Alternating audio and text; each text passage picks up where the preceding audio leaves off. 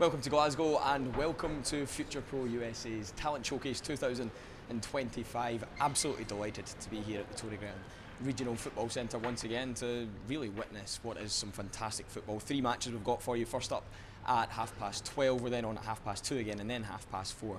We've got plenty of footballers all playing for their chance to play over in the States next year, and that's why you guys are here, the coaches. You're going to get the chance to get your eyes on some top talent that you could potentially recruit into your teams for next year. So yeah, lots of talent on display. This is what we're going to be doing all day. I'll tell you a little bit more about the players once we get into the matches.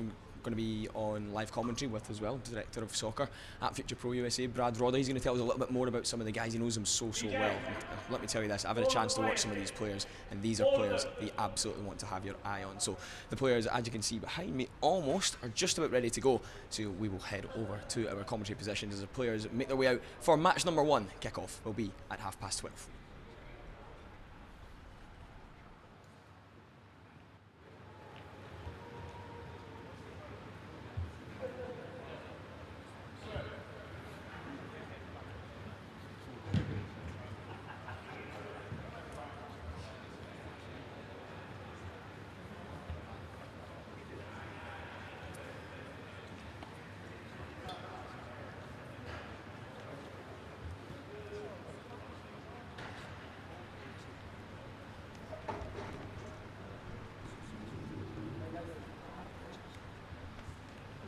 Here we are, almost ready for game number 1. Let me do a brief run over of your teams. So we have Team California in red up against Team Texas in green.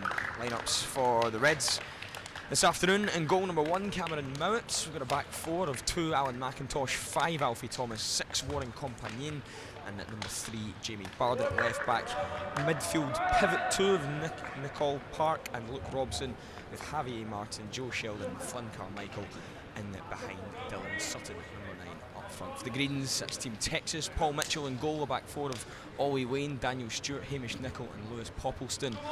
Again, another midfield 2 of Matthew Reid and Will Sanders, and number 3 and behind the lone striker of Ryan Hughes, Keir Loughran, and Ethan Blake leading the line for the Greens. And number 9, Alex Widdop. I'll be your match commentator for this afternoon. My name's Adam Binney, and I'm delighted to say that I'm joined by my glamorous assistant and Director of Soccer at Future Pro USA. It's Brad Rodder. Brad, can you just start by telling a little bit more about this event and how much you enjoy this? Because this really is the showcase, the showpiece event, isn't it? Yeah, showcase by name, showcase by nature, I suppose. We look forward to this every year, all year. A lot of planning goes into it, a relentless amount of planning from not just myself but all the staff, to put these games on, to give them something different, to give the players something different in terms of what we can put into their profiles, but also, as we say, it's unique today in the sense that these lads are going to be playing in front of college coaches on the live stream. There's a few dotted around in the stands that I've seen already, and there's plenty more watching on the live stream. So I'm looking forward to the day, as we always do, and this is our fifth on the trot now. In second in Glasgow, 5th since the return of sports since COVID, so they're getting better every single year. How are the boys feeling? You've had a chance obviously to speak to some of them in the dressing room. I'd imagine this is quite a nervy occasion for some players. You know, you're playing in front of coaches, playing on the live stream, but do they seem relaxed down there? I think so. I think there's always nerves, isn't there? I mean, we've I think the benefit of being with our staff and working with our staff, for the players at least, is that we've all played the game and we've all been in scenarios like this, particularly, you know, in the lead up to playing college soccer, to being recruited. We know how it felt ourselves. So what we want to do, as much as we can, is put them at ease and give them an opportunity to shine. We always talk about, you know, the natural constraints they'll put on themselves and the pressure they'll put on themselves naturally without any other sort of external influences. So all we want to do is unburden them and give them an opportunity to go and play the best stuff. I've told them ultimately today, at the very least, it's a bonus opportunity, and that's how we've been consistent right from the start on it. So yeah, we're hoping they're going to feel relaxed, and we always see the same thing every year, don't we? Nervy touches first couple of minutes, but you get that first touch out of the way, and you settle into the game. We had some good games last year, didn't we? Some good goals as well. It was a fantastic event. A lot of really good players, and I imagine one of the most rewarding things for you, Brad, certainly from what I remember last year, is you get to speak to a lot of the boys, you get to know them, you know, you follow them on social media, and you know, now you get to see this year that they've made that journey over to the States, and you get to see them thrive. I mean, I've loved that personally, seeing how well all the boys are doing. I can imagine for you, I mean, there's a much longer list of guys who've been in that situation. But that must feel so rewarding when you see the pictures of them over there, when you see how much the boys are enjoying it and how well they're playing, how much they're thriving. That must feel really special for you, no? It's exactly what we do it for. Genuinely, it is. And I say it all the time, but to be able to help people that want to go over to do the same thing that I did, that Lewis did, that Scott did, that Sam did, that Myron did, that most of our staff have done, it's a dream come true. Genuinely is, and it sounds cringy, it sounds cliche, it's the stuff that people do say, but it genuinely is. It's a privilege to be able to help people on this pathway, and like you say, we get to see these players from their journey of before they even sign with us as clients, when they are trialists and they're trying out for the first time, and like you say, they grow and they develop so quickly, and they get to a point where eventually they go out to the States, and that really is what we do it for. Genuinely is. Yeah, some top players. And here, Greens with a free kick deep inside their own half. This is Hamish Nicol for Team Texas. Nicol just goes and slides it over to Daniel Stewart. The ball here for Ollie Lane, the right back position. A lovely 1-2 as Lane drives forward. Here's Lane again. Let's get to the byline. Good cross from Lane. It's going to come all the way over to this left-hand side for Poppleston. Good move down the right, Brad. Ollie Lane in a nutshell, that. Gets the ball. Looks rapid. Yeah, gets the ball in from deep positions. He's a really intent runner. He's direct. He's athletic. Gets you up the pitch in those wide areas. But as we know, the game has changed in the sense that the full-backs they're not just defensive. We'll come to that in a moment. Here's Loughran with a chance. Good block there from Alfie Thomas. That'll go out for a Texas corner. Good feet from Loughran. Yeah, tidy technical football. Yeah, it looks good. Really good in tight spaces. Arrives in those areas, those goal-scoring positions that you want your attacking midfielders to arrive into. First corner of the match for the Greens. Good delivery, headed away. It's not clear though as Loughran tries to get it under control, but it's actually going to be a free kick to the Greens, I believe. Oh, now here's a shooting opportunity. Here's a chance to get someone's name in lights.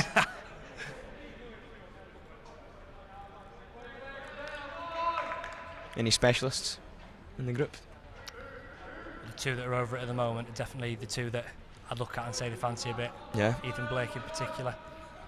Likes an opportunity to strike from Ethan distance. Blake, number Keir 11, you can see over the ball, and then Keir Loughran, number 10.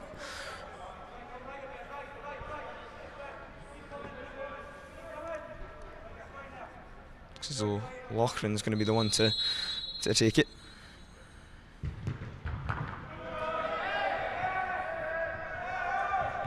Loughran picks it back up. Here's Poppleton. Goes for a little dinked ball in behind. Chance here for Hughes. Green's just holding and cycling. Chance to deliver. Good ball.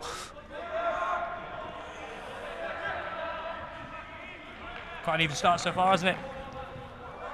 Greens maybe had the better of the territory. And an opportunity for Reds to come forward. It's just tidied up by the Greens. Here's Robson. And come back to Blake.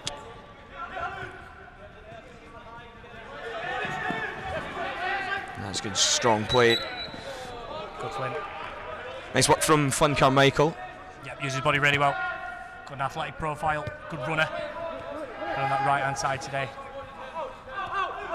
We'll get to see him on that left as well, I'm assuming.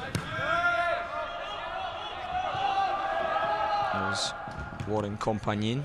There's something interesting about the fullbacks on the Greens, Adam, is that both Ollie and Lewis can both play as a right fullback and a left fullback. Oh right, okay. Both very capable of playing both sides, which is a rarity. Both good on both feet as well. Yeah. Don't often get that. Both competent in playing both roles. We always tell the players as well when we're working with them in the recruitment, you have to be able to play a number of positions. College coaches want players who can play in a variety of different roles. If you're a college coach and you're recruiting a player, you've got a grueler of a season. It's sharp. It's the intensity and the load on the players is big. You're going to need players that can fill different roles. It makes a tremendous difference when you are able to play several positions rather than just being a specialist in one. That's what a lot of coaches will look for. Yeah. And we encourage that from day one. From day one when players come through the door with us, and they decide that they want us to represent them, we always say, look, you've got your primary position, that's fine, everyone does. An opportunity here, we'll come back to that in a moment from the edge of the area, but it's just wide. Javi Martin, good anticipation, but shots just dragged wide. But yeah, on that, versatility and guys putting on, that happened to you, Brad, didn't it? Did. You became a fullback over in the States, played midfielder previously, am I right? Yeah. The story with me was, this is actually a good one. I've not got many good stories, as you know, but this one's actually pretty interesting, actually.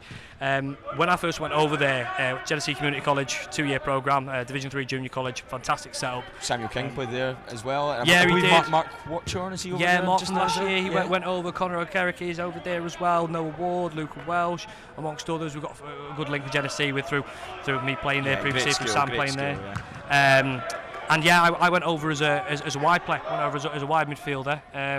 The player that played in front of me ended up getting drafted 3 years later. So yeah, I think that decision for the coach was vindicated in a lot of ways. But it was Ben Polk, the lad was fantastic footballer, still the best player that I play with to this day. He played as a right winger, cutting in off the right onto his left foot, and got brilliant success from it. So I found a home at right back and played there for 2 years. Played in central midfield at the 4-year school as well, back as a wide midfielder, and I think that's what helped me. The ability to play several positions, having a positive attitude to playing in several positions as well is really important. And again, this is something that we talk to the players about from day one. Particularly on trial days, our first interactions with them, you might see yourself as a right winger, you might see yourself as a right back, but if the coach sees you as a 4 or as a 10, what are you going to do? You're not going to turn around and say, oh no, sorry, I'm a winger. Yeah, well, we had this conversation about Lackland last year. Remember, he was, I think, wanted to be a midfielder, came and played with us, played as a defender, and he seemed to really excel there, didn't he? Yeah, he did. He did. And I think with that, again that comes from having a positive attitude. It comes from having an attitude where you are open to playing several positions. Because again, the coaches that are going to be watching this today, they're going to look at any one of these lads, and they might see a quality that would be well suited to them playing in a certain role in their teams that isn't what they're playing today. Yeah. And that's again allowing that recruitment process, part of that recruitment process, allowing that to happen. Well, the coaches know their team better than anyone, don't they? Exactly. So they're going to see where certain qualities and certain players fit in. But we'll come back to that in a moment. Decent chance here for Greens to come forward. Here's Widdop. Alex Widdop just goes back for Poppleton. But that's good defending there from McIntosh. Was it McIntosh? Sorry, it was Carmichael. I've not taken bets on how long it would be for you to stand up to see the action, but I probably should have done. I think we're nearing that point, aren't we? Yeah, just about, yeah. Stretch the quads. Yeah. Robson. Just hooks it in behind. Martin could potentially run onto this, but yeah, strong, commanding goalkeeping from Paul Mitchell, otherwise known as Buddy. Brad, I've actually played with Paul. You haven't? I have. You're joking? Honestly, I've played with Paul. For anyone that's interested in Paul Mitchell, goalkeeper for the Greens today, very, very, very good football goalkeeper, but also a very good futsal goalkeeper is Paul Mitchell. He's been involved with the Scotland national team despite his tender age. He has represented his country at youth international level. So I was on a tour playing with the under-21s when Paul was playing for the under-14s. See, I knew he was involved in that squad, but I didn't know you played with him. That's a treat. That really is a treat. So yes, he was playing with under-14s, and he's some character. All the boys absolutely loved him. He was great. He's so infectious, lovely off the pitch. So he absolutely battered me for a week in California, by the way. Did he? Yeah, I'd be on toast all week. Doesn't surprise you. Him and a couple of the lads, which I'm sure we'll get to. Very, very good futsal goalkeeper, very good football goalkeeper. I think you need that from a goalkeeper as well. A personality that is gonna take lead socially, like he does, and gets around people and communicates well as he does, and he creates relationships really well. He's very good with his feet as well. That'll come from his experience with playing in futsal, where you're encouraged to play with your feet so often. So you'll see that from the coaches watching Paul, or Buddy as he's known. He's very, very, very good with his feet. I think that it's really important that young players from an early age, a bit of a tangent, but that young players do get involved in things like futsal from an early age. My background's in development in terms from a coaching perspective, and you can see the difference when the players get older. 100%.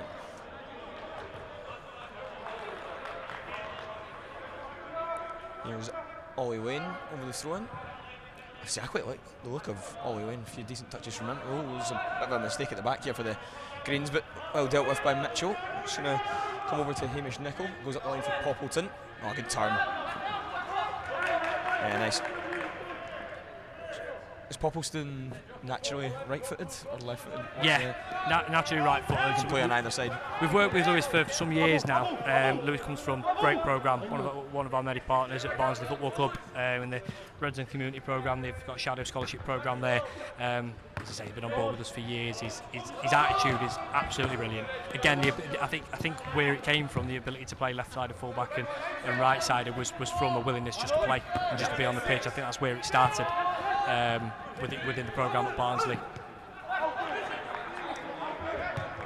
Yeah, certainly looks a good player. Here's Warren Compagnon to Jamie Barden. Just looking for that cut ball in behind. It's Ollie Wayne just deals it with his head. That reminds me, I need to show you the goal that Jamie scored last month at Barnsley. Okay. The single best goal I've seen in the trial day, by a mile. Really? You will absolutely love it, yeah. Little Travella finish, he's about 30 yards out, I reckon. The ball Jamie Barden, that is, for yes, the yeah, Reds. it's just landed to him, plays for AFDA in Leicester, another one of our partners. Ball's come to him at the edge of the box, 30 yards, and the technique to Travella it with his left foot, and it's one of them. It's always bending away from the keeper. Yeah, it's always bending away from him, and he's absolutely. I'm gonna need to see this. I missed this. Yeah, I'll get it for you in the half-time break. I'll get it for you, and then I'm gonna have to hear stories about how you could do that and how you've done it, and yeah, that'll be good. I'm looking forward to that. Not at all. No, anyone that was on the trip to LA last year remembers myself, you, Samuel King, absolutely dominating in the trip 7-a-sides. It was important we laid a marker down there, wasn't it? Of course. It was important we laid a marker down. Show the young boys yeah, you have to show them. You have to show them. Show them how it's done. Hey, some people are kinesthetic learners, they learn by doing, some people learn by seeing. We were just putting on a bit of a clinic, weren't we? Certainly nothing to do with the fact the boys had played like 5 games in 5 days and that helped. And 40 degrees, and he turned up completely fresh. It was a factor. It was a factor. Yeah, I got dogs abused for just getting the ball and hanging it up to the back post for Sam King 6'7", to get his head on it. There's Lane coming forward again from right back. Just tries to wear off, but the Greens are able to keep possession. Sanders goes all the way back. Chance now for the Reds to break. Here's Martin. One thing I will say as well, Adam, and I say this every single year, but this is the thing that I love about this event. You've got lads who have travelled from all over to be here. All over the UK. And whether you're travelling around the corner, some lads that are playing for East Kilbride and they're quite local. You've got lads that are coming up from London that have flown up yesterday, this morning. They're investing their time, their effort in being here. It is so good for us to see everyone here giving themselves the best opportunities. Early observation, Brad. I like Luke Robson. I think he looks like a college player. Yeah, moves really well. You like dropping in, really calm. Just, you know, I could see him constantly talking. Said I haven't seen much of Luke, but I think early doors. I just like the look of him. I think he looks like a player I would like to play alongside. Yeah, I see Robbo as a natural 4. He can play as an 8 as well. What I like to say about all my midfielders. Here we go, Joe coming forward. Chance. The Reds, good feet and good defending from Sanders, but it's not clear just yet. Here's Martin. Robson just gets it out from his feet. Tries to go for a shot from the edge of the area, and that's going to be the first corner of the game for California Reds. As I was saying about Robbo, Luke Robson, Adam, he's capable of playing as a 4, as an 8, and as a 10. I like all the midfielders to be able to do that if they can. Yep. My belief is that to be a top midfielder, to be a particular college midfielder, you've got to be able to play all 3 roles. Right, to the front post. It's going to be the first goal of the game. Fantastic delivery. The Reds take the lead, an early lead. I believe it was a Jamie Barden cross that was eventually headed in.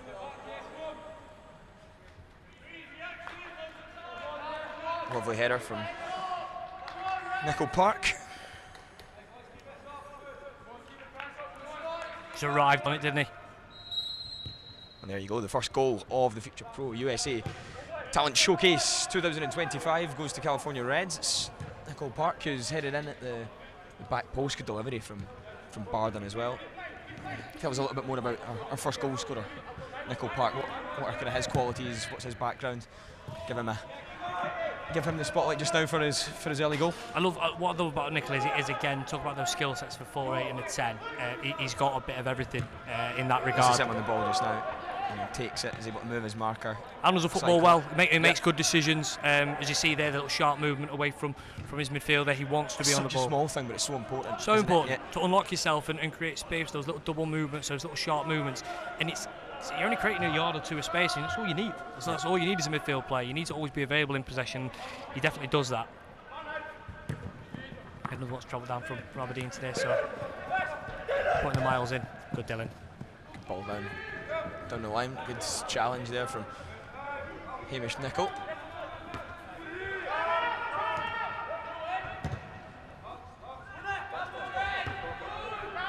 Head on it.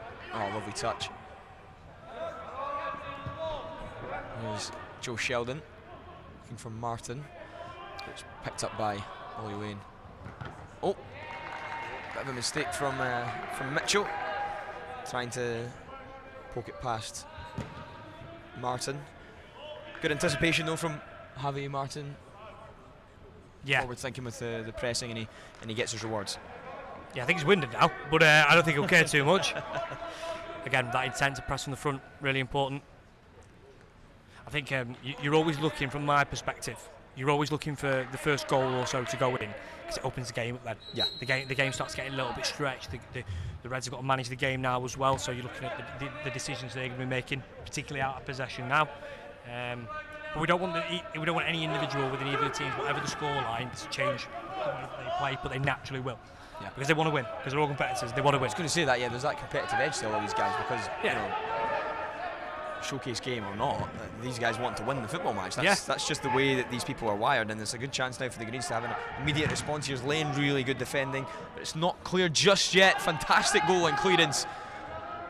Red just looking to try and get the ball away. There's going to be an opportunity. Just wide. Great response from the Greens. From Alex Widdop.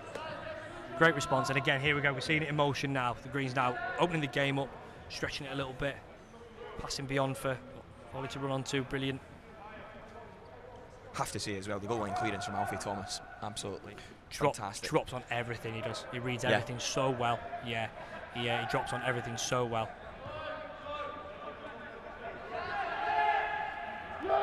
Alfie Thomas of good Alan, good run. Tamworth.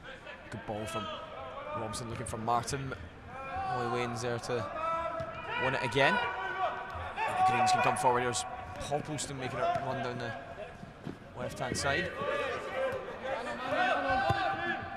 Almost clipped in behind, looking for the run of Dylan Sutton.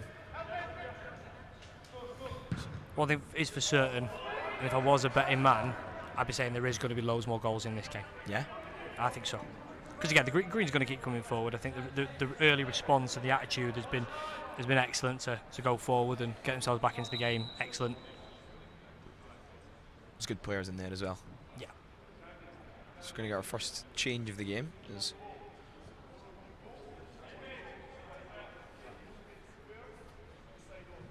BJ changing shape. He would never. Yeah, brilliant to have BJ with us. Top coach, isn't he? Fantastic coach. Fantastic coach, and so much wisdom, so much to share. Yeah, I've played against many of BJ's Heriot-Watt University teams during my time as a college player, I guess, in Scotland. It's not quite the same over here, but BJ got Heriot-Watt promoted to the British Premier North division in Bucks, competing against Stirling, Loughborough, the top teams in the UK, and his teams are always absolutely fantastic, and he has to be credited as well. One of his players, Barney Stewart, who he took as a young scholar, is now playing professional football.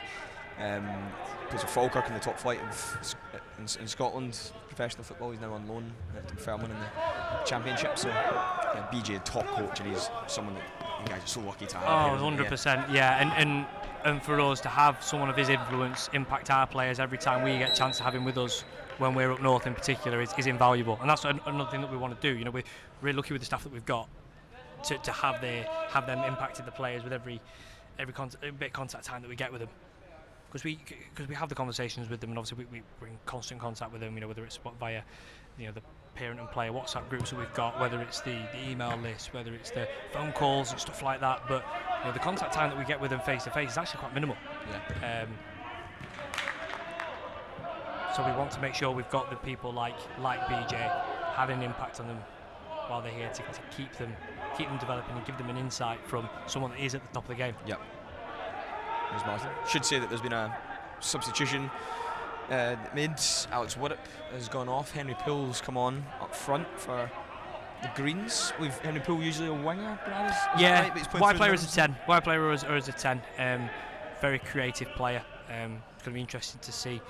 He's going to lead the line differently to Alex. Obviously, Alex, big burly front man, big number 9, really big focal point. Henry's very intelligent. Gets into pockets. He gets on the half turn. No doubt we'll be seeing him on the wing and as a 10 at some point as well, I'm sure. Good opportunity for him to show what he's all about. Like I say, dropping a little bit deeper, getting on the ball and getting the Greens playing. I'm going to love you and leave you, Adam, is that all right? No, we can't have that. We can't have that. Brad, thank you very much for your time. That was Director of Soccer at Future Pro USA, Brad Rodda. He has some coaching duties to attend to just now. He's joining us on co-coms for the first 23 minutes of this one. If you're just joining us here on YouTube, California Reds leading the Texas Greens by 2-0. Goals so far from Nickel Park and from Javi Martin.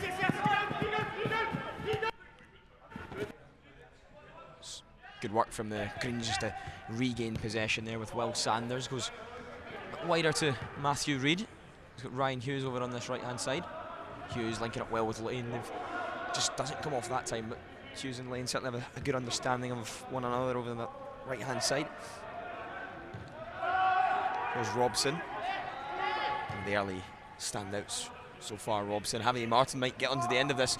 Mitchell's come out. Martin's just a little heavy in the touch. Poppleton there to sweep up. Just plays it off. Martin, but he's able to hold possession.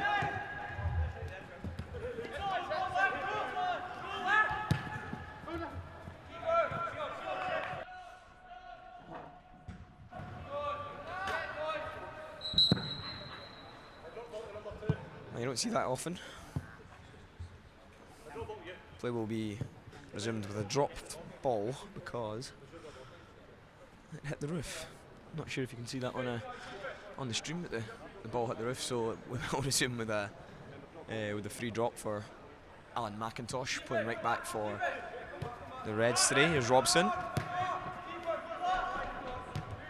You can see both teams playing good football today. Use of the ball is fantastic. Not seeing many turnovers. Everyone really comfortable in possession. And all of our clients, we like our clients to play that way. It's certainly going to have those qualities if you're going to make a college career over in the States. Here's Mitchell. Mitchell goes for the longer one that time, looking to try and unleash a runner. It's going to come all the way through to Hughes here. Hughes just can't get on the end of it. It's Henry Poole picks up possession. The Reds keep it. Here's Joe Sheldon.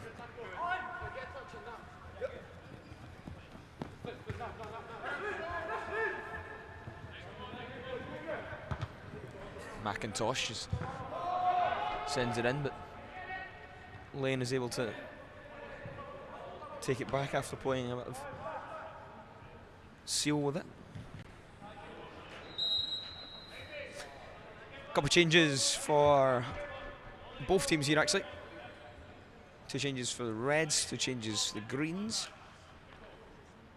Bring you confirmation of those changes shortly. Now I believe Corey Bain has come on at right back for Ollie Lane. For the Greens, Kenneth Watson has come on at centre back, also for the Greens, replacing Hamish Nicol. Luca Pioli has come on for Alfie Thomas for the Reds. And that's Owen Stringer has also made his way onto the field.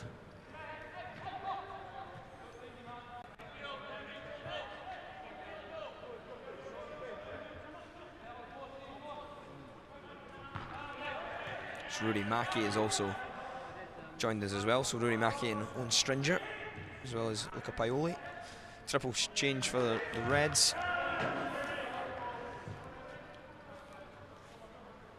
Just a couple of changes for the Greens. Of course, they were obviously forced into an earlier sub.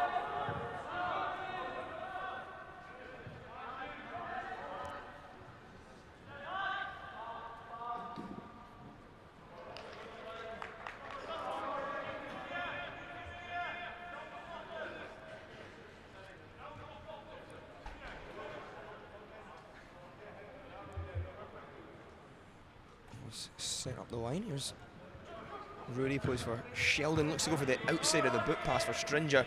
Sheldon picks it up again and just trying to unleash the run of Alex Widdop.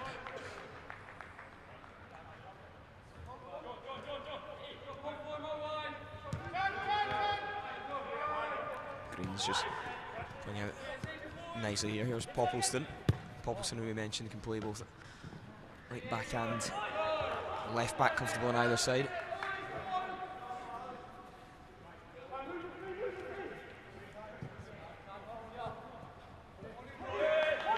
The work for Compagnie. Goes back to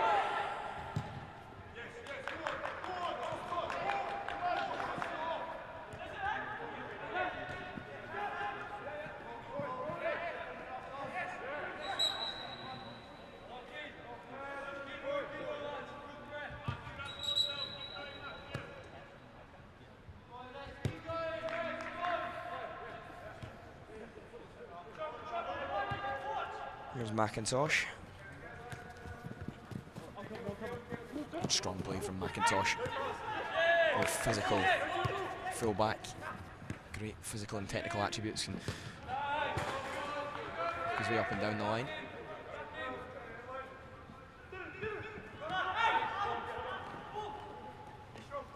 McIntosh again. His interceptor is Widdop picks up. Widdop, sorry, it's Dylan Sutton.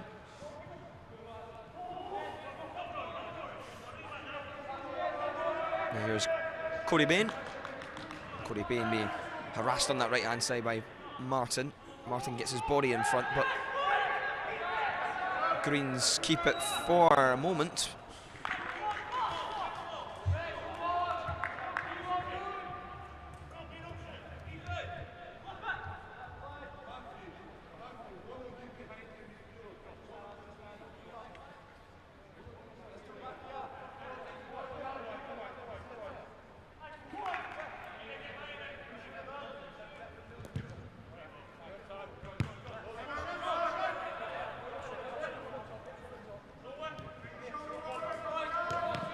Footwork initially from Kenneth Watson, but what was given away.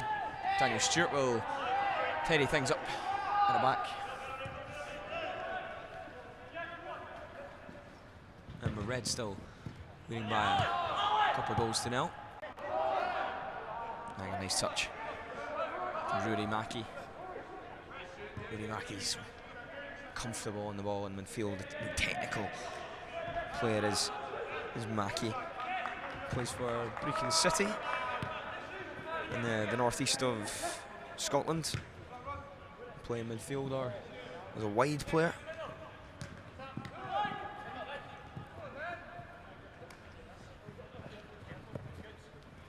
There's McIntosh for Pioli.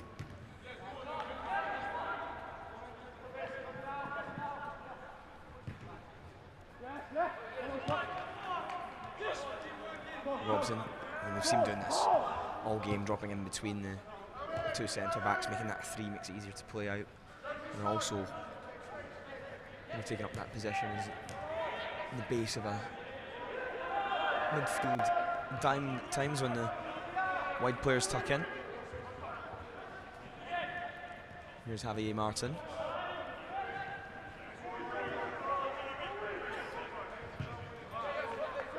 Here's Paoli. Paoli with a penetrating pass forward. A chance for Stringer to try and slip in. Teammate, but Greens keep it. Short one back for Mitchell. Mitchell is able to clear.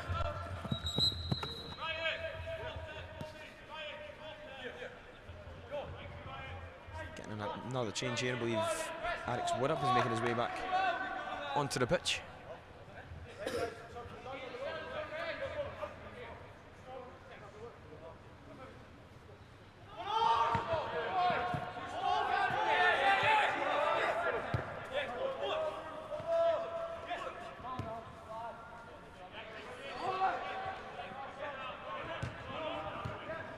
Sheldon moves around the pitch well, does Joe Sheldon. Just intercepted there though. Chance for a shooting opportunity from distance, just wide of the post, but that's good work from Henry Poole. Henry Poole, who did come on up front, he's now moved back into that number 10 position. Nice left foot on him, Henry Poole. In fact, he might actually be playing off the right just now. Of course, he can play as a winger or as a 10, as we've seen as well. Can deputise as a striker as well.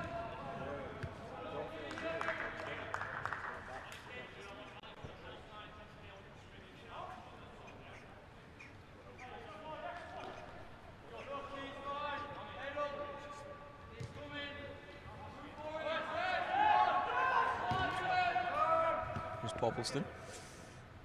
Poppleston goes back to Watson. Stringer.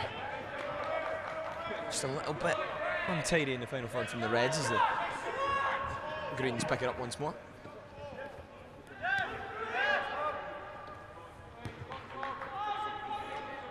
Paul Mitchell.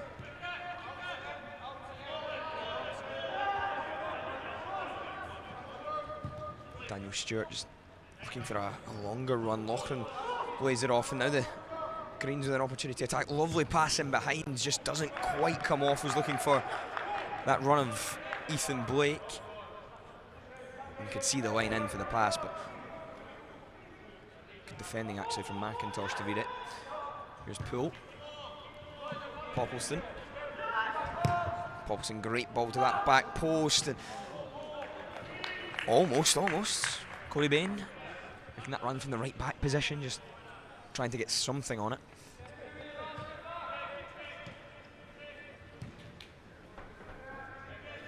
Here's Compagnie. Barden. Lovely back heel, but showboating from the man who provided the assist for the opening goal.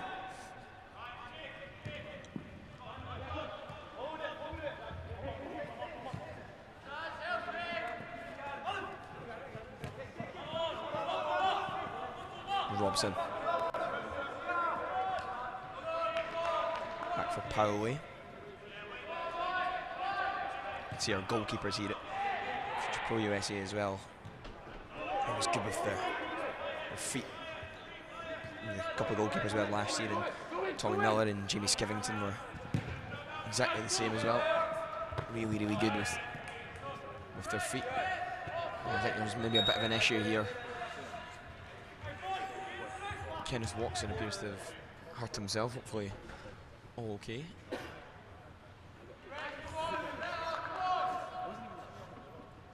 Looked fairly innocuous, so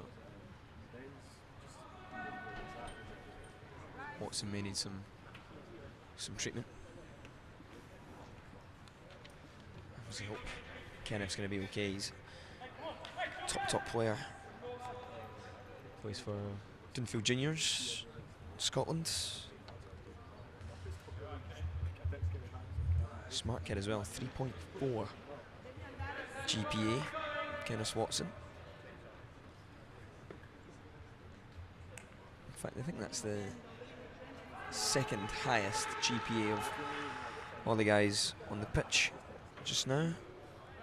3.5 is the highest. Centre back partner just now, Daniel Stewart, boasts that. Plays for Ascam United. 3.5 GPA. He's looking at a 4-year college. He's interested in mechanical or aerospace engineering, so certainly good one to get your hands on if you can. Should have plenty suitors.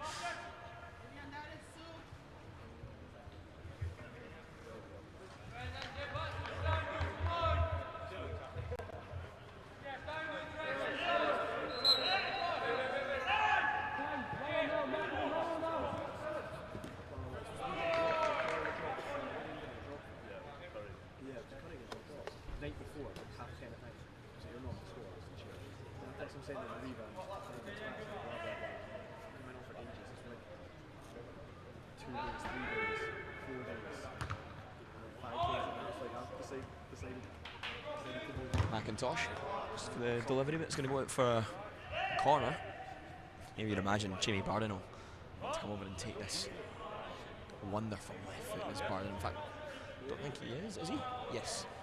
Barden's going to come over and take this. Now, he provided the assist for the first goal with a lovely corner kick. Brad was also telling us about the Trivella finish he scored at one of the trial days as well.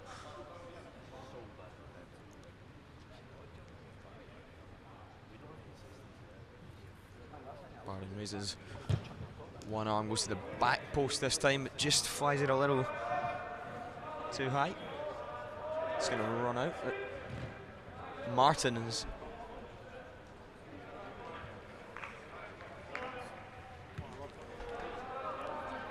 one in company. Here's Martin over the throw-in.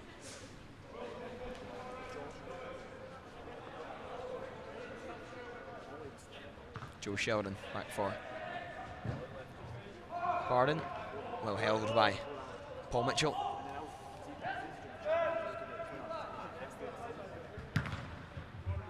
Mitchell goes direct, looking for Widdop's able to keep it in. Oh, really good work. So he's down this left-hand side, chance to deliver now, and a header in the box. Big opportunity, big chance for Henry Poole. What about the build-up? Really, really good hold-up play from Alex Widdop. First chance really being able to see what he's capable of as a number 9. Holds off his defender, little roll back, great link-up play. And Ethan Blake blasting down that left-hand side. Delivers a near-inch perfect cross. Just couldn't apply the finish, but really good play in the build-up from Blake and from Widdop. Here's Widdop again, just taking off at that time.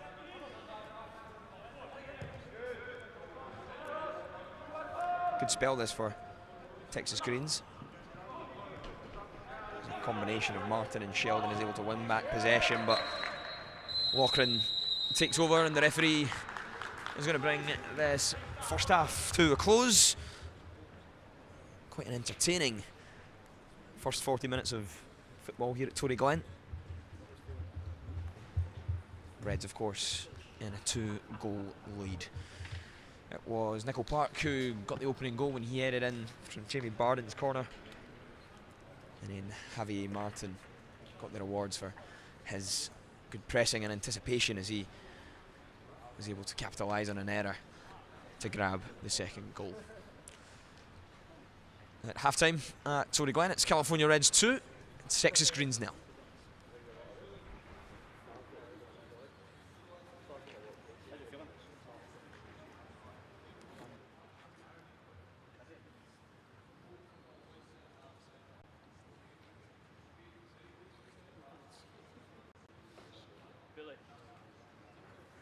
Billy, can you get an update for me and let me know, yeah?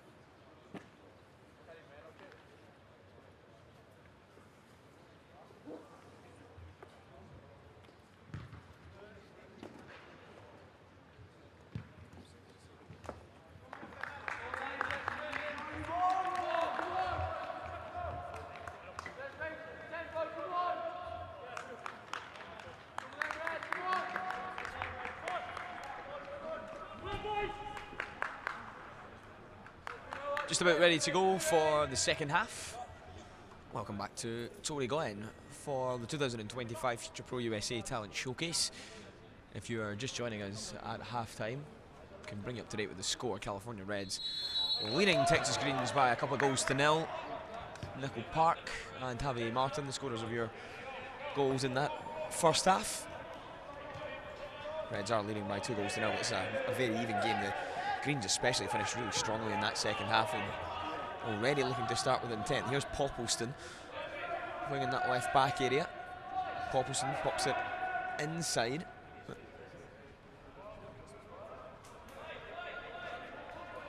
Really good work again from Blake.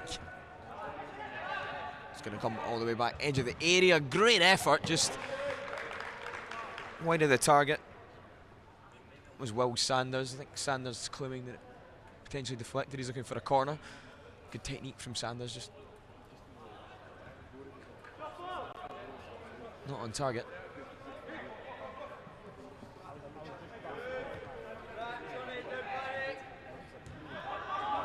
There's Robson. He was so calm in those tight areas as Luke Robson.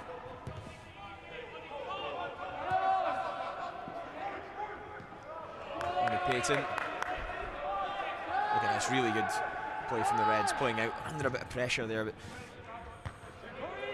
did ever so well just to remain calm.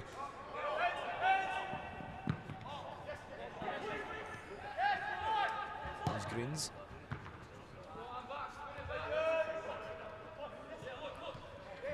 Corey Bain just can't get there ahead of Robson, but Robson's passes knocked out of play. I like the idea of the hook. Drop longer.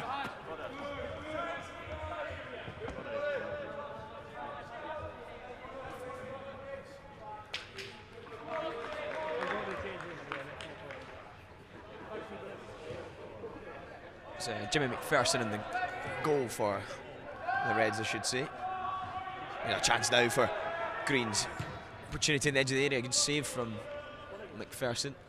Technique, but it's a goal there for Alex Widdop. Just didn't quite get behind it like he would hope. Here's Robson playing out from defence, just dropping in from that number 6 position. I really like Robson, actually. I've said that a few times, but he looks a top player. I like this man too, Ethan Blake. Can Blake provide? Goes past his man and just looking to try and lift his head and find a pass in the box, but he will accept a corner.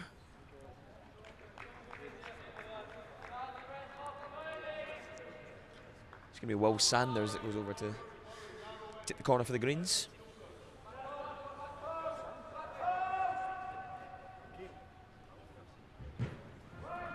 Sanders.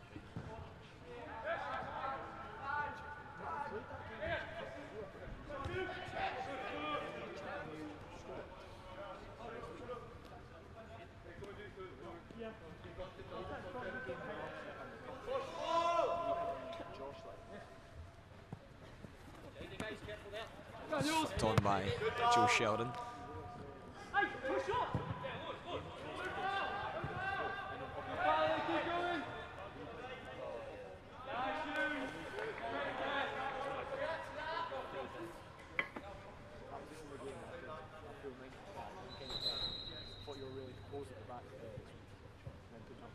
I'm going to make a change here, I think. Alex Widdop's have to go off a couple of times, not sure if he's feeling something.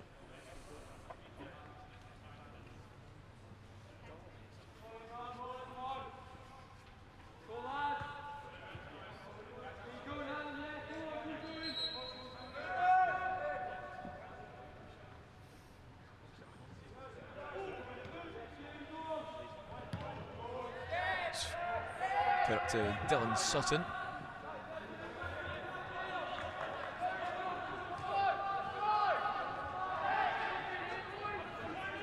Sent into the box. Here's Javi Martin with a chance for his second of the game. Just goes over the top, but good build up from the Reds.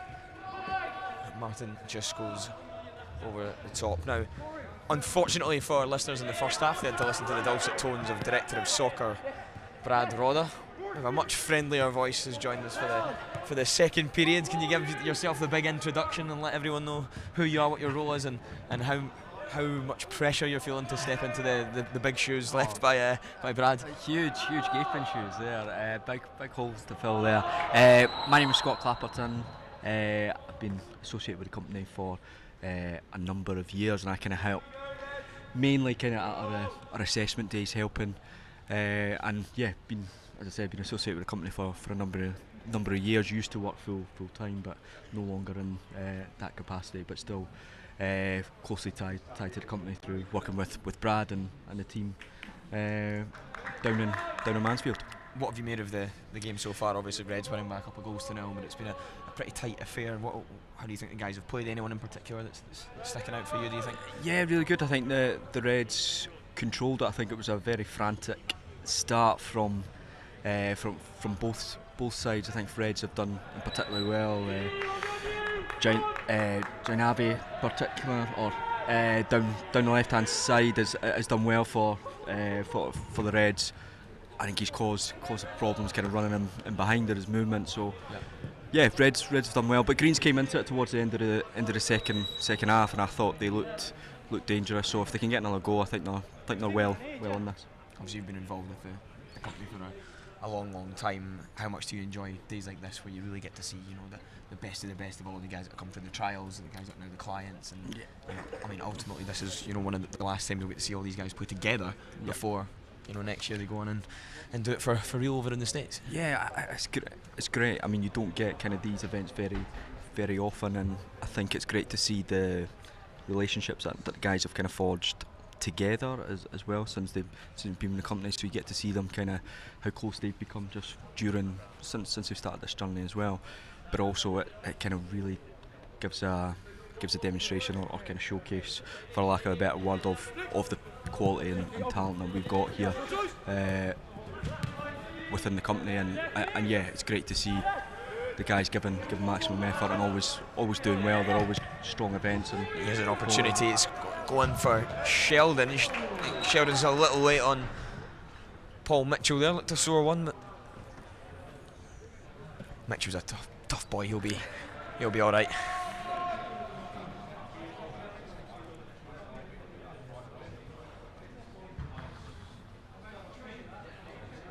Always impressed with the professionalism as well. I know you guys really emphasise that, try and make it as professional an environment as possible, because really when you go to the States you're going to be top facilities, top coaches. That's the sort of environment that we provide for these guys. If you look at the venue we're playing at today, the coaches that we've got available to them as well, it's quite an important part as well, isn't it? Yeah, absolutely. You want to try and give them an insight and an idea of what it's going to be like in the US and what to expect. And it is certainly, when I did it many years ago, it was kind of the closest thing I got to playing professionally, training every day, playing with high quality players, playing against high quality players, and yeah, just being in that kind of student athlete environment was brilliant, and I know something I really enjoyed, and I'm sure these guys will do as well once they make that step this August. Where did you go to school? I went to Anderson University in South Carolina. Nice. Yeah, I've had so many make that same journey through us at Future Pro USA in recent years. As we're touching on in the first half, so lovely to see so many of the guys from last year now thriving over in America. I'm sure the guys on the pitch just now will be doing the same as well. As Paul Mitchell comes quickly off his line to clear, and just about misses the roof. Here's Robson. Game's starting to open up a little bit now. Here's Sheldon just looking to try and go from distance, but well over the top. You're seeing it, the game is a little bit more stretched now.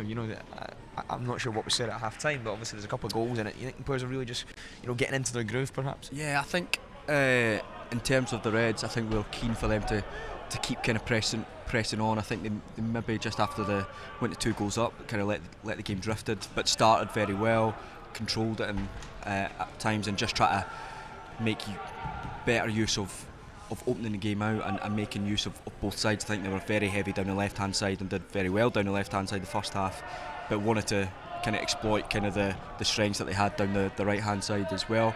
For the Greens, I think we just wanted them to try and kind of build and play a little bit more. I think they went direct quite a lot, sometimes worked, but I think overall it wasn't as effective as we were hoping. So just try and build and then be a little bit more front footed as well, and press and close down from the front and get the whole team squeezed, so can put the Reds under a little bit more pressure. It makes your job easier as well when there's so many good players here.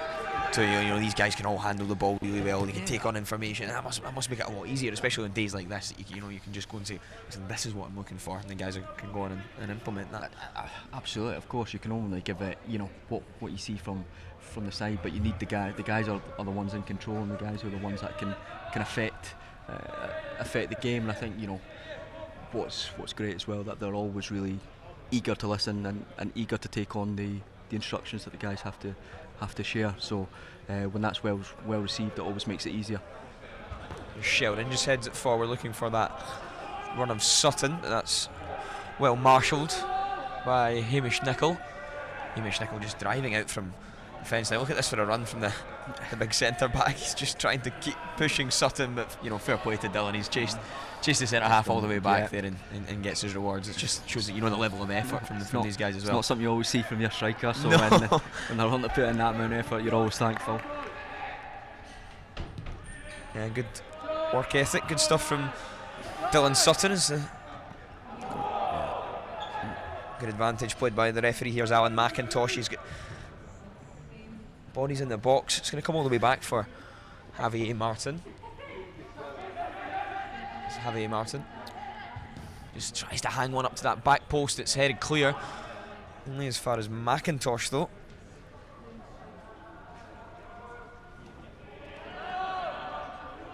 Yeah, good work.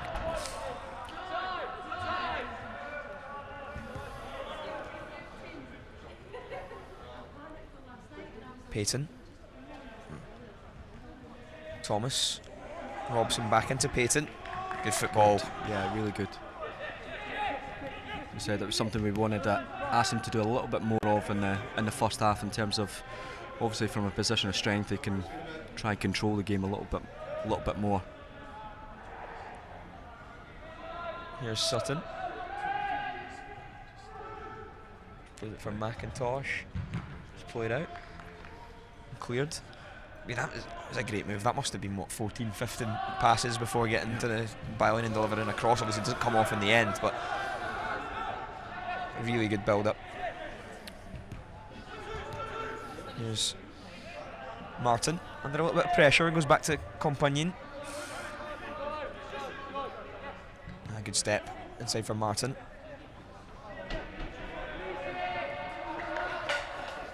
Red's really starting to get a bit of control now as well. This is good. It's much better. There we go. Very good. Very, very good. Almost. Just that control aspect, I think, will dishearten the Greens more as well. It doesn't really give them anything to feed off.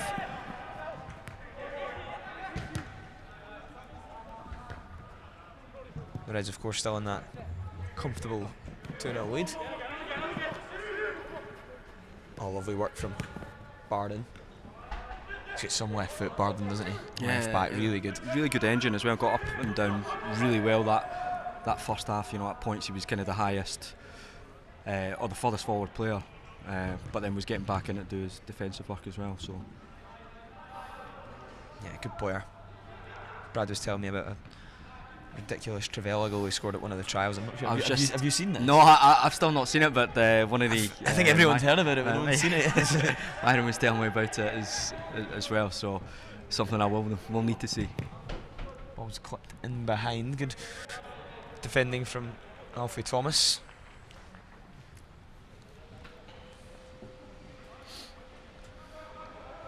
Thomas will look to just try and build out now, but it's intercepted. An opportunity for the Greens to come forward here. Big chance. Good save from Jimmy McPherson. Will Sanders, I think, breaking forward. That was actually Matthew Reid. Apologies. Yeah, I think he's done well since he came on. I don't think he started the game, but he's kind of grown into it. and I think if the Greens can get the ball a little bit more into Matthew, that'll maybe help give them a little bit more control. Good and anticipation, wasn't it, Yeah. Matthew? Read Just it well. nicks in and then just burst forward from midfield. And obviously that's where the Reds need to be careful, not overplaying at times, and when they are trying to build out. What's it like down there on the touchline as a coach in these games? 'Cause we were speaking to Brad in the first half, and we were saying, obviously this is just a showcase game. It's really actually about the individuals and the way they play. But really, I remember this from last year as well. When you get to the games, there's always that competitive edge. And these guys just go into game mode, don't they? They just want to win the game. Yeah, I mean, they're all. What's great is that the guys are all kind of do a bit of coaching as well. So they want to see, they've got information to give, they've got insight to give as well. But yeah, like you said, they want to see, ultimately, they want to see every player here do what they can to the best of their ability, and then ultimately that'll have an impact on the team overall. So yeah, they just, and I said, there's always a bit of friendly rivalry between the coaches on who wants to win as well. Players as well just go into game mode. Certainly not being played like a friendly or a showcase, I guess, or a trial match. It's a proper game of football. Yeah, you have to. The coaches who are watching it can kind of see it a mile off if the intensity or the effort isn't there, and that's certainly something that we can't level at the players today. I think they've given absolutely everything so far. Here's McIntosh. He's got the run of Sutton there, that front post area. Here is Sutton. It's just held up as he goes back one. Red's still in possession. Good work though from Nickel Park. Goes back to McIntosh. McIntosh made his way forward from right back. McIntosh to the front post. Lovely goal. And knocked in by Flynn Carmichael. And Scott, we've been speaking about the control that the Reds have had, how impressive they've been in particularly in the middle of the park, but really it all just knits together quite nicely there, and that really is a fantastic goal. Yeah, really good play from the right back as well, Al McIntosh. I think Corey in particular was keen to get him more involved in this second half, and you can see why. He spoke about his ball carrying ability, and you could see it there. A really good anticipation from Finlay Carmichael. He was on that from Flynn Carmichael. Sorry, he was on that right hand side in the first half. Not as probably involved as he wanted to be, but second half he's come in and he's done what all great wingers do. They kind of hit the crash the box, hit the box once the ball's on the other side, and he's there to tap it in. It's good to have that instinct, isn't it? Because a lot of wingers, they maybe just think, right, I'll beat my man. That's my job. But when the ball's on the opposite side, getting into the box and arriving there, and really makes up McIntosh's mind for him. Yeah, and you're seeing that now, even at the highest level of the game, how important it is for wingers or wide forwards to kind of contribute and score goals and make goals. Oh, look at that for a pass. Lovely pass. Here's Poole. Good opportunity, and it's the first goal of the game for the Greens. Henry Poole. What a finish. What about the slide rule pass in behind the defence as well to really unlock it? Another fantastic goal. Yeah, Matthew Reid again. I think we kind of spoke about him just momentarily ago and just said if Greens can get him involved in the game and on the ball, that will hopefully create something, and we've seen it there firsthand. Yeah, really lovely goal as Matthew Reid just reverses it and just catches out the full back. Lovely shape on that as well. Great, and hopefully gives them something to kind of push forward now for the remaining minutes of the game. Yeah, good work from the Greens. Now we've got you can see the intensity the coaches get involved as well. I think the Green bench think they've got a game on their hands now. Absolutely. Gives them something to work with. Good work again. This left hand side now from Hughes. Green's looking to try and get another quite quickly. Ball sent towards that front post area, but good goalkeeping from Jimmy McPherson. Called it early. Started a good attack here as well. There's Rudy Payton and slide it in behind. Good recovery defending from the Greens.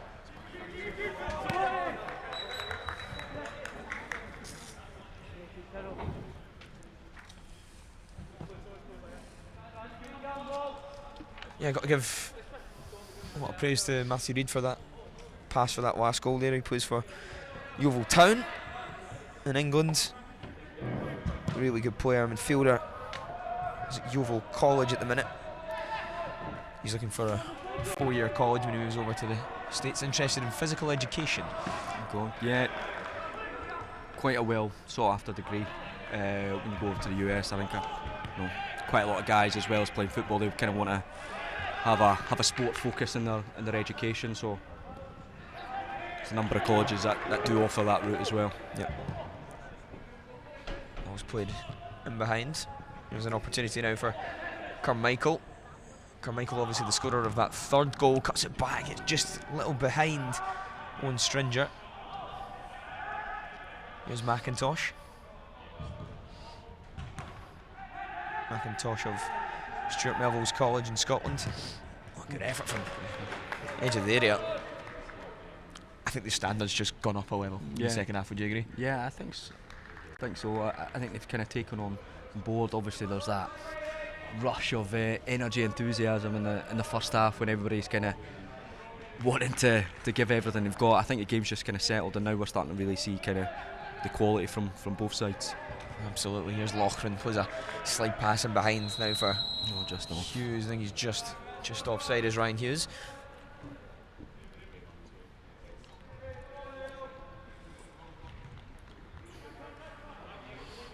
We've played 21 minutes of this second period. Reds leading by 3-1. Of course, they took a 2-goal advantage into the first half. We're a couple of goals since then, still got that 2-goal advantage. They did go 3-0 up, but Greens have come into it. I think Dylan Sutton was trying to claim a pair of shorts there. I think got them. I think he thought he was holding on the shirt, but it's a little bit more south. Hamish Nicholl goes for Daniel Stewart. Daniel Stewart just untidy with the pass. There's Robson. I've been saying it all game, I really like Robson. I think he's so calm. I don't think he's given the ball away yet. No, he's handled it really well, and I think that, again, something we were saying to the Reds, I think all the midfielders are capable and use the ball really well, so keep using them, keep feeding it into them so they can control the game, and I think they've definitely done that a little bit more. Lovely work from Barden, unlucky just in the end.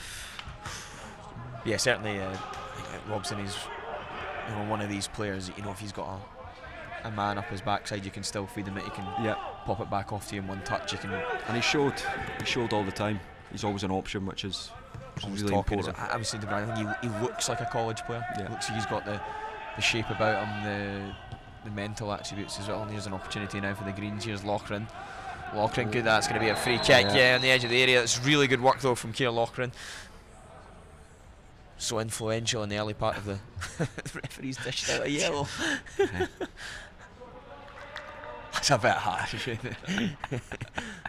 Yellow cards. I think he was just letting us know that he's brought them with him in case he needs to use them. Listen, if the players are taking it seriously, the referee's going to do it as well. Absolutely. It would have been a yellow in a real game, so nothing. Exactly. Just hope he doesn't give a second yellow to him. Well, he'd maybe put himself under a bit of unnecessary pressure there, the referee, but we'll see. Who would you have over this? Lefty? I think it's probably in the right shape, right position for. Henry Poole's got a good left foot. Yeah, I think so. I would back Henry here probably to have the effort. I think Keir for winning it might want to strike. He might, yeah. Oh, like most players with the confidence in the and the ability will want to have a go here. Yeah, I think they'll see it as an opportunity to to demonstrate to coaches that they can get that in your show reel. Yeah. Take a set piece. Well, Blake, Loughran and Poole are all standing over it. It's going to be Blake plays a short one for Loughran. That didn't quite come off. No. Like what the boys are trying. But it was a training ground routine, which seemed a strange choice since they've never worked on it prior. But Robson, good ball. He's put in behind. Here's Nicholl Park. Of course, the scorer of the first. Nicholl Park just knocked off it as he'll go behind for a goal kick. Yeah, disappointing. Yeah, we'd like to see a strike there from the free kick, but I think hopefully we'll get another chance. I know. I was going to say the way that, especially the way that Henry Poole strikes the ball. Yeah. Well, you he's want shown the Reds to get back in the game here. Yeah, totally. And he's shown a couple of occasions that he does strike it well. So, yeah, thought it was crying out for him there.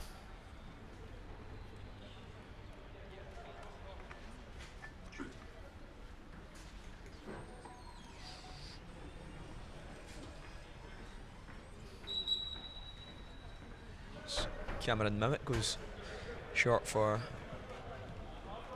Daniel Stewart.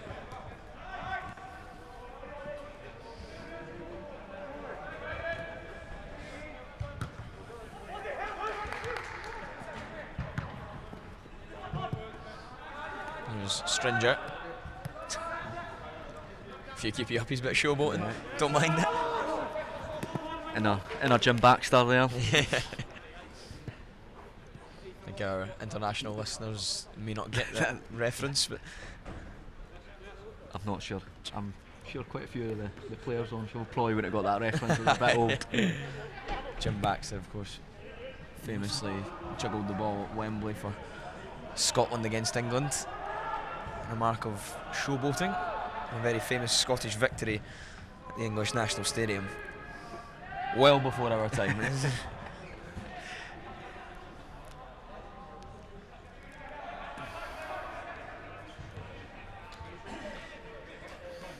Here's Powley. It's an inside for Payton. Payton's a tidy player, isn't he? Yeah. Very similar to Luke in terms of Bag's ability on the ball and keeps it moving, keeps it ticking in the middle of the park.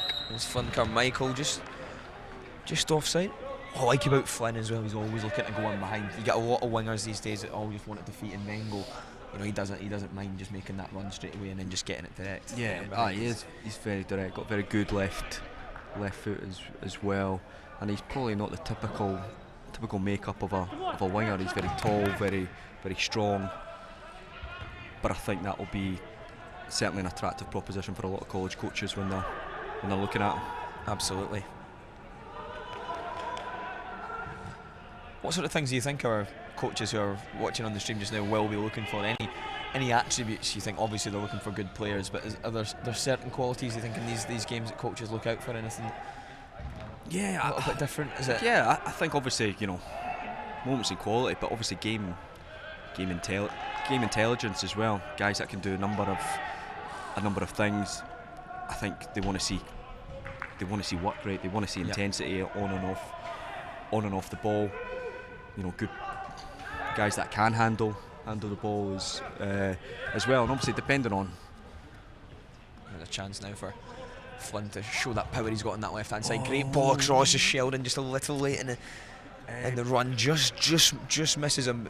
Really good work again from Flynn Carmichael. He's a real outlet in that left hand side. But yeah, really depending on kind of what the positions that are looking for, it will kind of vary in terms of what they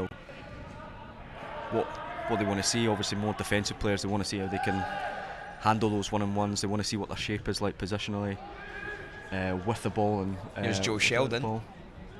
It's good defending, but it could come over after Carmichael. It's still there, and it's going to be surely a goal for the Reds. It's Joe Sheldon gets his name on the score sheet.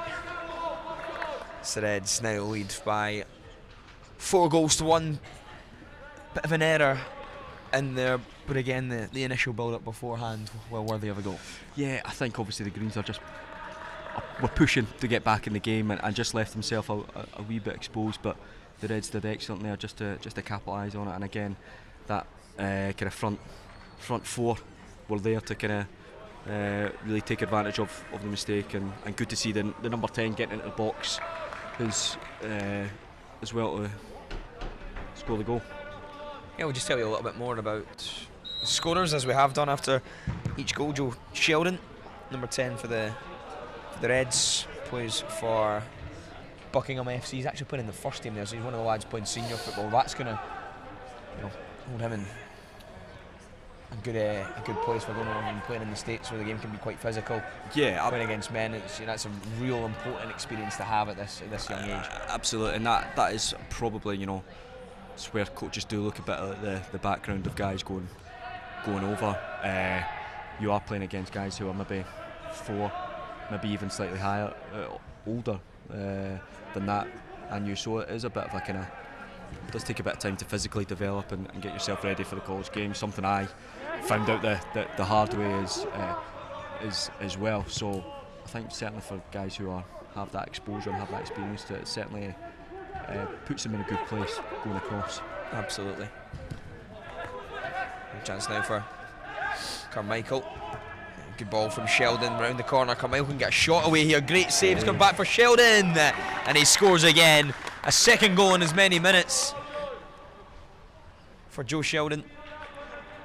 He's certainly had a good second half, but as we mentioned, we speak about the scorers after every goal. We've spoken about how good Sheldon is, his experience of playing in the first team at Buckingham, but once again, Flynn Carmichael, really influential again. He seemed to have a much bigger impact coming out to this left hand side. I don't know if that maybe just suits him better, which is not, typically you see wingers preferring to be on the opposite side, try to come in, but it seems he's really got good legs to get on the outside and down that left hand flank, and whether it's coming in, popping up at the back post to score or cut the ball back, that's him done it on a couple occasions now, and really strong second half, along with Joe Sheldon as well, who's chipped in with a couple of goals now.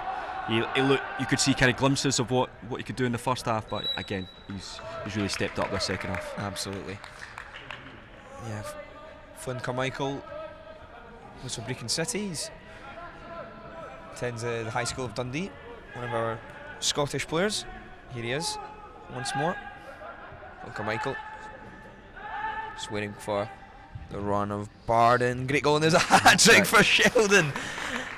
I think he's broken some sort of future Pro USA men's showcase record with a hat-trick in 4 or 5 minutes. I'm not sure if there's been many hat-tricks, so we'll need to check could be the first hat-trick. I'll need to check. I think there was one last year. I think Webby maybe scored a hat-trick last year. I can't remember. Maybe that was actually when we were over in LA. I can't remember which game it was, but he definitely scored a hat-trick in one of the games I'm watching. But it wasn't in 4 minutes anyway. He's definitely got the fastest. Yeah, 100%. But again, as a number 10, you might look at these goals that Sheldon has scored and think they look quite basic, but just getting in the right area, because he got close to a few beforehand as well. It's imperative, and I think particularly in the makeup of this team, where Dylan has done a power of work kind of off the ball, and he's not always kind of been the highest guy. It's really important then if your striker's somebody who doesn't stretch the game, that you've got runners in behind, and I think the red kind of front players have done that really well and given that option when the main number 9 hasn't been there. Now that I look at it, I actually think Joe Sheldon's playing as a false 9 at the minute. Yeah, maybe that's could be. Yeah, that's maybe. I think and Stringer's gone kind of through the middle as well. I don't know if they're just kind of swapping. It looks like it's a bit maybe a 4-4-2. But yeah.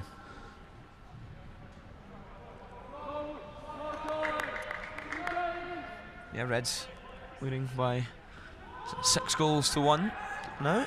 They've been really good in the second half, the Reds, haven't they? Really good. It has, but the Greens were a wee bit better as well. I think obviously the confidence has maybe just kind of been knocked out of them a wee bit now.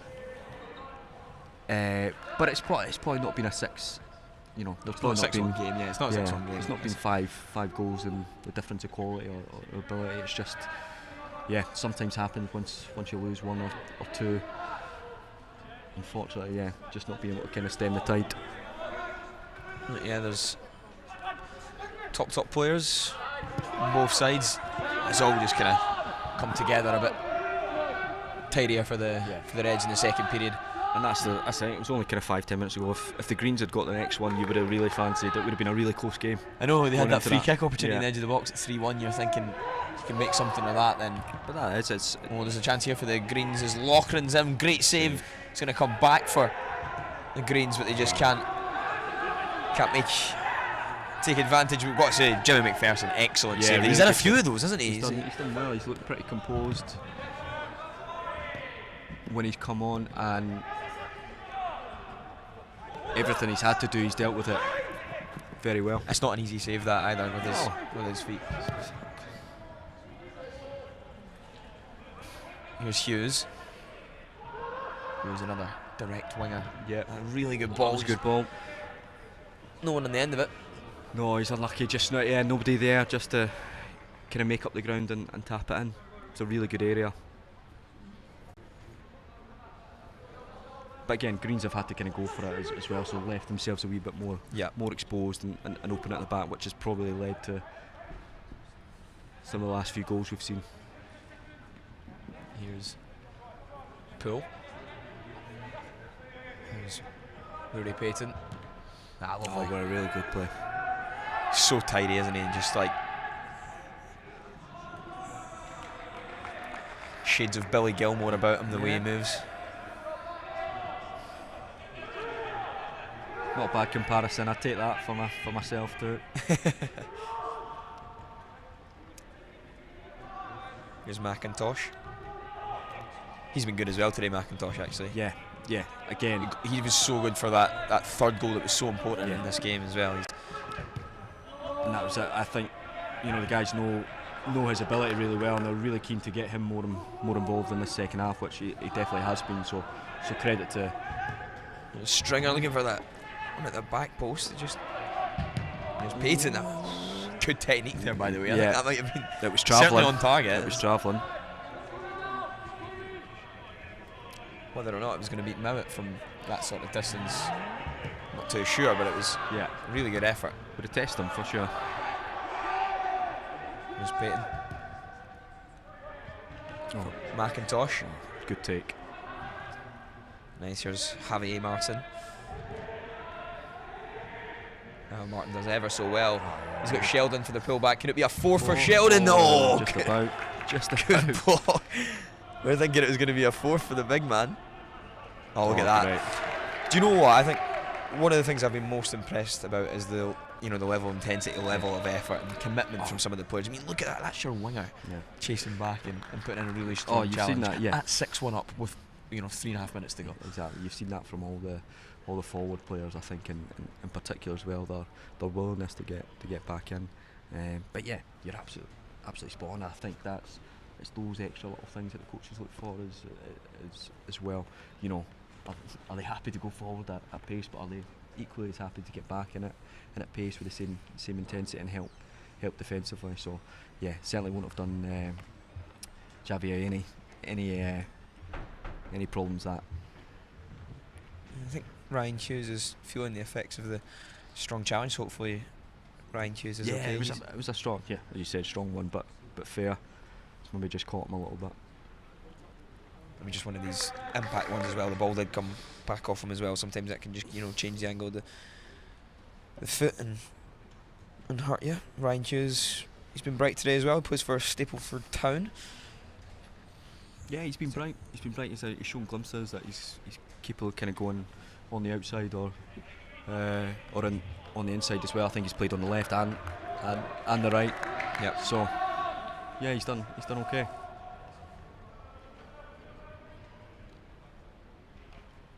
Resume play over on the far right hand side with Alan McIntosh over a throw in. Here's Sheldon.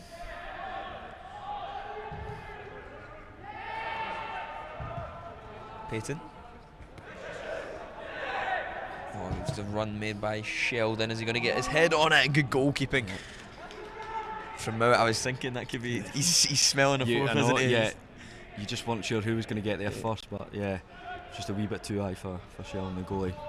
Judged the flight of it well.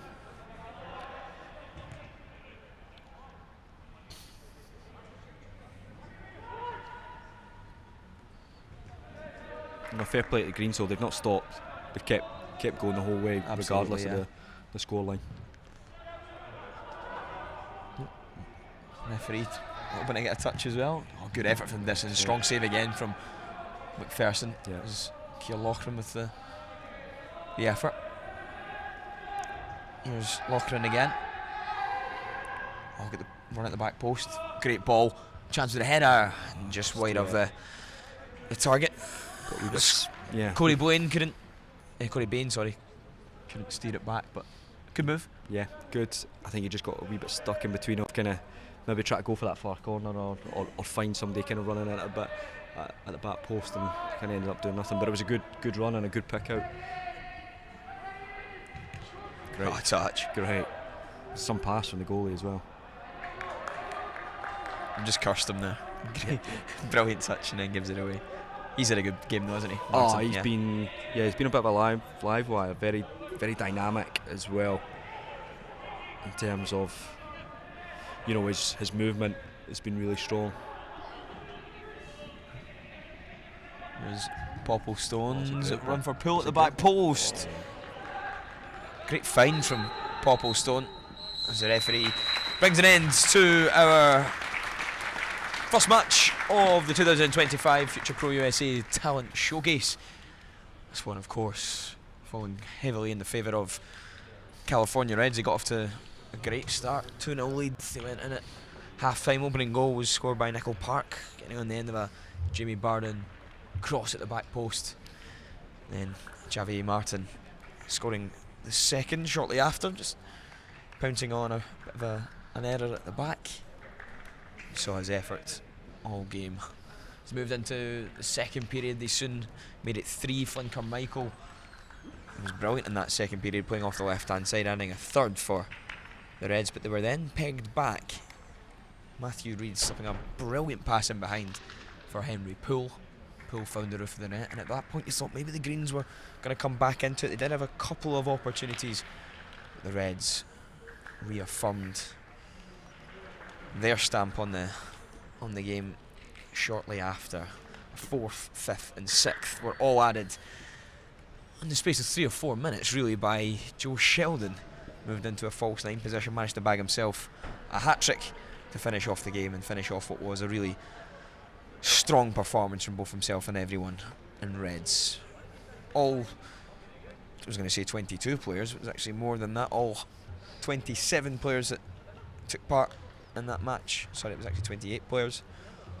All playing their part, all looking good, and I'm sure all our coaches are watching the stream just now.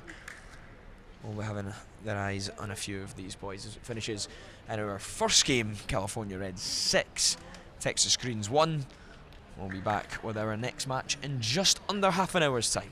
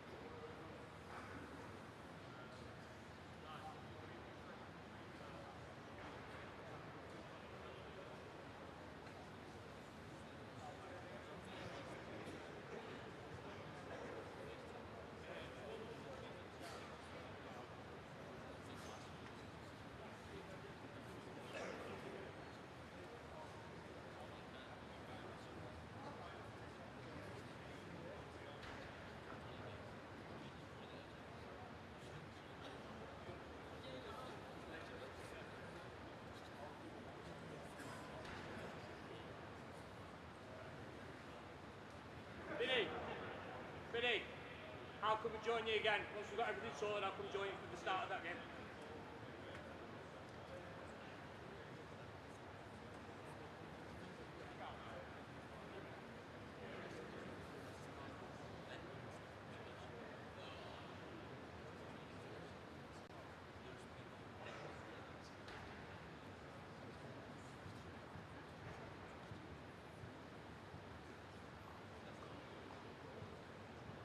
Thank you, Scotty.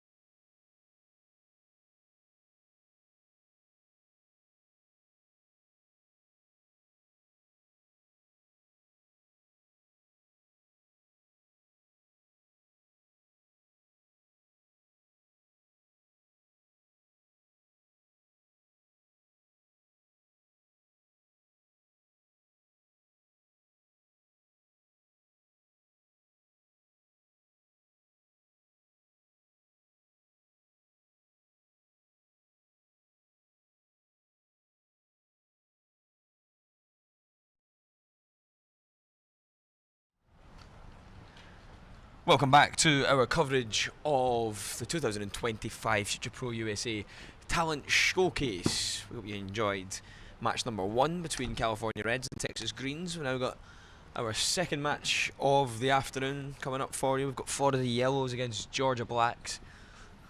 And what a game this should be. Let me just run you through the teams. Both teams playing 4-2-3-1. Again, some information to the first match. Florida Yellows line up with Jimmy Rennie in goal. He's number 1. Back 4, number 12, Oliver Jordan. 5, Ibrahima Mblau. 6, Harry Harris. And at left back, number 3, Jack Duncan. Pivots, a couple of players in midfield. 14, Louis Harrison. And 4, Callum Poppet. Off the right, we've got Riley Lawson, number 7. Off the left, Papa Income, number 11. Number 10 is Michael Prokopi. He's playing in the attacking midfield position, and then leading the line up front, number 9 is Will Jones. For Georgia Blacks, they go with number 1, Connor Adams in goal. A back 4 from right to left of number 2, Henley Smith, number 5, Mackenzie Miles, 6, Owen Morrison, and 3, Robert Mills. Across centre midfield for the Blacks, number 8, Jamie Lyons, and number 4, Yetha Arthur Dede. Off the right hand side of midfield is number 7, Stephen O'Neill. Off the left hand side is 11, Max McVeigh. In the number 10 position, and wearing the shirt number 10, is Wiragaran Binsiri, and up front is number 9, Mac Hunter. I'll be your match commentator again, Adam Binney, and I'm delighted to say I'm joined once again by Future Pro USA's Director of Soccer, Brad Rodda. Brad, how much, first of all, did you enjoy our first game? Loved it, and yeah, I don't predict many things to be true when I'm watching games of football, but I said it would be a goal fest, didn't I? You did. Yeah, I'll keep You're that right one. about I reckon. that, Yeah. Are we getting another goal fest here? I'd like to think so. I think that in the first game, what we saw was 2 teams that were giving everything, that were doing things in the right way. I think that obviously the Reds run out worthy winners in the end. Obviously put their chances away, and I think that was the difference as well, wasn't it? But the Greens had a lot to feel positive about. So we're hoping for more of the same again now. Yeah, Reds really good in that second half, especially worthy winners in the end. We should hopefully get a good game here. And you've got to think as well, Brad, of the quality on display in that first match. I'm sure there was a lot of coaches watching the stream who will certainly have their eyes on a few players. Do you think? Yeah, 100%. My phone's been lighting up. So actually, when actually already really, boy, did they message you that quickly? Yeah, really? Wow. They're lighting through. So all the coaches, they've got their own players platform. Again, put on brilliantly by YFS. They've got their own platform where they can see sort of a digital player program of all the players that are involved today. Wow. And on there's a little function whereby they can message on WhatsApp, and they can ask questions about certain players. They can fill out a little form, and if they are interested in a certain player. So that's kind of my role really, between milling about and making sure everything's going swimmingly. It's answering messages from coaches and giving some real-time feedback, and that is the most exciting part about this event as well. It happens in real time. Yeah. Now there will be coaches, because it happens all the time, that will go away and re-watch it, and then they'll come back to us maybe tonight or tomorrow or in the coming days. But most of the coaches like to use the sort of the live interaction feature with the WhatsApp messaging. Absolutely. And it's going to be nice to deliver some positive news to some of these players in the forthcoming days. Yeah, certainly so. I mean, I think there was some standout performers. I was saying I really liked Robson in midfield. Scotty was really impressed with Javier Martin. Obviously got to speak about Joe Sheldon. He scored a hat-trick, but there's an opportunity here early for the Yellows. Use Papa Income. Just danger snuffed out in the end, but the Yellows looking to try and make their mark early in the game. Lovely turn in midfield there from Callum Poppet. There's Poppet on it once more. Lovely ball in behind. Here's Income. Good touch, but he's just offside. Who got man of the match in the first game? Was one given by Joe? Yeah, it was Joe, wasn't it? Yeah. Joe got it. Yeah. A second half hat trick in about 4 minutes, is it? I mean, if you're getting a second half hat trick and you're not getting man of the match, you are fuming, aren't you? It's probably only right. Yeah. But worthy of it again. Several good performers. But Joe in particular, the goals that he scored, and so the areas that he's arrived in, scored the goals, but in between that as well, in possession, out of possession. We're going to say, is that a future Pro USA record for fastest hat trick? I mean, it must be. Has to I be. think it's a record in world football, perhaps. Yeah. And beats him. Remember the Lewandowski one that was 5 goals? I was just about to say, that's a trivia question, isn't it? Yeah. And now the Blacks can come forward. Here's Stephen O'Neill. O'Neill just jinks inside, and it's a lovely reverse pass. He's looking for the run of Bunsiri, but it's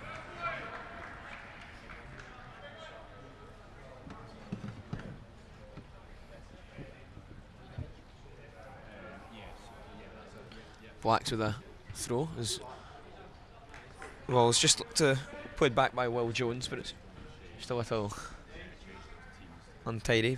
Yellows will take possession once again.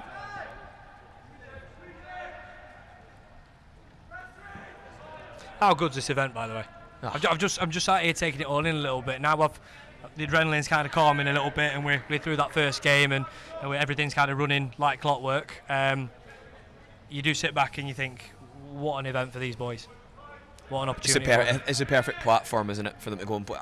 Scott and I were speaking about this, not just the games themselves, but if you think of the environment these boys are put in, I know you're really trying to mirror that professional environment you get in college soccer. These guys are getting to work under some top coaches. We were speaking about BJ as well, working under some top coaches. You've got state-of-the-art facilities here at the Tory Glen Regional Football Centre that are used by Scottish national teams. Really just everything about it. You're just trying to mirror that environment and give these guys an idea of what it's like. And obviously we can't replicate that. No. It's very cold here. We can't replicate that, but yeah, just everything about it, getting to play in front of the cameras as well, will be something new for these guys as well. That's a big one. I mean, one thing that I think takes a little bit of getting used to for a lot of players when they go over to the States is everything's live streamed. A lot of spectators at your games as well. Yeah, there's a lot of people that have turned out to watch this today as well. Yeah, exactly. You got to think parents, grandparents, guardians, the coaches as well, obviously, a couple of them dotted about. It's good for them. It's a good challenge. Good bag. Here is Matt Hunter. Good defending from Ibrahima Mboa.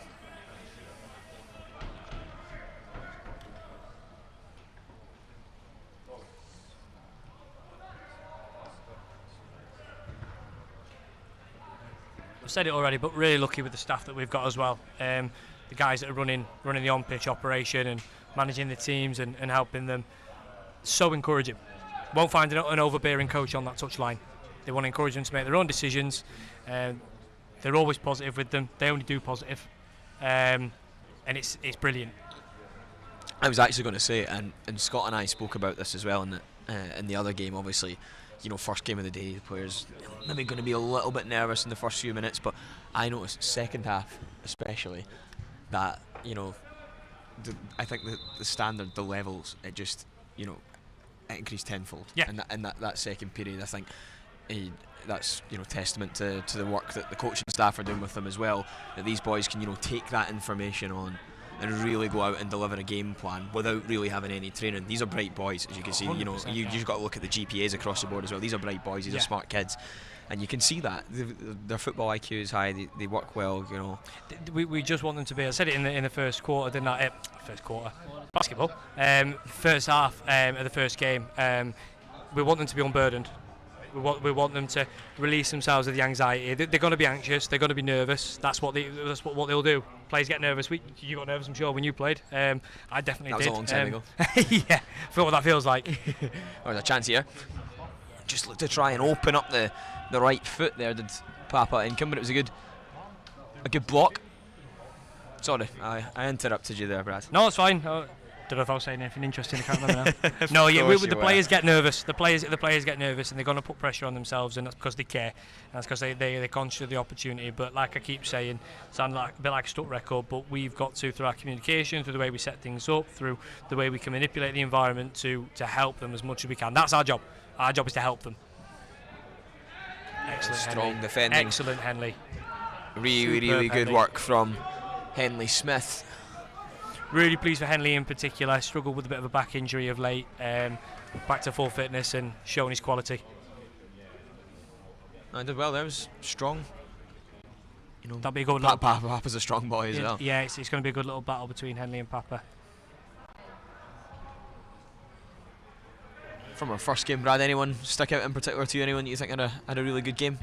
It's hard to pick, isn't it? Because there's so many good performances. Like Yeah, and I think that's it. You're looking at for these coaches as well, and this is the way that I look at it. You are assessing individuals in a team environment, and that's not easy to do. Because obviously there's so many moving parts to it, there's so many variables that affect an individual's performance within a team. Some of these boys might know each other, some of them might have played together, some of them might might play against each other. Most of them haven't seen each other before. Brilliant, Owen. So there's going to be a range of different players who are coached at different levels, who are coached in different ways and stuff like that. So. Yeah, it is hard when you're trying to find individuals in that environment. Oh, look at that! Superb work, yeah. Harry Harris, is that? No, that's Owen Morrison. Yeah, Owen Morrison. He's had a couple of bright moments already, hasn't he? Oh, look at that for a ball! Great ball. Mac Hunter's in here. Opportunity for the first goal of the game. Mac Hunter just wide of the target. But talk to me about the pass, Brad. Excellent pass. Defence splitting. Well, we saw really good pass. From was it Matthew Reid in the first game? Yep, the Greens. Greens, unbelievable for that goal. Similar defence, I think, splitting pass there as well. Yeah, and I think as well that the run from Mac as well. I thought he might have just strayed offside a little bit, but he obviously, and the line was down there, he can see it. He's timed his run to perfection. Mac will no doubt get more opportunities like that because he's a finisher. Yep. He plays on the shoulder as well. I was going to say, you've seen that already. He's always looking to go on behind, isn't he? Yep. He wants to get you turned. He wants to run down the side of centre halves. It's good to have that quality. It's so difficult to defend against as well. You're always constantly having to look over your shoulder. Yeah, running against your own goal as a centre half. No one wants to do that. Great a chance for the first for the yellow corner of the game. Good work from Louis Harrison to win that. We say this every year, but how glad are you we're indoors? It sounds ranted out there. That's another thing we mentioned. We're going on about how great these facilities are as well. To have an indoor pitch, yeah, it's fantastic. It's a perfect environment for these guys and for us as well. Yeah, it's December. December in Glasgow, it's not pretty. Everyone, yeah, definitely levels of play. Oh, good corner chance. Harrison save. Smart goalkeeping.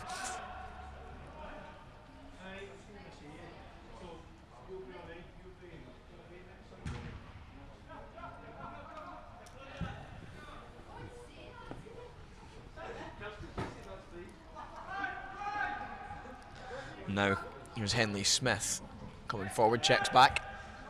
He's looked good so far as well. Henley Smith.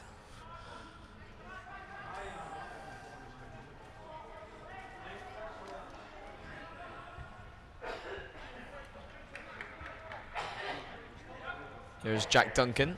Duncan goes on the inside for Harrison. For Ingham. Oh, good build up from the Yellows. An opportunity here for Will Jones if he can get on the end of it, but ultimately unable to do so. Here's Papa Ingham, just gives it away. Ingham's going to win it back. Chance for the finish. Great save. Good left-footed effort from Will Jones, but down to the hand of the goalkeeper. Fantastic save from Connor Adams. He's a couple of good saves already, Connor Adams, hasn't he? Yeah. Good goalie. Yeah. Very good goalie. Good frame. Good athletic profile. Say download to his left. You'll find that from Will Jones as well. Don't want to talk Will up too much, because if he hears this, he'll be like, "What have you killed me with this one for?" Genuinely like Harry Kane, in the way that he'll turn, shoot, touch, shoot. He'll find ways of getting shots. See, that was a nice connection on that one, wasn't it? You know. And off both feet as well. He'll really? He'll get a shot. Is he a lefty? Is he a lefty, or was that just a? Well, I've still not worked it out. Okay, so maybe that tells you something. Okay, that's good. Interested to see. Same in he was another one of the lads that we took to California this year, and goals. But again, like he's just got that natural ability to turn, shoot, find space, shoot. He's making the keeper work as well, as he did with Connor there. And Connor, fortunately, was equal to it for the black team. Been a really good start to this game. Yeah, it's a good level so far, actually. A really good start. Both teams knocking it around pretty nicely. Here's Morrison. chances. Morrison looks to go a little bit more direct this time for Stephen O'Neill. Yeah, Brad, you referenced the trip to California. That's something you run annually, the trip to Los Angeles and Southern California. I was lucky enough to join you last year, and it was a fantastic trip. How important do you think that was again this year for the development of some of these guys? And of course a lot of them, there was 32 of them, a lot of those guys playing across our 3 games today as well. Yeah, absolutely fantastic. It's so valuable to the players. Those that go, they always come back with the same feedback, which is, I understand more about the college game, I understand more about the different athletic environments, academic environments, and the biggest thing they come away with is they understand more about the level as well. Oh, what nice. a touch. Wow. Oh, and Will Jones has found them as well with a pass. Really good move. This Riley Lawson has done really well to keep a hold of it. Yellows still have possession, but eventually there's some good defensive work there from Max McVeigh to win it. And now eventually clear. What a touch that was from Lawson, wasn't it? So clever. Spot the run then to execute it. There's O'Neill trying to make the run in behind, so that's well marshalled from the... good goalkeeping. Yeah. Good little spot from Weiragan as well to play forwards. Now, maybe didn't quite get the weight of pass right, but he's looking to play forward. Both teams, I think that's what's contributed to such a good start. How long we played? 15 minutes. Both teams looking to play forward where they can and willing to take risks. Pace of this game as well, Brad. Yeah, exactly. And can that be maintained? That's going to be the question. I would like to think there's obviously going to be substitutes on both teams coming on to hopefully keep that nice and high. And if it does, we're going to be in for a treat. Absolutely. Sorry, I interrupted you as you were telling us a little bit more about the California trip. The California trip that you run every year. Is, you get some great feedback, and I mean, I was obviously there last year, and the difference I saw in some of those players from the start of the week just to the end of that week, just in a week, was incredible, both on and off the pitch. Socially, psychologically, and then there's obviously the technical and tactical, and there's obviously the physical as well, because they learn about that aspect. That is the feedback that we get. Because we tell the boys as well, and as you know, we develop such good relationships with the player and their families. That's the way that we want to work, because we believe that's the way that we're going to be able to help them the best. Because we care about these kids personally, and we want to demonstrate it. And we always tell people, look, like the level's high. The level's going to be higher than maybe you're thinking. And they all look at me, because we're all playing at decent levels now, and say, yeah, all right, then okay. And then they go out to California, like the UPSL team when we played them last year, when we played the Capo FC, the 19s team. This year we played against Antelope Valley Albion, another UPSL team. The West region of the soccer in the West, on the West Coast in particular in America, is considered probably the highest standard of soccer, from high school to club to college. So they're getting that experience, and they all come back after and saying, yeah, the level, I understand it now. Because you can only understand it, I suppose, once you are in it. Yeah, once you play it. And it's so different as well, isn't it? It is different. It is different. Everything's sharper. Everything's more athletic. And you've got to think as well, the way they have the high school programs over in the US, they run like mini college programs. They're training just as much. In a lot of cases, they've got the facilities. So these players that you're coming up against in America, the domestic talent is incredibly high for that reason, and for many other reasons. So to go and play against it is brilliant. They got to see. I mean, I'll tell you, the UPSL team that we played this year, to say it was Antelope Valley Albion. We found that they had two former Division 1 players that had just graduated. Wow. This fall. And they had lads that had played at the NEIA level, D2 level, some lads that had played at the junior college, remember College of the Canyons where we visited the year? Yeah. They played there as well. And a lad who had actually played pro abroad and now is playing just semi-pro football for Albion. So again, for them to see it, for it to become real, because it does become real, doesn't it? When you're in the environment, it then all of a sudden becomes real. Honestly, I hadn't experienced anything like that until I came, and you really, I was blown away by the level of professionalism, and how impressive all of those the college setups are over there. And I think it's so important for these players. And the biggest thing I found going on that trip was like, God, I wish I was still young enough to give it a go myself, Brad. I say this all the time, but I would genuinely swap places with any of these boys in a heartbeat. Best 4 years of my life. 5 years, because obviously I spent the year coaching there as well. But yeah, best 5 years of my life, best 4 years of my playing career by a mile.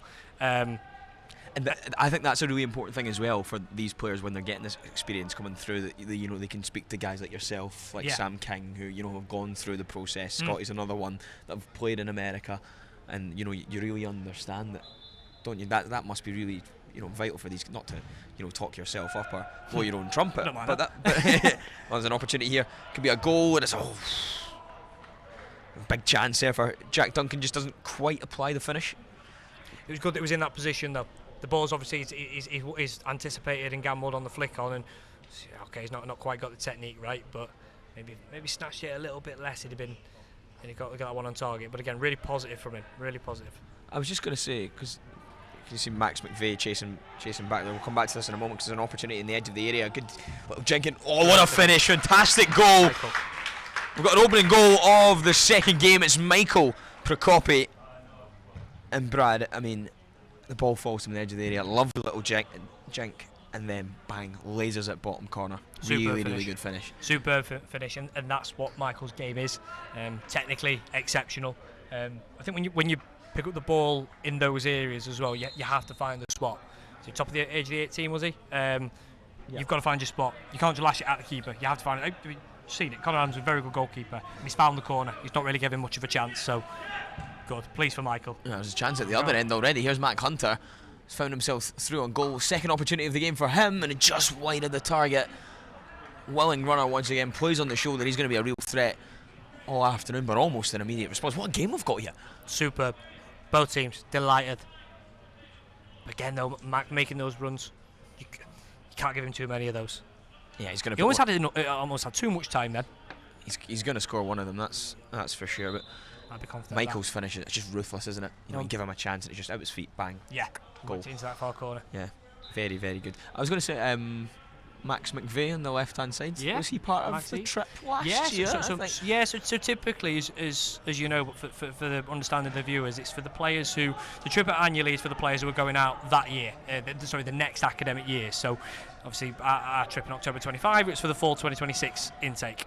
Max actually came a year early with us wanting to come. We were more than happy to have him. And there he is. If he gets it, it's too late. A little bit too late. But yeah, Maxie came on that trip, did really well, as we all remember. Scored a great goal in the game at College of the Canyons against the club team. Yes, Can't remember Legends, the name of the team. Legends, that was the team. Yep, scored a really good goal that game. So looking forward to seeing him. Any other boys from last year playing today? No. Max will be the only one. Like I say, he was a bit of an outlier in the sense that he was a year younger than the rest of the guys from last year. William Mearns he sadly can't be with us today because of an injury. He's a 2026 player. Send him our best. Hopefully he gets back to fitness soon. But he would have been another one. Great guy, great player as well. Yeah, speaking about scoring goals on that trip. Goal, that was against Capo, wasn't it? Yeah. Shame that he couldn't make it here through injury, but we wish him well. Yeah, there's plenty of footage about of Will, so that, I'm honestly, coaches will get a chance to look at him, and you'll have seen him in the games. And over in the States last year, playing against top college players. We know even at that young age that he can play at that level. 100%. And that brings us back to what we were saying before as well about these boys. This is just another opportunity for them. So they don't need to put the pressure on themselves. They don't need to worry too much or be nervous. We want them to be, I keep saying it, unburdened. It's just another opportunity. Will has been on board with us. Brilliant, Jimmy. Oh, great touch. Been on board with us for quite some time now. He came on board with us when he was in S4. Wow. He was a 14, 15-year-old, and he spent that time working really hard on developing his profile to a point where he's got such good footage, and that's where we really make the impact for the players, because this is a one-off opportunity, a one-off event. Great, brilliant, and it will bring opportunities for plenty of players. But what we do is we do targeted, specific marketing to the types of programs that these boys are most interested in. And the best way of doing that is by building their profile. So when we do that, the coaches see them in the best light. Absolutely. So for people like Will, absolutely, he's going to be in a really good spot, as all these boys will be. One thing we've got is we've got a lot of, they're all great characters. All great characters are our clients. They travel, as you've seen, as typified, length and breadth. Well, that's one thing that you guys look for as well when you're bringing on clients in the trials. You want, the type of personalities that are going to go going to go and do well in the States as well, because there's just so as much much as more to anything. it than just football, isn't there? Of course there is, yeah, absolutely. You've got to be a good student, we know that. You've got to be a good player, that's pretty obvious. But are you a good person? Are you representing us well? You know, we want to send players out there that not only are they quality players, we know if you're on board with us, you're going to be at the level, because that's how we do it. There's a chance here. It's clipped in behind. It's an opportunity. He's just offside. It's just actually come off the crossbar, but good run there from Will Jones. He's shown he can go in behind and come to shot. He's got a bit of both, hasn't he? Yeah, he's a striker all day for me. Will, he's played in other positions on the pitch as well. Believe it or not, he's spent time as a centre half as well. Really? With club teams. Wow. Yeah. But as I was saying, yeah, it's as much about making sure that you're the type of person that can represent us and represent yourself well as well. Yeah. Ultimately, we want to send the players over to the States where the coaches turn around and say, yes, give me another one of him. Yeah. Give me another player like this lad. Because like I say, there's so much more than just being a good footballer or a good student. He's only been on a few minutes because there were a couple of changes I should tell you about for the Yellows. Liam Melville and James Kirk's came on. He's a few bright touches from James Kirk. Like the look of him early doors. Yeah. Tidy player. I would hate to play against him as a midfield player. He's a 10 by trade, but he can operate off both flanks as well. He's a nightmare because of how sharp he is. I was going to say that. Yes, just when you mentioned about hating to play against him, there's a couple of times where he looks second favourite. He just nicks in and just does the little Iniesta to make himself a little bit of space. He's so sharp with his movements. I think another thing that really helps Jimmy is that he's playing men's football as well. Is he? I think it's quite similar to Joe then, that scored the hat trick in the first game. Yeah, so they're both playing Step 6 football at the moment, obviously down south, down in England. Wow, and I think good level. The education that you get as a young player, as a 17, 18, 19-year-old, playing men's football against players that have played non-league football for a long time, it's a very, very different environment, as we know, from the physical demands, particularly from the physical demands perspective. It's an excellent education for them. Now, I remember being in that environment as an 18-year-old. As they come forward, playing men's football, and as a centre midfield player, as I was at the time, just watching the ball sail over my head. And sometimes I actually wouldn't get on the pitch. Some Saturdays. Sometimes I'd be coming off the pitch every for the last 5-10 minutes and having to work my way in. But there were so many lessons psychologically, physically, technically, tactically, all corners of the game that you get from playing men's football. And going back to where we started with Jimmy, I think that shows the maturity that he's got. Yeah. Because he's playing at a level that requires that of him. There's a great blend, I think, between young players before they go over to the States, obviously playing with their youth teams perhaps, and in their sort of age relevant groups, but then getting that other side of the game, as people say. Yeah. An effort from the edge of the area, just they have to wide have of a the range target. of experiences. Sorry, Adam. They have to have a range of experiences. And sometimes they've got to not get on the pitch. They've got to travel to a game and not get on the pitch. Yeah. Sometimes they've got to get 10-15 minutes and have to make an impact. Well, that's the reality of how it is when you go and make the jump to play college soccer. That is it. It's a really competitive environment. Oh, Jimmy. But this boy looks good. I like him. Oh, lovely from Jack Duncan. Don't look good. That's actually a good movement there as well. He just lost his foot in. Yeah. Yeah, telling you, Positive James Kirk looks really bright since coming on. Yeah. You've made a good point there, though, Adam. Also, we were talking about sort of like the lessons that you got to learn before going over to the States. I remember my first regular season game at Genesee. I played all of pre-season. Chance from Mac Hunter, just offside. Played all of pre-season. Didn't quite get into the team for the first regular season game. And at that point, I've got one of two options, haven't I? I can either fold and I can say, oh, the coach don't like me, or he don't know what he's doing, or whatever. Or you can dig in and you can wait for your opportunity. And there were a few injuries in the team, a couple of bit of a shuffle round. End up playing as a right back and did all right. Overachieved, you might say. There you go. Who you speak to. Don't say anything. So yeah, they've got these challenges are all part of it. They're all part of a player's development.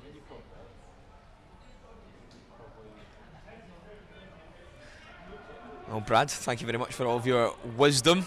Brad Rodder, Director of Soccer, is now heading back over to the touchline where he belongs. He has blessed us with his insight and wisdom as Max McVeigh comes charging down that left-hand side. It's a good save from the goalkeeper, eventually cleared, but good work from McVeigh. yeah, Brad and the team do a great job of really preparing these lads for what is a really exciting time over in the US playing college soccer. Effort from the edge of the area, good save is Matt Hunter really stinging the palms of Jimmy Rennie.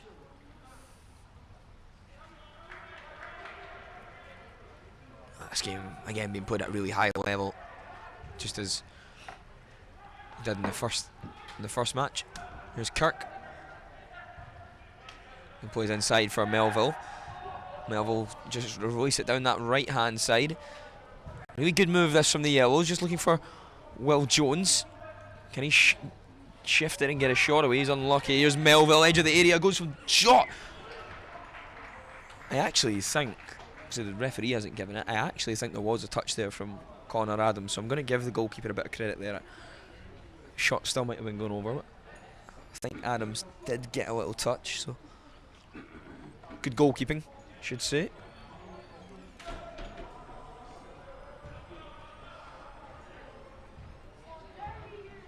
Black's trying to play out.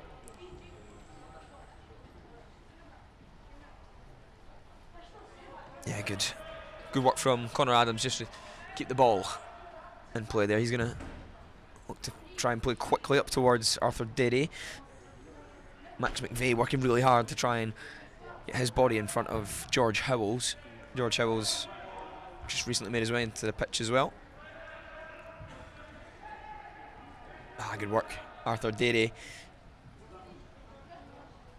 Try and get in between a couple of players, but he's just dispossessed as the midfielder. Really good pass. Great ball in behind from Poppet. There's an opportunity now to try and cut it back. Will Jones was waiting for it, but almost coming off there.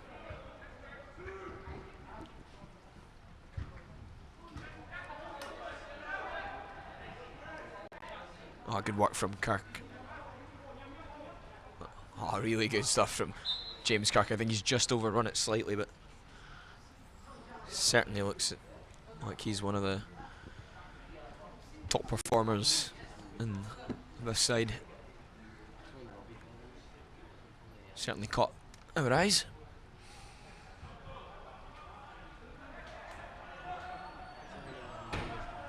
If you're just joining us, just the one goal so far. We have now just gone over that half-hour mark. Remember, we're playing 40 minutes each way today. The only goal of the game falling to for the Yellows. It was scored by Michael Procopi. Really, really good finish. Just picked it up in the edge of the area. One touch just to set himself and hurdle a challenge before then dispatching one into the bottom left corner.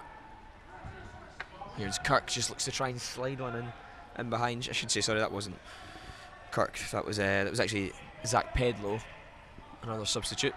Pedlow's made a bright start to this one. You saw him just burst in the right-hand side a few moments ago. There's Pedlow, just made an interception again, and now Poppet can come forward with it.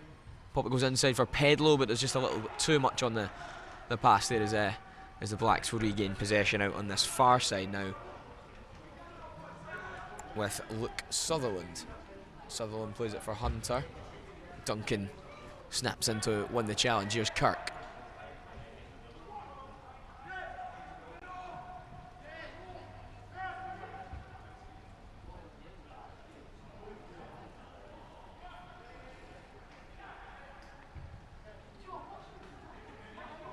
Here's Pedlow again.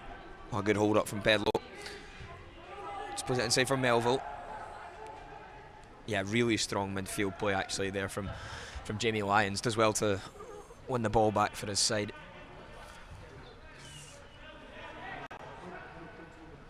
I mean, that's what you want to see from your centre back, driving out, also positive. He's still got it, and he's been able to put Matt Hunter in behind nearly here, and he's drawn a foul. Now, Brad and I mentioned this man early in the half, Owen Morrison. That's number 6 for the Blacks, centre back.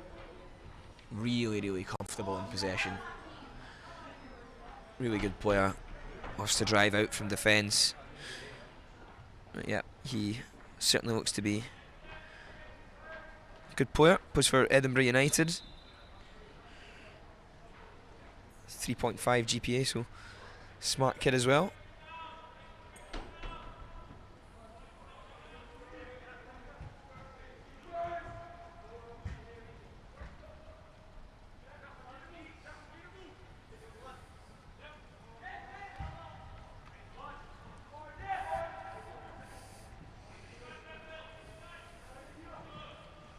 I think there's a bit of a late challenge there from Will Jones. Taken quickly from Owen Morrison. Max McVeigh, the nice touch just to get the ball under control, and he's so direct as Max McVeigh loves to get his head down, try and get by his fullback. That's always his first thought, first instinct. Really direct winger. He runs all day, bundles of energy. Here's Arthur Derry. Really good movement. Just holds it. Here's Owen Morrison once again. Good spell this for the Blacks.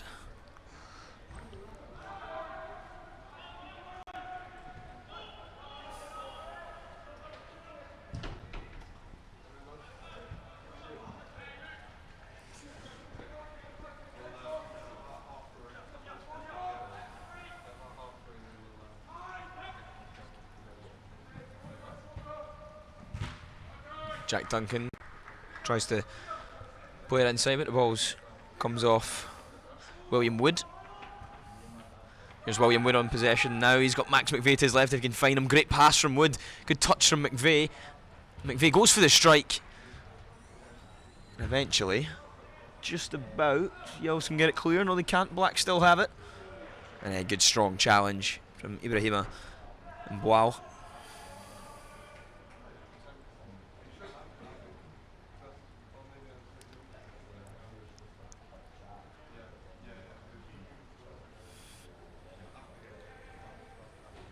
Here's George Howells, who'll take the throw in over on that far right hand side for Florida Yellows. Will Jones goes to Kirk. Back inside. Kirk just looking to try and release Ipcombe. Here's Ipcombe again. Strong play from Melville. Melville for Ipcombe. Oh, goes for the nutmeg. He gets away with it. Goes for the strike from distance, and it comes off the back of Will Jones. Oh, good anticipation from Duncan. Duncan just goes over the top. Perhaps had the option to play on the inside for Will Jones, but Duncan, we saw that a few times, getting forward from left back. Good anticipation, good pressure from the left back. Just couldn't quite apply the finish that time. Here's Sutherland coming forward from right back, clips one in behind for Arthur Derry, but he's just gone a little too early. That's going to be offside.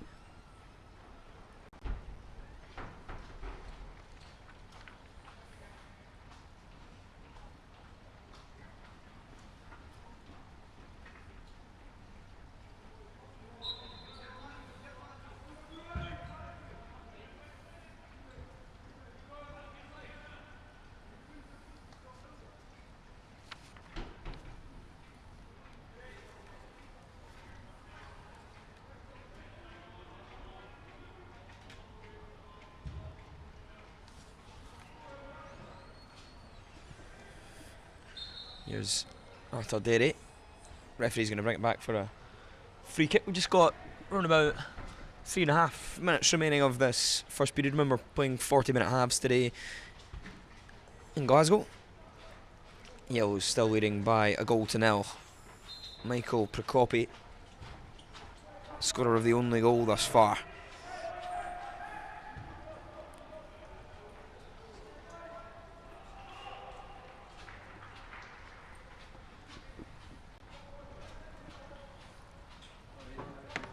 There's George Howells. Kirk's gonna go and try and chase it. But yeah, good defending, I guess, from Mackenzie Miles. It's been a good partnership, that, actually. Miles and Morrison look so assured. This is Morrison here.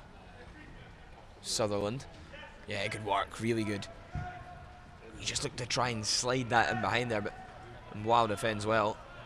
Oh, really strong play from the defender. He's played well as well, actually. Ibrahim and wow. Here's Will Jones. Oh, lovely touch from Jones. Here's Poppet. Comfortable save in the end for Connor Adams. Really good move. Lovely touch from Will Jones.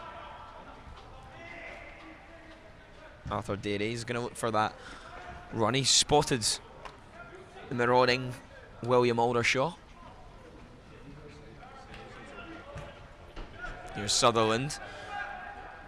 Sutherland trying to play McVeigh. Sutherland usually right back. Look, Sutherland's usually a left back, playing it right back at the moment. I'm sure we'll see a bit of him on his favoured left side in the second half. Just pop it, just a little bit too much on the pass from him.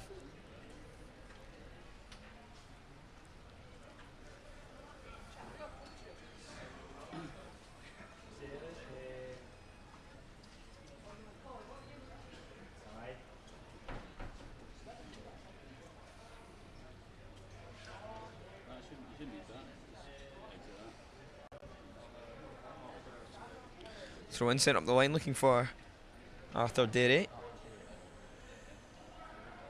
Oh, lovely feet. Lovely feet to escape his marker, but they always have it back. Here's James Kirk. James Kirk just goes back on the inside.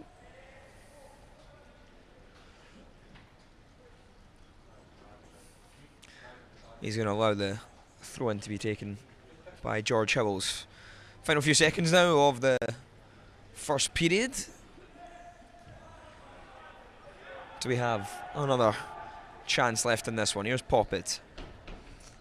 Back for Harry Harris. Harris inside for Epcombe. Epcombe just goes back for Poppet, who plays forward, looking for the feet of Will Jones. Will Jones takes it down, lovely touch, but can't get a finish away. Epcombe slides it wide over to this right hand side. Oh, good work from Pedlo. Gets beyond his marker. Can he pick out a man in the box? Eventually it's cleared by Blacks, and the referee blows his half-time whistle. A thoroughly enjoyable and highly entertaining first 40 minutes. It is the Yellows who lead at the break, though, and I have to say probably deservedly so. Had the lion's share of possession, certainly looking control of this one. Michael Propocki was the scorer of that one. Ball fell to him inside the D on the edge of the 18-yard area. Used his first touch to set it, second touch to help hurdle a challenge, and then a third touch just to reverse the ball into the bottom left corner. Plenty of purchase on it as well, leaving the goalkeeper with no chance. Great finish from Procopi. Blacks did have a couple of chances to get back in it. Matt Hunter's looked lively. He's playing on the shoulder. I'm sure if they can find him in those areas again, then he'll certainly get on the score sheet.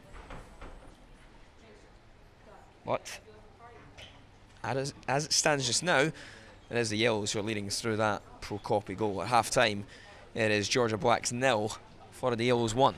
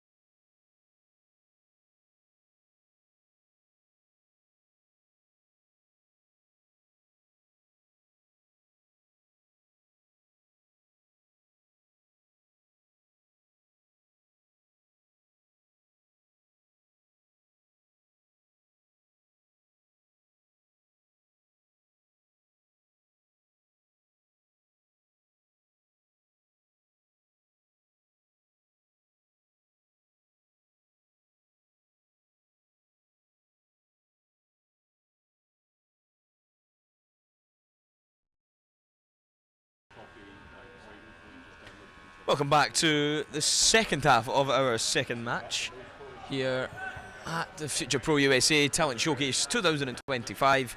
We've got for the Yellows against Georgia Blacks in this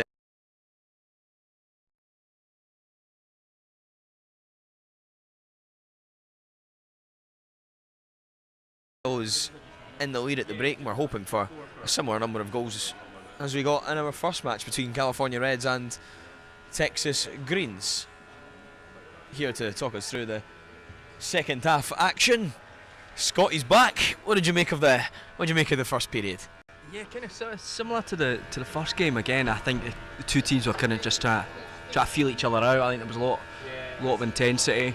I was kind of helping the black team. So the first half, just second half, we're looking for them just to have a wee bit more intensity on and off the ball, be a wee bit more aggressive in our pressing, and have a little bit of a better shape about us, which is always quite difficult to do, particularly when you're chucking 11 guys who have never played, who don't play together regularly amongst each other. So yeah, so hopefully we'll take it on board and we'll see a second half like we did in the first game. Is that you?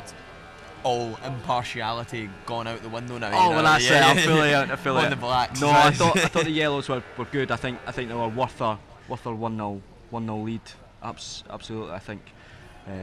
Particularly when James Kirk. How good's he, by the way? James Kirk's a top player, isn't he? He really kind of just lifted the level when he came on, and I think that helped Yellows get their noses in front in the first half.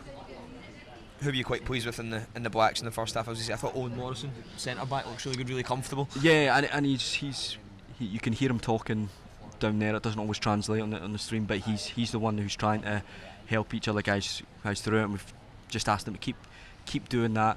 And he was asking for kind of questions at half time about what can we do differently. So that was positive to see. And yeah, he's trying to play the ball out and build out. Sometimes it's worked, sometimes it hasn't. But the intent is there, which is good. He did well. I think Yefa, obviously, he's a big, strong boy. He's powerful. I think if we can get him in 1v1 situations, he'll do a bit better. And I think Matt Hunter, striker, had a couple of big chances. He wasn't able to convert, but I think the runs and the movement certainly show potential that he was able to make those opportunities for himself. You mentioned there about the talking that you got from Owen Morrison, and that communication. That's a big part of it as well when you're going to go and play in America. Because there are fine margins, but that is college soccer. That is men's football. Yeah, and communication is such a big part of it. Absolutely.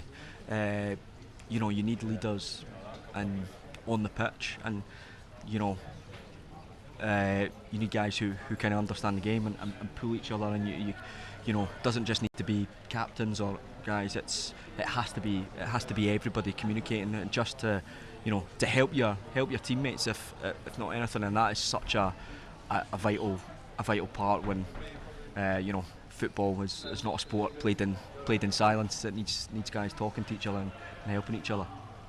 Certainly not. Here's Hubert Spack for good pass. Jack Duncan. Jack Duncan had a bright first half as well. A couple of opportunities actually from left back. Yeah, he pinched the ball high up quite a few times, which created chances for him as well, which was good. So yeah, he was really. He doesn't mind that. He doesn't mind jumping and going. Yeah. On the front foot and aggressive. And chance here for the scorer of the first goal, Prokopi. Prokopi just looking to try and use his body to win it back, but good work from Blacks to take it again. Here's Pansiri.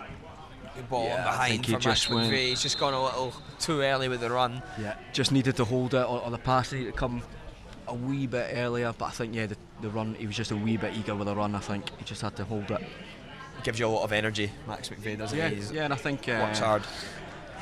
I think certainly the advice was we wanted him to try and be a bit more confident, take the 1v1s, because he's good in those situations. So just take a few more touches. It was good from Hayden Soar, the goalkeeper, actually out really quickly there. Yeah. It was a good ball in behind. Will Jones was lurking, but and then there's head and sword out again. So good start from the goalkeeper just on at half time. Yeah. Good couple of early moments which will help set the confidence. That's an excellent ball excellent. as well. Technique there is great as well. Yeah. Yeah, for Arthur Derry, he's quick when he gets going as well, isn't he? Wow. He's powerful, really powerful. Has he moved to number 9 second half? Yeah, he's moved up through the middle. Yeah, so I think he started in, again, kind of showing a bit of versatility there. He started in one of the deeper midfield roles, and he moved up to the 10, and now he's gone on striker. So yeah, he looks like he's got ability to kind of play all the way through the spine. That's something that we spoke about with Brad in the first game. You know, versatility being so important for, you know, particularly for recruiters when they're looking for, you know, guys that go and join them. They can play a few positions. Here's Harrison. That was just well read actually from Morrison. Yeah, that's something I'm sure you'll remember from your time playing college soccer. Absolutely. I mean, they've got, you know, as kind of teams, but they have kind of limited funding and limited scholarships to give. So, you know, if there's a guy there that can play multiple positions, you know, it's such a useful asset for the coaches to utilise and that. So versatility, again, you know, it doesn't mean that every player has to be able to play, but those that can, you know, it's another string to their bow. It's another advantage for when coaches are looking at them.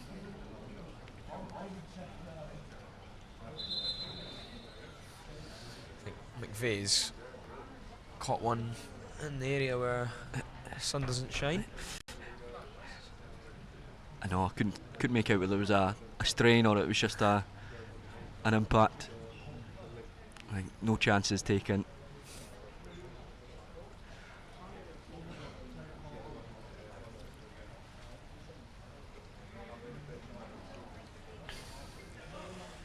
Hopefully he's okay. McVeigh caught one in the Jabalanis.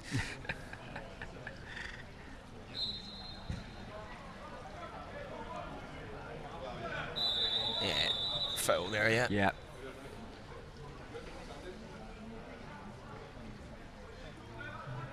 Quite pleased with the standard in the first half. I thought it was a really good pace to the game actually. Yeah. I think so. It's frantic, a bit similar to the first game.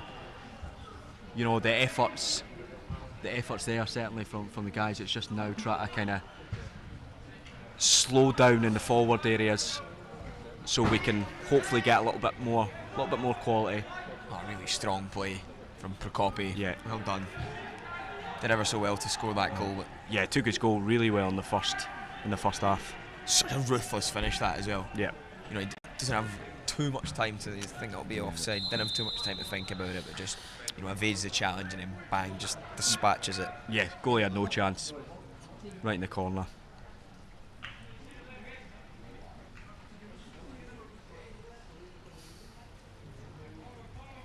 They're playing this one quickly. Here's George Howells. Howells looking for that run down the channel. Yeah.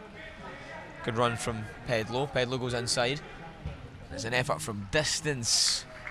Just not quite the power from James Kirk. But yeah, he maybe might have been better just taking it in a wee bit further. It looked like the shot was going somewhere to begin with, but it kind of just didn't have the length and the distance in it. He's another one, James Kirk, that's playing senior football. Yeah, playing men's football, and that makes such a big difference as we spoke about it. Absolutely, and I think you can tell just in terms of the energy and the tempo that he's playing with that. Here's Prokopi. It's back for Kirk. Kirk for Harrison. Good touch out of his feet. Tries to poke it forward for Jones, but Jones unable to get on the end of it.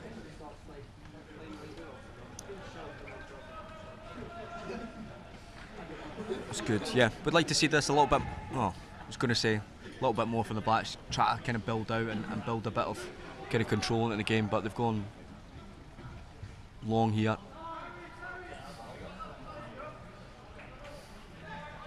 And Brad was telling us already after the first game that his phone was on fire with messages from coaches who've been watching the stream asking questions about players. Can't be a surprise to you, can it, after what we saw from the first match? Absolutely not. Yeah, we've seen some really strong performances so far. There's another one from this man, Prokopi. Yeah. Really, really good. And there he goes. Oh, fantastic finish. I mean, this guy has been the star of the show. Yeah. Michael Prokopi does ever so well on the right-hand side. It's on the inside, left-footed finish. 2-0 Yellows. Yeah, cut in there, beat his man at the byline, and then showed how good a finisher he was with his right foot, and then he's managed to, it's taken a wee deflection, but he's got confidence to take it on his left foot, and 2-0 to the Yellows, and Prokopi's done really well. Coaches looking at this as well, they're going to be looking at productivity, because I mean, you get a lot of number 10s who are really nice on the eye, look really good, but they maybe don't have that end product. But I mean, you can't say that about Michael Prokopi. You can see that clearly a goal threat. And speaking for somebody who didn't get many goals or many assists, I know how stat driven the US is, and I think we're starting to get a little bit more like that on these shores. But they're big on their stats and big on their numbers. So I think like you're saying, having end product, having goals and assists there to demonstrate is certainly something that's going to catch the eye of coaches.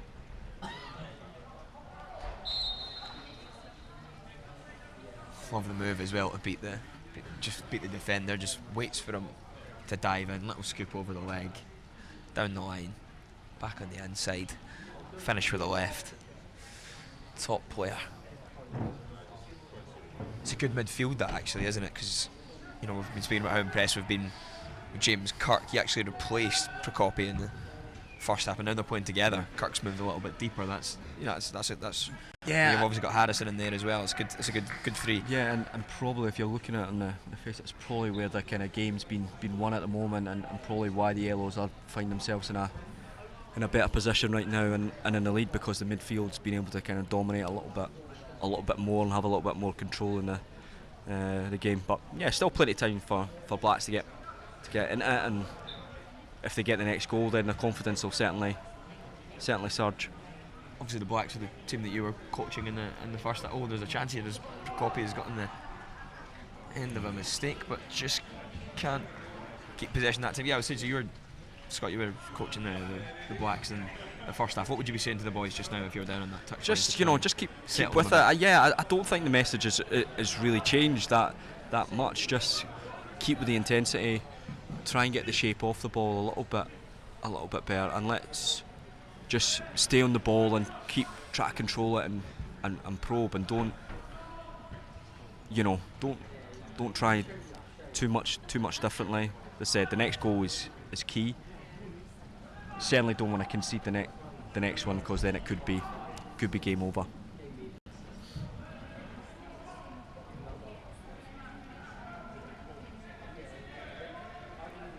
Yellows are coming forward again. There's Prokopi once more looking for Will Jones. Will Jones, good touch just to get in there. He just lost his balance slightly. Yeah, he did well just to knock it past, but it was just a wee bit too heavy the minute he wasn't able to get the other side. Well read from Harry Harris.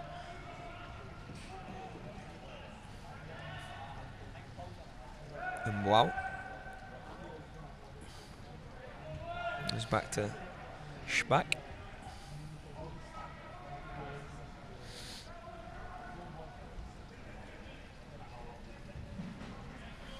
Here's Schback again.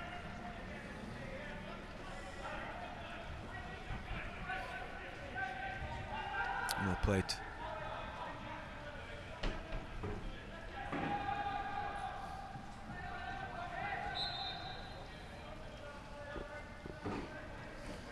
Foul there from Louis Harrison. I notice on Louis Harrison's profile says he's interested in sports journalism as a potential career. Wonder if we can get him on commentary for the Sun match. Give him a bit of experience. I know. Big shoes to fill. Well, I think it can only be an improvement on what's been provided so far. So I'm sure he won't be worried about that.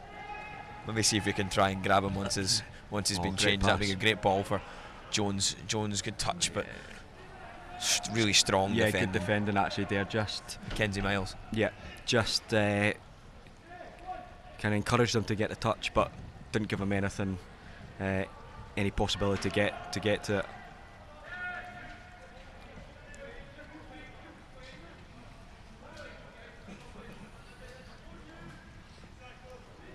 Good work from Wow. Matt Cantor, he was a live wire in that first half. He's put it in behind for O'Neill. He's going to look to try and chop. Great feet. There's an opportunity for the cut back. Didn't quite come off. He was just wanting somebody to kind of make that run in front of the defender. It just didn't quite come, but it was a good move. It's a better Gives them spell this than encouragement. Blacks, isn't it? Yeah. Last 5 minutes or so. But they shouldn't be too you know, a couple of chances the first half, you know. They've got the ability to create. It's just now if they can take one to get themselves back in it. Do you think this is where we'll see, you know, kind of similar to the first game between California Reds and Texas Greens, where, you know, because there's a 2-goal lead, that things might start to open up a little bit? For sure, and guys tire as well, which is inevitable. It's a big park here, and they've given a lot of effort so far. So yes, I think it probably will. It will open up a wee bit as we head towards the closing moments of the game. Here's Pedlo. He's got a run over to his right from Oliver Jordan. Jordan's kept it in. Yeah, strong play from Arthur Derry. Oh, and he's put a lovely pass as well for O'Neill. O'Neill just looking to try and get beyond Harrison, but Harrison's done well to stick to the task. Okay. For every 2 steps O'Neill was taking, I think Harrison just had to take one. Quite a mismatch in size there, but he covered the ground really well. Defended really well there in midfield.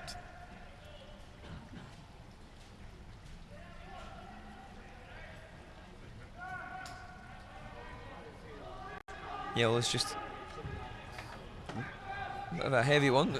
Great touch. Yeah, he handled it really well. Wasn't the kindest of passes to him. I was going to say, all the goalkeepers have got really good with their feet, don't they? Yeah, and that's something that's increasingly more important, isn't it? Of course, you know.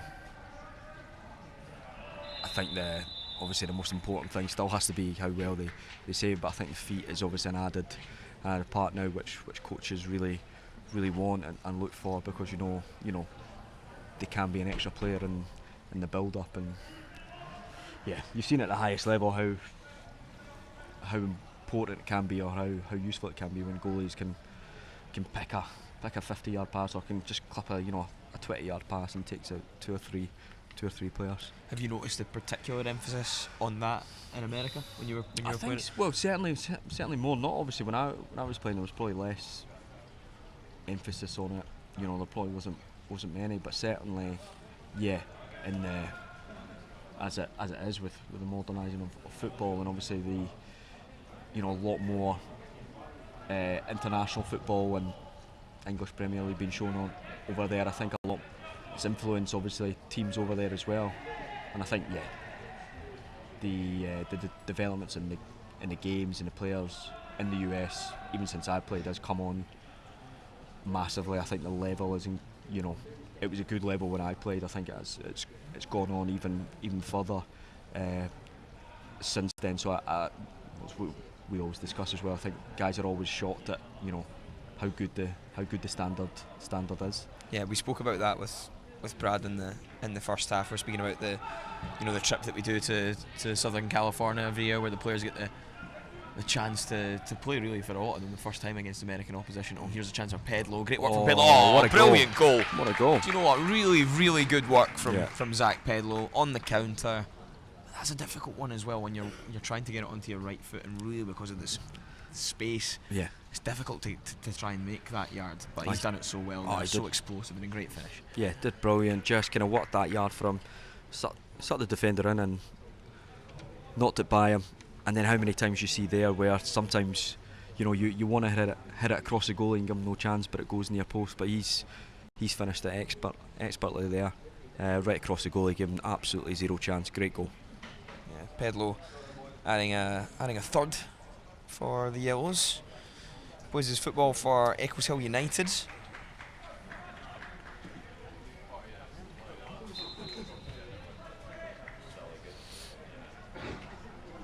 Really good finish from him.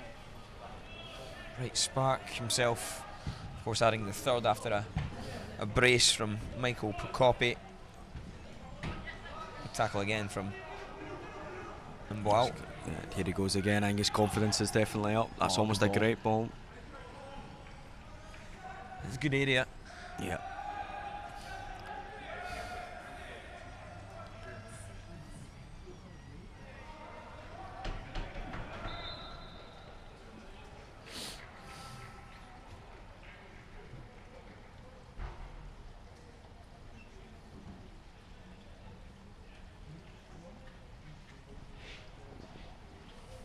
Going to be quite hard for the Blacks to get back into this one now, do you think? Yeah, probably. I think that next goal was really key. But we saw in the first game the Greens got it back to 3-1, and if you get the first one, you never know what happens from there. But I think the momentum is all with the Yellows at the moment. That's certainly the case so far.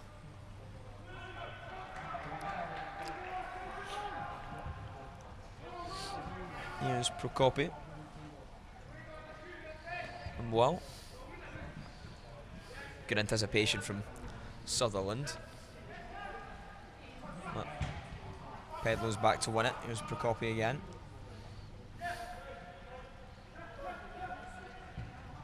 Here's Kirk. Oh, lovely great touch. Great awareness.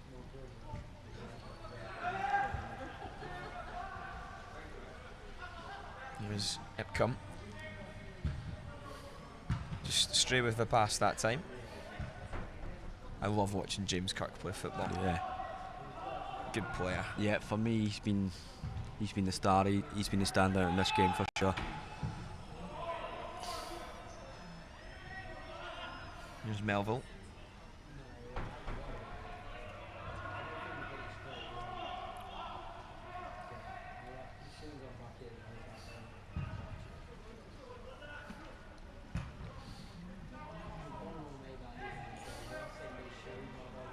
Mansiri turns after receiving the ball from Aldershot. Good move. chance here. He's got a man over on the right hand side. Here's O'Neill. O'Neill goes for the strike Great and goes goal. for the finish. Great goal. Really good goal. Finished off by Stephen O'Neill. And in similar fashion to the first game, it's now 3-1 and we have a game in our hands again. Yeah, absolutely. We said that next goal just give them something to work with. So yeah, they've done that. They've done well. They stole the ball in the middle of the park, broke quickly. Stephen took it really well. I think he's naturally left-footed, but showed equal ability and composure on his right foot there, and that was an excellent finish. Quite like the look of Stephen O'Neill actually. I think he's had a good game, isn't he? I think and to be honest, I think he can do even more than what he showed. And a couple of times I've watched him previously, I think he came off a little bit in the first half, struggling with a bit of tightness and a slight injury. But yeah, I think he's done well today. But I think he's got even more to show. Yeah, top player is Stephen O'Neill, plays for Edinburgh United. Attends George Watson's College. He's interested in studying physics and biochemistry, so clearly an intelligent, smart lad. Yeah.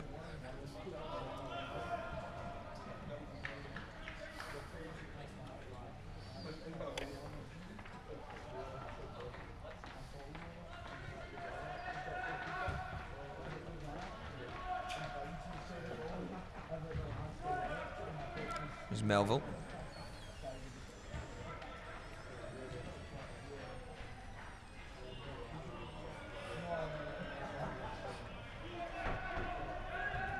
Yellow's just looking to try and control this. Yeah. It's strong from Lawson.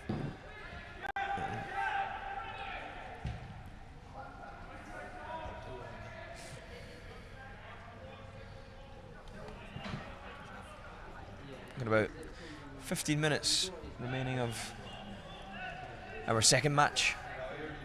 Yellows leading by 3-1. It's a key period in this game, this, for the Blacks. Don't want to give away anything. As I said, we're not really here to chat about outcomes or results or score lines, but the players are so competitive. They're playing it that way. These guys want to win the game. Absolutely, just from themselves and their own personal pride, they want to come away. If you come away with your team winning, I think that helps your your positivity and your confidence.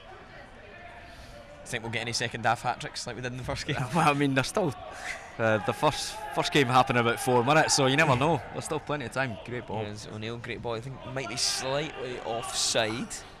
Flag stays down for now, so should be okay. Goes for the little nutmeg on that occasion.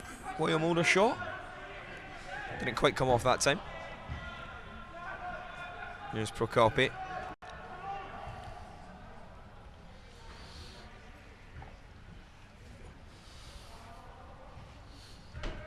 Prokopi just a little short. I think O'Neill was going to make it there, but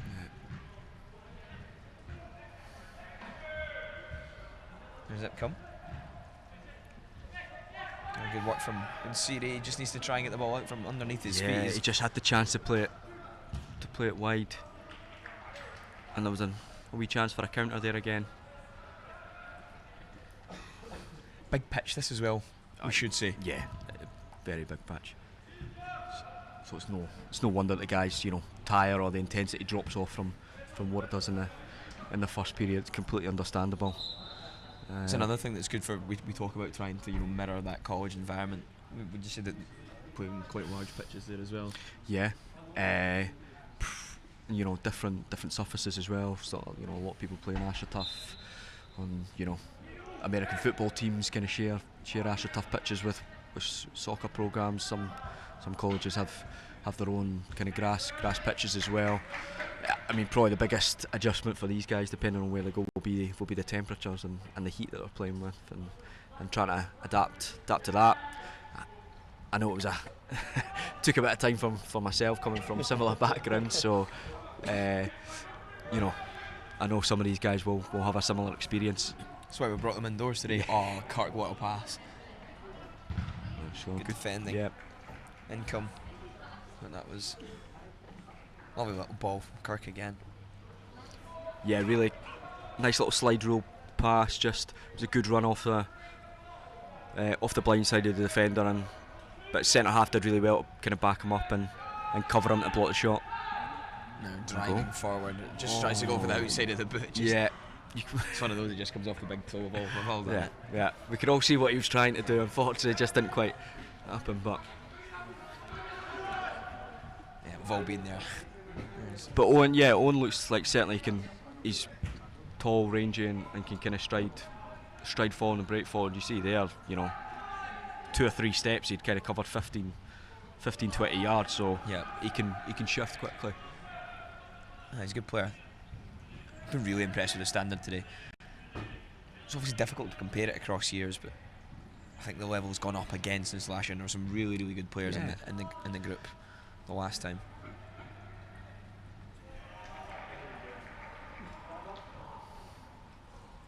It's hard, and always when you're at the trials and the assessments, you're I love seeing guys coming back, and then you're like, and seeing guys again, you're like, oh, actually they're, oh God, they take, some guys take you by surprise. You don't realise, how good they are, or they're maybe in a better moment with a club team and a bit more confident as well. But great. Wow. Great again. I mean, something like that is, it may look so basic in the eye, but that is so difficult to exceed. Oh, there's a chance here. Yeah, there's going to be a goal for Pedlo. Pedlo gets his second of the afternoon. Started with that brilliant turn in midfield from Kirk. It was brilliant, because he knew where the pressure was coming from, and he kind of knew where his teammate was going to be as well, so he could take one touch to evade the pressure and then just quickly shift it, and they were right in at the back four, and Pedlo's again come off that right hand side really effectively and put it in with a good ball over the top. He's on a hat-trick as well now. I know. Well, we might have our second half hat-trick now. We might between him and Prokopi. I think Prokopi's actually gone off now, but is he? But Pedlo's still on. He'll be looking for that hat-trick. Oh, here's O'Neill. Will be asking to come. O'Neill's just looking to try and play it back across for Matt Hunter. What I really like Stephen's done as well, he's tried to stretch, he's tried to run him behind, he's tried to cause the problems, and he's gotten a few times, and we've seen that he's certainly capable once he gets there, as evidenced by the goal. Good work from Sutherland. Yeah. Pedlo's had a really good second half, hasn't he? I know Yeah. as it sounds obvious saying that 'cause he scored 2 goals, but he's a real threat. Yeah. And I think, and again, similar to the first game, we saw guys who maybe had quieter first half and then come really to the fore in the second half, and I think it's been the same pattern here. Corner kick will be taken by Mac Hunter. Just goes to that front post one, not a bad area. Back out to Hunter again. Oh, I thought that might have been going in at one stage there.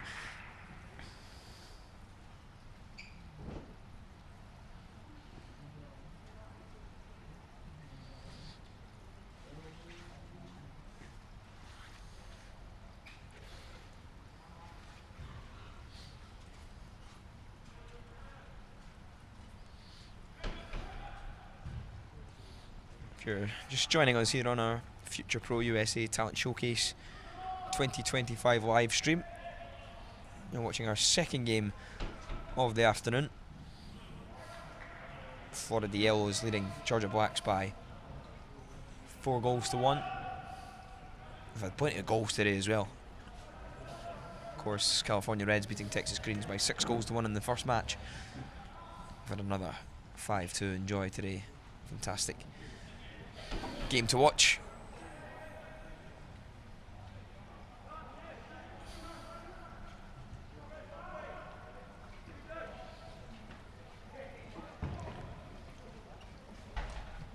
Offside, yeah. Yeah, I think similar to the first game though as well. It's maybe not been 3 goals in the game, but I think as one team goes down a couple of goals, they just try and be a little bit more, risk a little bit more, and leave gaps open, which the other team has been able to exploit already, having that advantage. Here's Sutherland. Morrison. To try and clip one in behind. It's read by... It certainly worked a couple of times the first half when I think Matt Hunter in between the 2 centre halves, he had a couple of big chances. You know, if they'd gone in, it might be in a different... Yeah, I could be talking about a different game, yeah. Different outcome, but yeah, I don't mind that. I think it's something that's worked previously, so trying it again. Oh, Stephen O'Neill's done very well here. He's kept it in. Now what can O'Neill deliver?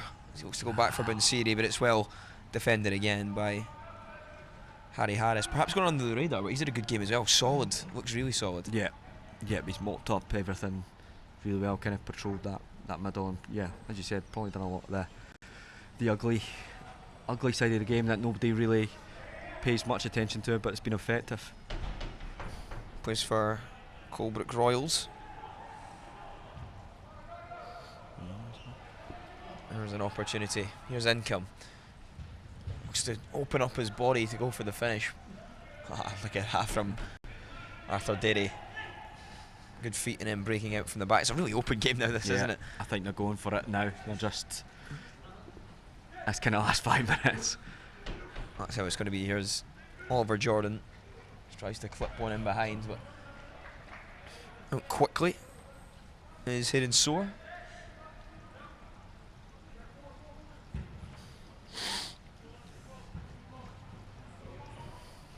Oldershaw.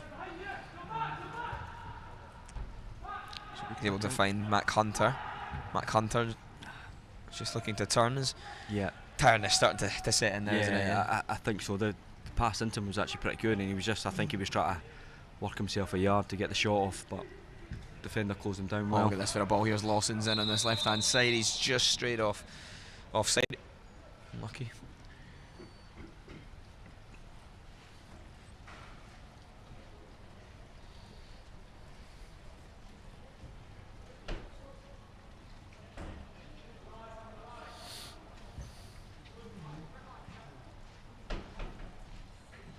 Sutherland goes inside for Hunter.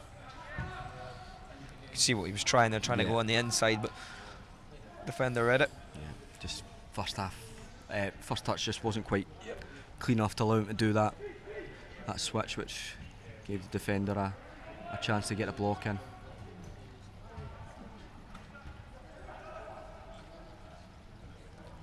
Now in the first match, the YFS volunteer team we've got with us awarded player of the match to Joe for his second half hat-trick. Yep. So we will allow them to do the honours again in this game. What can I ask you? In fact, I'll give you a couple of minutes of warning, Scotty, to try and think of who will get your player of the match prediction. Okay. So you're not picking player of the match. No. I'll still let the boys do that. But Well, let you have okay. a little prediction. So have a I little know, think, okay? To try and get in the minds of the YFS media team. I know who I would go for, but I'm not sure if that matches what. Who would you go for then? I would go for James Kirk. I think he's made a massive difference in terms of between the two teams. He's maybe not had the goal contributions. I think he might have had an assist, but yeah, I think in terms of his overall impact of the game, I certainly would be going for him. But I'm sure Michael Prokopi or Zach Pedlo would probably have something to say about that as well. Yeah, well, those three certainly are the names. Special shout out to Stephen O'Neill as well. Obviously, he scored a goal as well, but he's been really good off that right hand side. So if you're looking at someone from the Blacks, yes, certainly. I think he's been good. I think Matt Hunter's showed glimpses. I think the two centre halves for the Blacks have showed glimpses. Yefa as well. So yeah, I mean there's been some positive performance from the Black team as well. I think if you're going on the usual, as you do with the usual form, that you go for the man of the match from the winning team. Pinsiri, nice feet.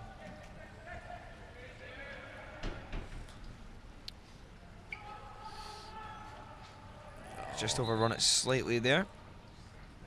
Yeah, just took his eye off it a wee bit. Is Lawson. Good defending from Owen Morrison again. Yeah. It's good from Blacks, and they just kind of keep them camped in here.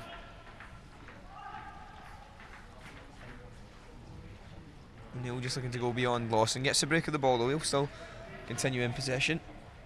I think there's been a couple of times like that which kind of shows Stevens, he's difficult to get the ball off. Here's Pedlo.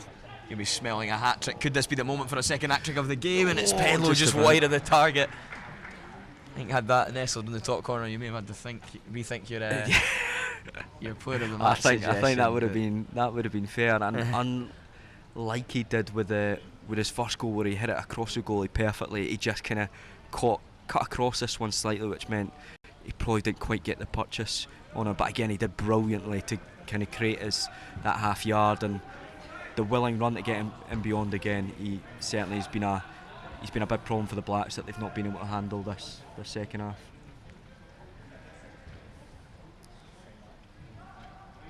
Here's Yefa Arthur Derry. Last minute and a half or so of this match remaining. Stephen O'Neill goes for a strike from distance.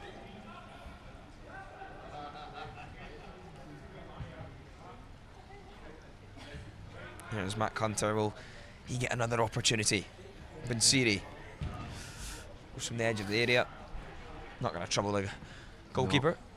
A couple of guys going for the spectacular, just hoping it might come off in the last couple of minutes to add into the highlight reel, I think. Yeah, can't blame them. No, absolutely not. It's just I'd be going for it as well if I had the ability. Oh. Me too, sadly. Yeah, that same here. Good work from Morrison. Yeah, he's done very well there. Yeah, he's did really fought. Oh, lovely pass. Sutherland is Hunter. It's really unlucky. That's tight. It's a really tight unlucky. One. There's been a couple of little disguised passes, isn't it? Yeah, absolutely. I think he probably is just slightly off, but yeah, it was one of those disguised passes.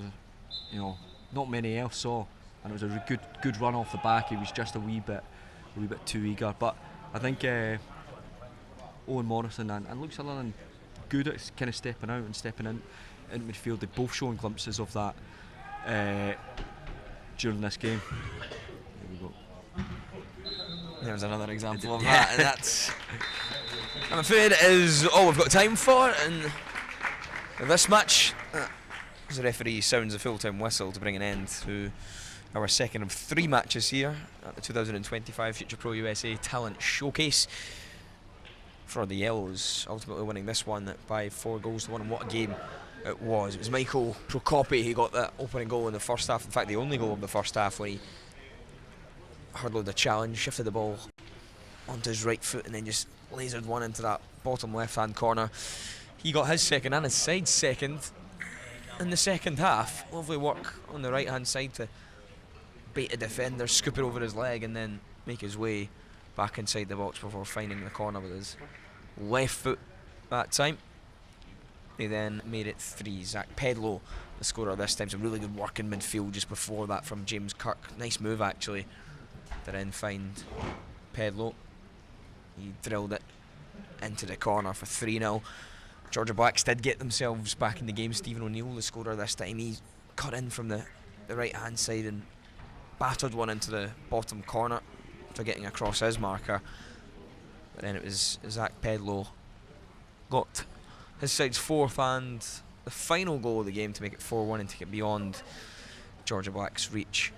Hopefully counter-attacking move, and then he applied the finish as well. Another entertaining 80 minutes of football.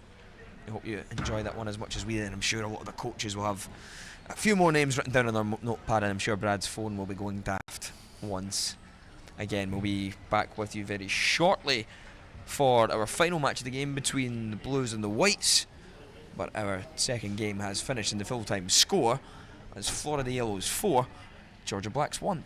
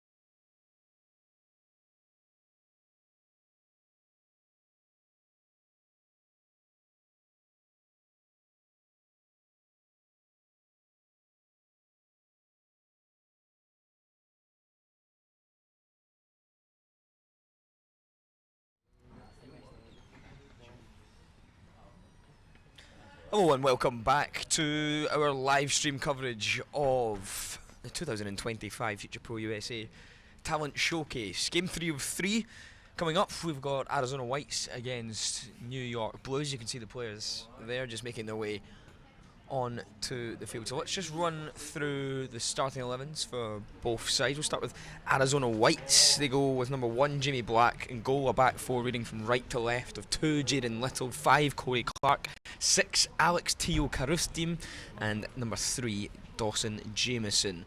Midfield 2 of number 8 Jack Ferguson and 4 Jamie Duckworth. We then got number 7 Cody Genter off the right hand side, number 11 Dylan James off the left hand side, and Danny McKeever in the number 10 position, also wearing the number 10 shirt. Up front leading the line is number 9 Ross Courtney. For New York Blues they go with Christopher Russell, number 1 in goal, back 4 of number 2 Kean Wright, number 5 Jagvir Batal, number 6 Kabir Chana, and number 3 Alexander Spence.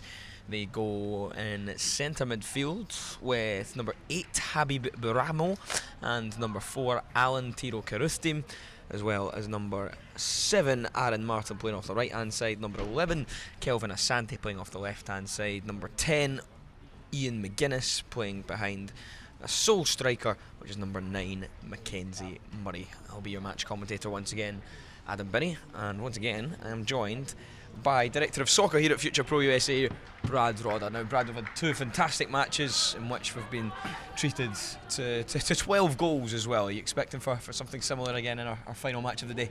I'd be shocked if we didn't get treated to that, to be honest. Yeah, they've been good, haven't they? They've been absolutely brilliant these games. The players have looked more and more relaxed as the days got on, which has been brilliant. And I'm hoping for more of the same, as I say, going into game 3.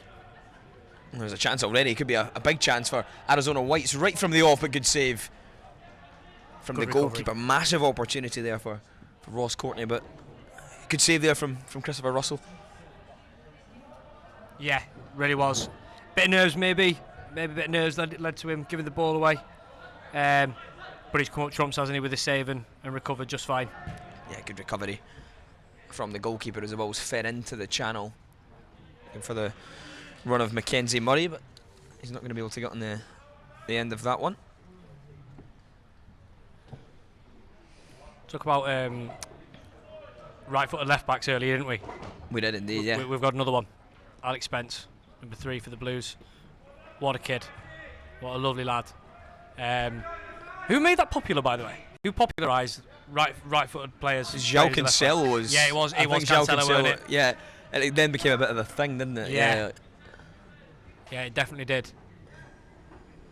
I'm sure there were right-footed left-backs way before then, but Cancelo, I think, certainly started a bit of a trend.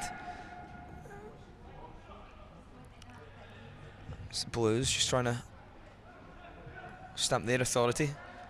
That's good work, that. Lovely touch. Turn, just play around the striker. That's good. I think Jagvir Bathal. That's key in the early stages, isn't it? It has been a bit frantic in both of the games that we've seen earlier. Absolutely. Bit of a frantic start. So having someone that has the composure to get on the ball, to settle things a little bit, give your side a little bit of sustained possession.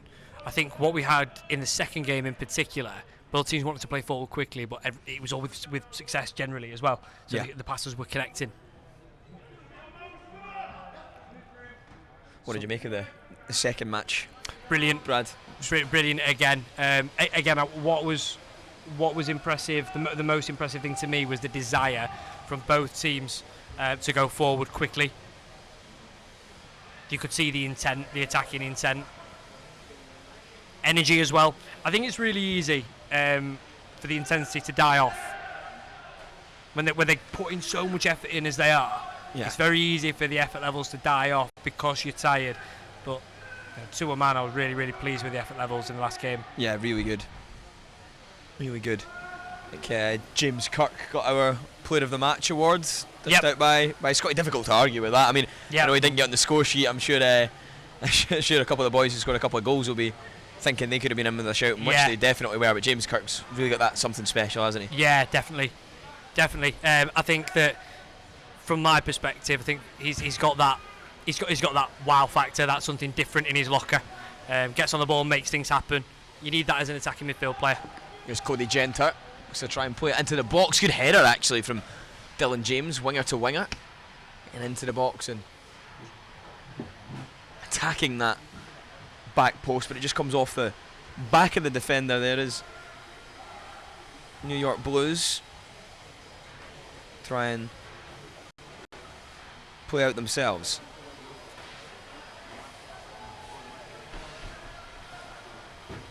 Yeah, good work from Jagvir again. He plays it down this right hand side. Good run from Aaron Martin. Martin's got beyond the fullback. Can Martin pick out a man in the box? He goes to try and pull it back for Ian McGuinness. Arizona Whites eventually come away with it, but good move from New York Blues down the right wing. Not good work from the Whites. Just launched forward looking for that Mackenzie Murray run again. Loves to chase does Mackenzie Murray.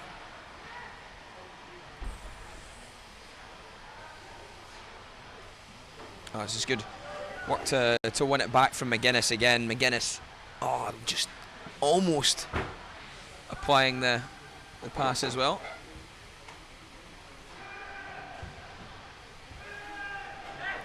Genta.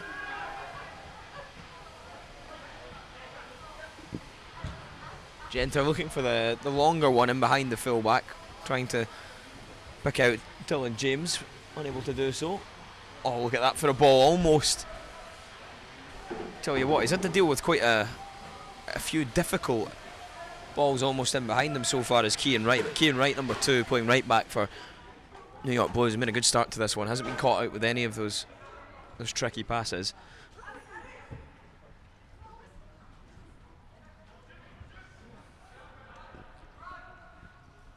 There's Jagvir once again.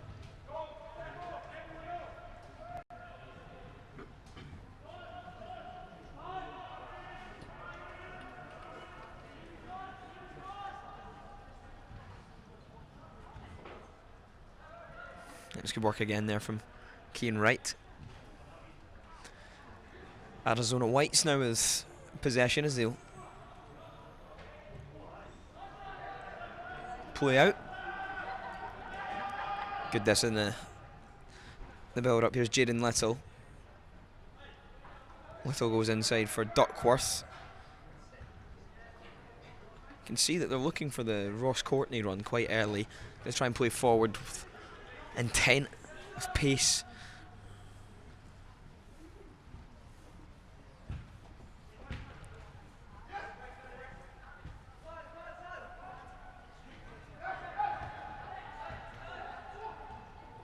Here's Jagvir Bathal. Pulls it wide for Alexander Spence. Alex Spence goes inside. This is Habib Bramayo. Spence looking for that front post area. He's going to come back out for Habib. White's come away with it now. Cody Genter and Ross Courtney have made runs here. Courtney could be in, but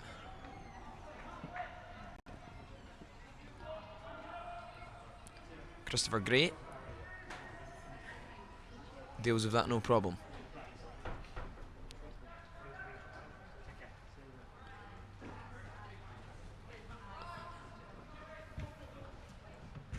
Good interception, good anticipation, but Blues remain in possession. That was Kelvin Asante.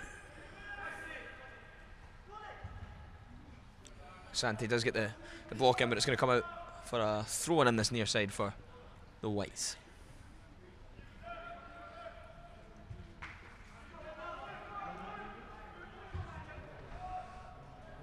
Oh, good pass that, Brad. Good technique. All the goalies are quite comfortable, aren't they? Yeah. Notice that in all the games, actually. The goalkeepers all comfortable with their feet. We all know that's such an important part of modern football now as well. Certainly is. Certainly is. Even, say probably about, 5-10 years ago, probably felt less prevalent, maybe. Yeah. I mean, again, it's another impact of maybe that City team, wasn't it? when Edison came over. I mean, they were obviously great goalkeepers with their feet before that. Victor Valdez, Iker Casillas. Manuel Neuer was the man that really revolutionised it. Yeah, under Pep at Bayern. Absolutely. And it does show in the way that players are being developed these days, the way they're being coached. Now, you said after the first game, Brad, that your phone was ringing off the hook. Was it the same after the second game? You get quite a few messages. Well, the WhatsApps I've just about dealt with, but the emails, as you can see there, 169. Oh, it's gone up to 178 unread emails. Yeah. Is that just from today? Yeah. Well, no. That's from the last hour and a half. Oh my word. The last hour and a half. Viewing figures, inquiries, messages, the lot. General messages, rather. I mean, that's no surprise, isn't it? I was saying this to Scott as well at the end of the second game, that feels like year on year the standard just gets lifted and lifted and lifted. Just more players, the quality of those players, there's never a drop off on that. And it's so good to see so many talented kids, and hopefully they'll be able to realise their dreams soon. They really do bring it as well on these days. They really do bring it in terms of their application and the desire. It all shines through. Great pass. Okay. Spence. It's inside for Alan Teokarithim. Cody.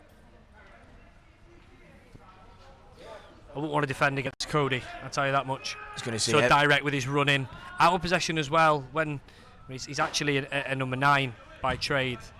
And you can sort of see why, because of how he presses people out of possession. It's relentless. When he gets it, his first touch, face forward, take his man on. We were talking about this the other day, actually, about wide players. About wide players that run at the defender's chest. They run directly at your chest. And they don't give you an opportunity. You're almost on the back foot straight away. You're backpedaling. You're having to sort your own feet out. It does that, and it's so hard to contain.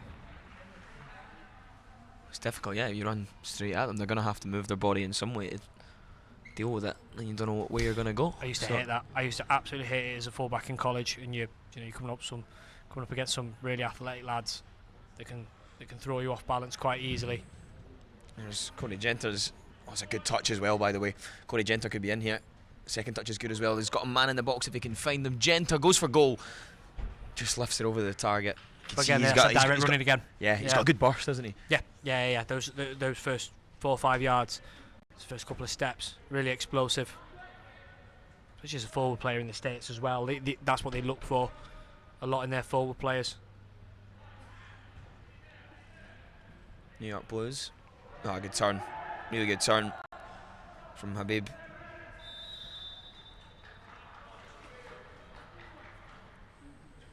So Habib's a little bit of a different one to the rest of the lads that were here today. He'll actually be a transfer. He's a first-year student at Glasgow Cali University, so he'll be a transfer rather than a true freshman. Delighted to have him on board. It's great as well. That shows that it's not too late. You don't have to do this straight out of school. No. You can still help people who have already begun their further education. Absolutely, and we get an increasing number of those players each year. Very well dealt with. What does that process look like then for someone who's someone who maybe thought that the traditional university route in Scotland or other parts of the UK is for them, and then they decide they want to go to the States? What does that transfer process look like? So it's essentially, I mean, the evaluation process, not really what you asked, but the evaluation process is obviously where it starts for every player. So if a player's interested in starting their journey going over to the States, but they're already in uni here, that is largely the same. The transfer process is a little bit of a different process in the sense that you've got to get your transcripts, as the Americans call them. We might call them certificates, or the modules you pass maybe in year 1 of uni or something like that. Yep. You have to have them evaluated by an independent evaluator who evaluates your credentials, and they sort of determine kind of how well you did in your first year and where you'd fit into the American system, and quite literally you would transfer into the American system. So there's ways and means of doing that. Like I said, that's all done through sort of independent companies that do that, and obviously we guide the players through that process. But we're getting an increasing number every single year of transfers looking to go over to the States. Whether they are We've got one lad at the moment who is a second-year student at Loughborough. A lot of master students, a lot of lads who will do their bachelors here in the UK, and they'll want to go over and do their masters in America. Well, just shows you, never too old. No, not at all. Not at all. I mean, there does come a point where once you're out of education and stuff like that, that's when you do become too old. But more often than not, there is a way in. As long as you've been in education, there is a way in. And there's so many different divisions and so many different sort of governing bodies that have different sort of that have different requirements, academic requirements, eligibility requirements. It's our job to help people, before they come on board with us, understand what they're going to be eligible for and what's going to be right for them. Yeah.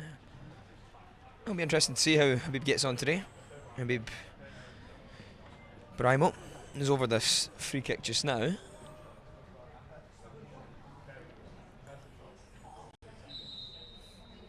Might strike this.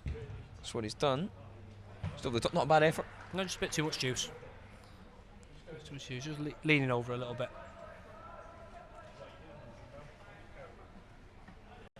White's looking to play out. New York Blues have pinched it back. Here's Murray. Asante back for Spence. Spence inside for Habib again. Just a little heavy perhaps with the pass there. I tell you one thing as well, Adam, that you don't realise how big that pitch is until... I've played on it, Brad. It's massive. It's a grueler, isn't it? Yeah. So Scotty and I were discussing this. Is that something that you found in America as well? Do you think the pitches? I think you share a lot of them with the American football grounds and stuff. They tend to be quite big. They are big pitches. Yeah. Yeah, you do tend to find that more often than not. I would say, on my experience, that most teams will want to utilise the biggest dimensions possible if they can. Yeah. Again, whether that's by choice, I'm not sure. Some of it might not be. But typically they do want to utilise that space. I think it's another reason why the game is so athletic over in the States, because they do want to use that space. They want to make it as long so they can stretch you that way, and they want to make it wide so they can stretch you horizontally. It is a big part of it. The fitness is the biggest thing. When I went over there, the biggest thing that I noticed early doors was the athletic side of things and the fitness that I had to develop quickly. Yeah. I trained. I'll never forget it. I trained what I thought was hard in the build-up to going over there. I was fortunately carried a good attitude where I thought, you know what, like I was quite almost like pessimistic in the sense that I don't want to turn up the least fit. Yeah, got to use that as a motivator. You were involved with a professional club before moving over there in Mansfield Town, and you would like to think the standards there are really high and really good. So it just shows you the level of fitness that these guys, and I saw it when I was over there as well, Brad. The college, these guys, they train like pros. They're exactly. They're full-time student athletes. Exactly that, and it shows. So, like I say, I was preparing what I thought was the best way I could, and training really, really hard. And I was in the gym once, maybe sometimes twice a day, and I really was taking to it. I think if I look back, I was really pleased with how I prepared. And yet still, when I got out there, I felt, again, maybe me just being a bit negative on myself, but I did still feel like I had more to do from a fitness perspective. A lot of it was psychological as well. That first 2 weeks in pre-season, when you get over there, they're looking to see who's got it in them to keep going when it's tough. 2 or 3 sessions a day in that first in that first 2 weeks. Now, fortunately, you offset that with the level of the facilities they got, the rehab facilities, the athletic trainers, as what we call physios. Yeah, absolutely superb. Did you enjoy that side of it as well? Getting that exposure to the, to really top class facilities. And loved it. You're looking after yourself when you're there, aren't you? Brilliant, Chris. That's superb, isn't it? I thought he might have done a bit too much then, but he still found the way. No, I loved it. I absolutely loved it. I think they taught me how to look after my body. He taught me to be independent as well. That's another thing that we sometimes just taking for granted is not the right way to say it, but you really do forget that these kids are moving away from home across the pond and living away from parents for the first time ever. It's a massive lifestyle change. Yeah, it's huge. It is huge, and it's a lot for them to take in, which is why another reason why we want to support them for the whole time that they're over there. Yeah, and that's one of the things that you do well. Is it's not just getting them there. You're supporting them throughout the entire process. They are your clients. Yeah, they are. They are, and again, I think that's the benefit of being able to of having a staff of people who have all been there and done it for themselves. All of our consultants that have will work one-to-one with the players and with the families. You have to have been there and done it, because we believe that's the best way of giving 100% the best advice. Excuse me. So it's absolutely huge, and I think it's a massive benefit to them. Here's Kelvin Asante. Good effort. Ooh, just over. Alex Teo Karuftum. Just over the top. Should say, sorry, that's Alan. I'm guessing Alex is his brother. Is it two brothers? Brad? Yes, two twins. Twins, is it? Superb. Have you had twins before? Yes, we have. Connor and Owen O'Rourke, I think, was the most recent ones. They went out in 2022, if I remember rightly. To the same school or different places? Same school. Same school. Nice. Yeah, Wenatchee Valley, I think it was. Owen later played for Fulton Montgomery in New York. Did really well. Yeah, two twins on board. Brilliant. Two good lads as well. Really committed to the studies. Yeah. Both wanting to do engineering. Oh, nice. There's some smart kids here, isn't there? Yeah, there really is. And I think that one of the benefits that people get when they go over to the States is they can go into a environment, an academic program, that allows them to study pretty much whatever they want with minimal prerequisites. So, for example, over here, obviously, I mean, again, I haven't done uni in the UK, so I can't really speak from much experience myself, but I know that you have to have certain prerequisites to get into these universities. So let's say I want to go and do, I don't know, engineering. I might have to do a physics. We obviously have A-levels down south, and obviously advanced hires up here. You'd have to have something relevant in that field. You need to do maths, yeah. You need a higher maths, yeah. Exactly that. Over in the States, it's not quite like that, because you get to do, as long as you've got what they call high school graduation, status of high school graduation, then you can go and study pretty much whatever you want to go and study, which is brilliant, obviously. Yeah.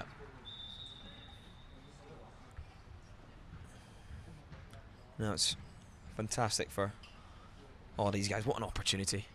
I was going to ask as well, I mean, remember this last year, really enjoyed the showcase and got to know quite a few of those guys really well.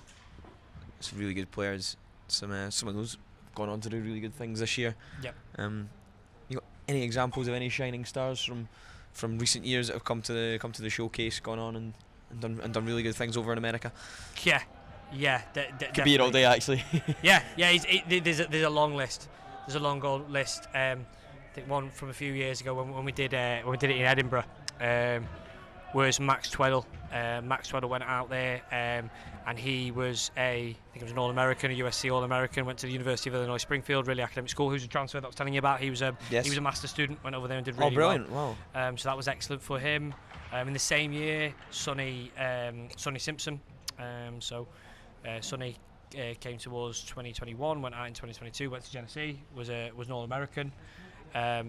He actually went Division 1 after his time at Genesee, went to Presbyterian College. He then transferred to Clayton State University at the D2 level, really strong D2 program. Lewis Duncan as well went over to Iowa Lakes, did exceptional there. Played at Salt Lake, brilliant 2-year program as well. Came back, I think it was with Elgin City he signed. Yeah. After that. So playing professionally in Scotland. Yeah, then went to go and play in Australia as well. Oh, brilliant! Yeah. And this is it. It's a platform.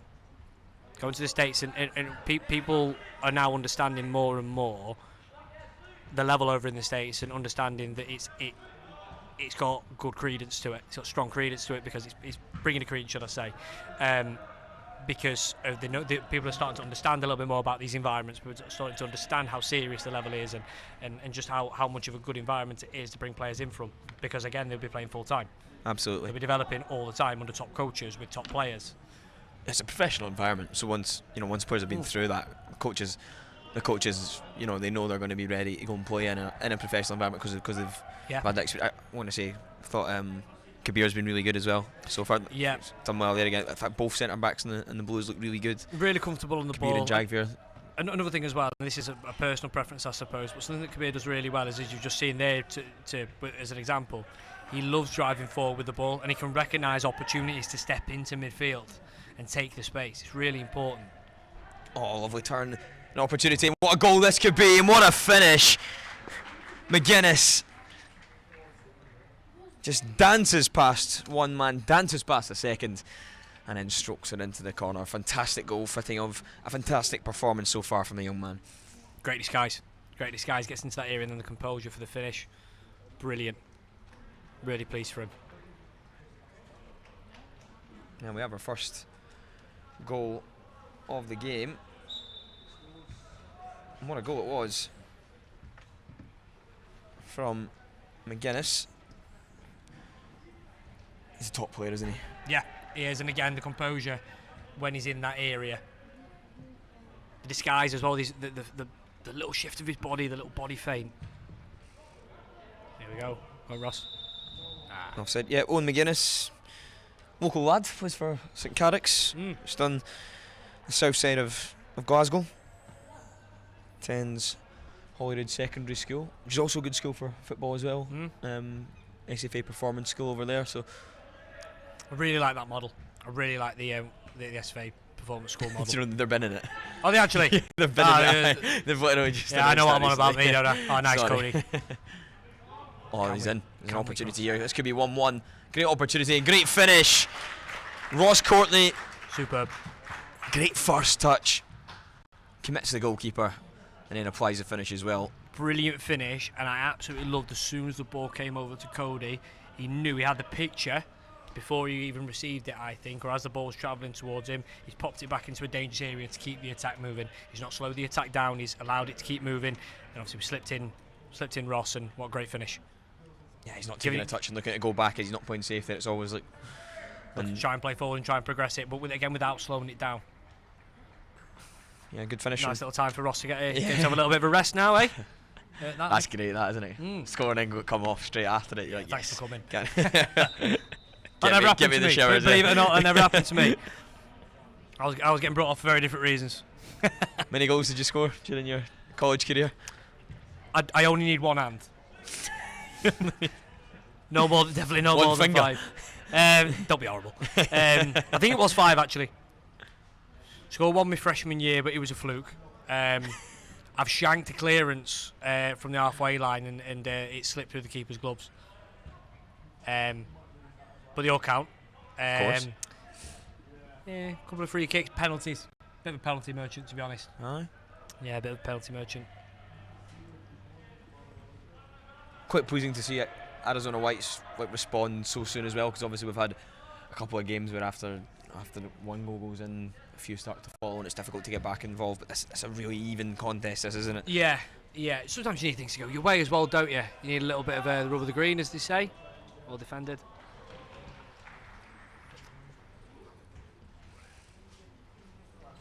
Not easy to get in behind that.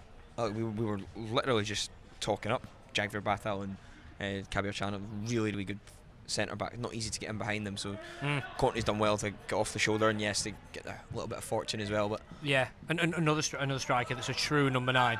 Number 9 as he is, and he shows it in the way he demonstrates how he plays off the shoulder, and he's always looking to stretch you and ask you a question. Profiles of players is a really interesting thing as well, Adam, because the college game in America is exactly the same as the game here, where you build your team around exactly what you're looking for from a profiles perspective. Yeah. Some teams want a big number 9 that's going to have their back to goal, that's going to bring other people into play. Someone that's going to be a runner that's off the shoulder. Someone that's going to come and play a little bit deeper. I mean, the ideal scenario is to have one player that fills everything, right? But every or coach if is your looking for something roster different. size allows it to have a few different players that can play different ways depending. on... Yeah. Is that something that recruiters speak to you about? When not 100%. just specific positions, but specific roles. The in way team we that play. they're looking for. Is it, listen, we're looking for a fullback who can come and play on the inside, or 100%. or we're looking for our wingers to play really high and wide because we play them a bit like a false 9. Oh, there's an opportunity here. Whites could go and get their second at the goal. What a finish that is! Absolutely Danny. top class. Danny McKeever, I believe, got the goal there. Little wizard Danny. He's got that in his locker. Don't want to downplay how good that was, but I'm not too surprised because of the technique. That's what he's all about. Have you seen that in trials before? Is that something that you can expect to Just see puts when up in those areas as a number 10. He's got the ball striking technique as well.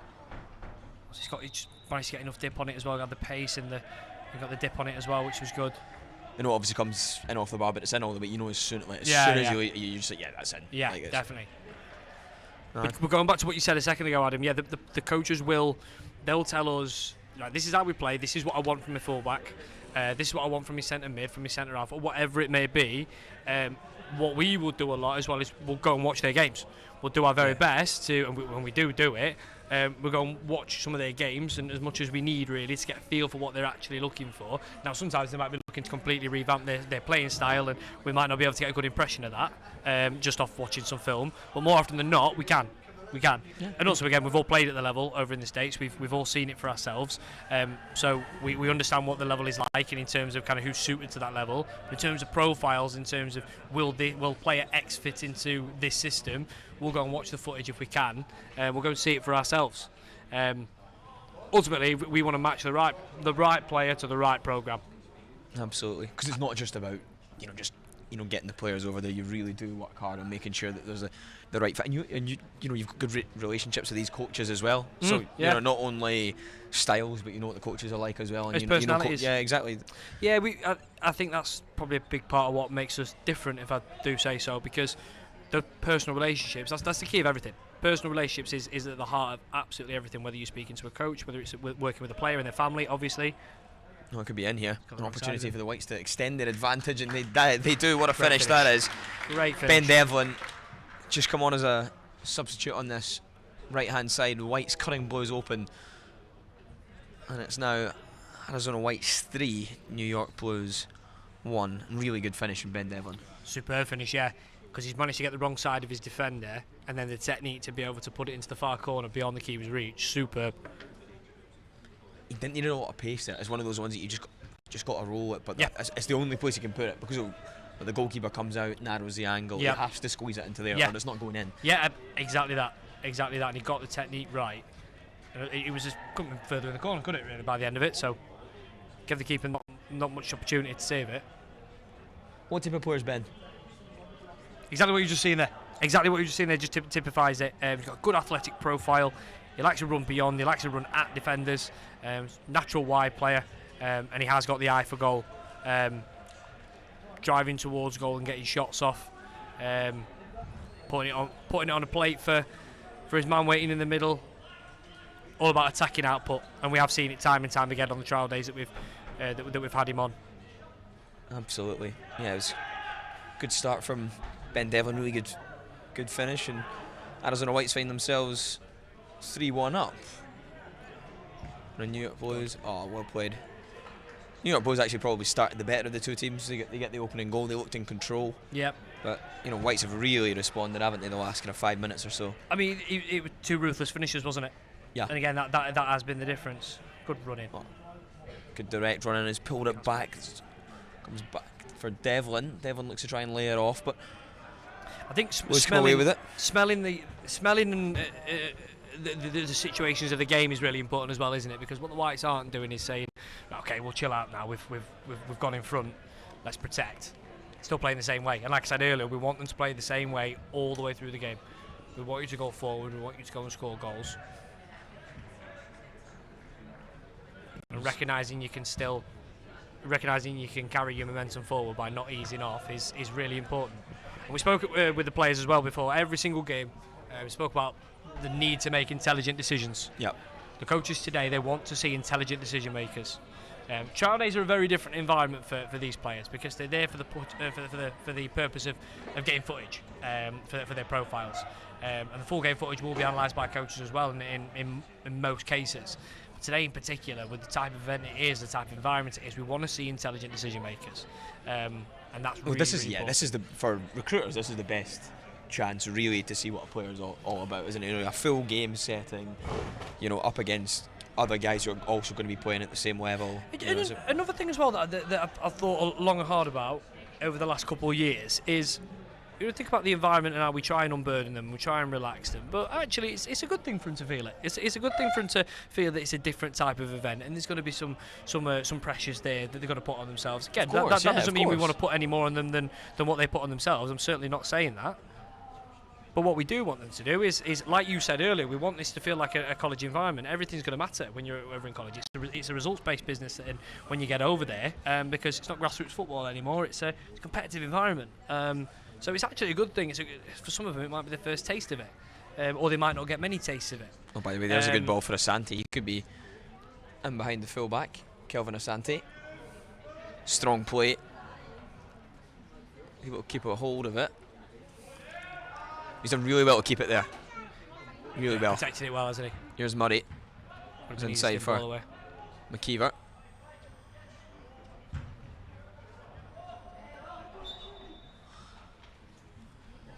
Do you want the good news or the bad news, Adam? I want the good news. The good news is in about 15 minutes you're going to have Scott with you. Is it bad news that you're leaving me now? That's not bad news, it's good news. Right, I'll love you and leave you. I'll be back. Thank you very much to Brad Rodda, Director of Soccer at Future Pro USA, for his words of wisdom once again. We've got around about 6 minutes remaining of this first half. Arizona Whites leading by 3-1 over New York Blues. Really intriguing chat again there with Brad Rodda, really giving us an insight into what it's like over in America once the players get over there. We treated to another fantastic game. We got 7 goals in the first game, 5 in the second, and already in this first half we've had 4. I would imagine we'll get a few more as well. I'd be very surprised if there are no more goals. Here's McKeever.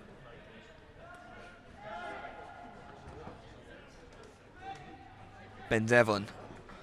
Devlin's looking for it. He's looking for the run. He's able to pick out Kasper Koninski.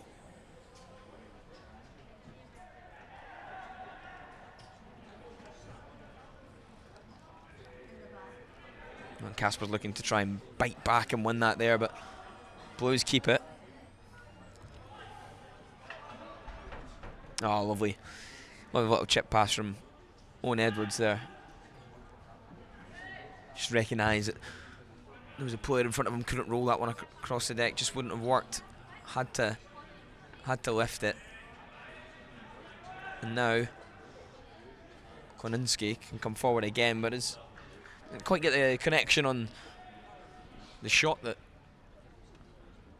he was looking for.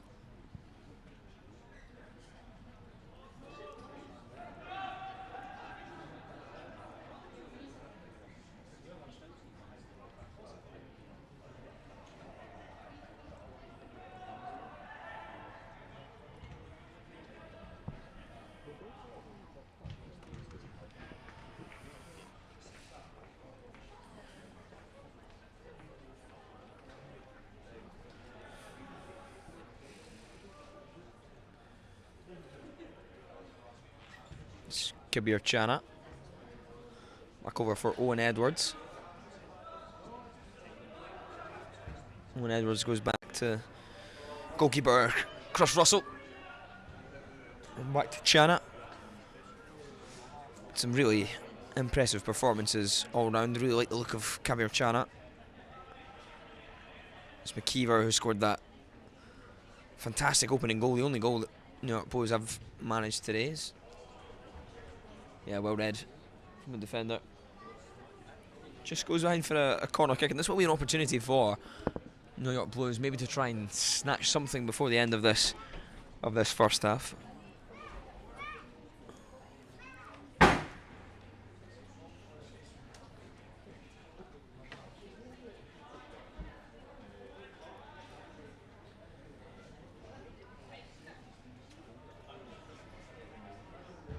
It's an in-swinging delivery. It's a deep one. It's going to go back all the way to Mackenzie Murray.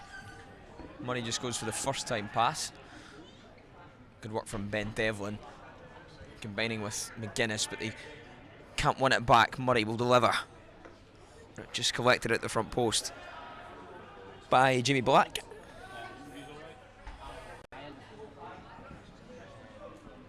Here's Ben Devlin again with that left foot coming in off the right hand side.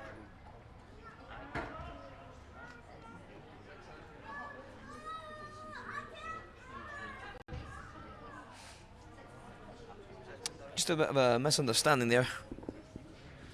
Casper was looking for the run on the inside, ball was played on the outside of the full back.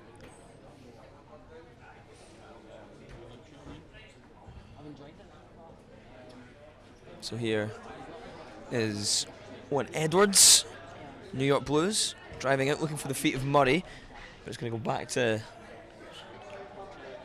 Edwards. Edwards looking for the run of Asante in behind. Here's Asante again.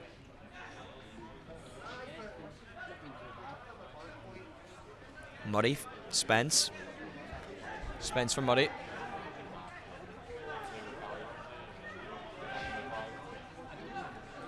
Chana. New York Blues certainly putting in a little bit more pressure on their opponent, still trailing by 3-1 as we enter the final minute of this first half. Good pass that from Chana, that's going to stay in. Oh, good feet. Oh, lovely feet.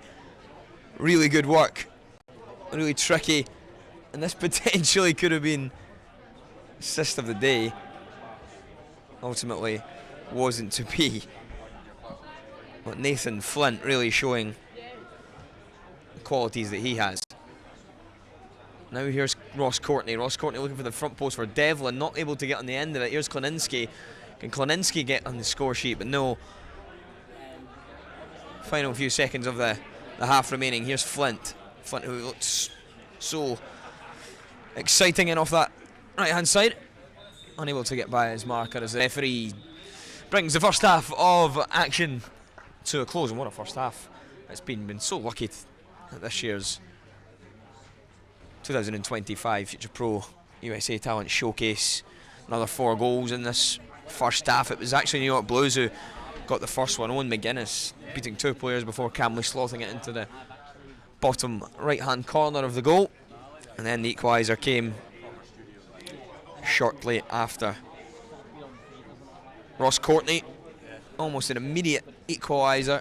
Some good anticipation in midfield before Courtney was released in on goal. Made no mistake the finish there, but then just shortly after that they made it 2-1. Really put their foot to the floor did Arizona Whites. Danny McKeever on the edge of the area, bending one into the far corner. I don't know if the crossbar as well actually. And from then on really it was all Arizona Whites. They added a 3rd goal to go 2 in front. Ben Devlin, the substitute, the scorer. Nice finish from Devlin.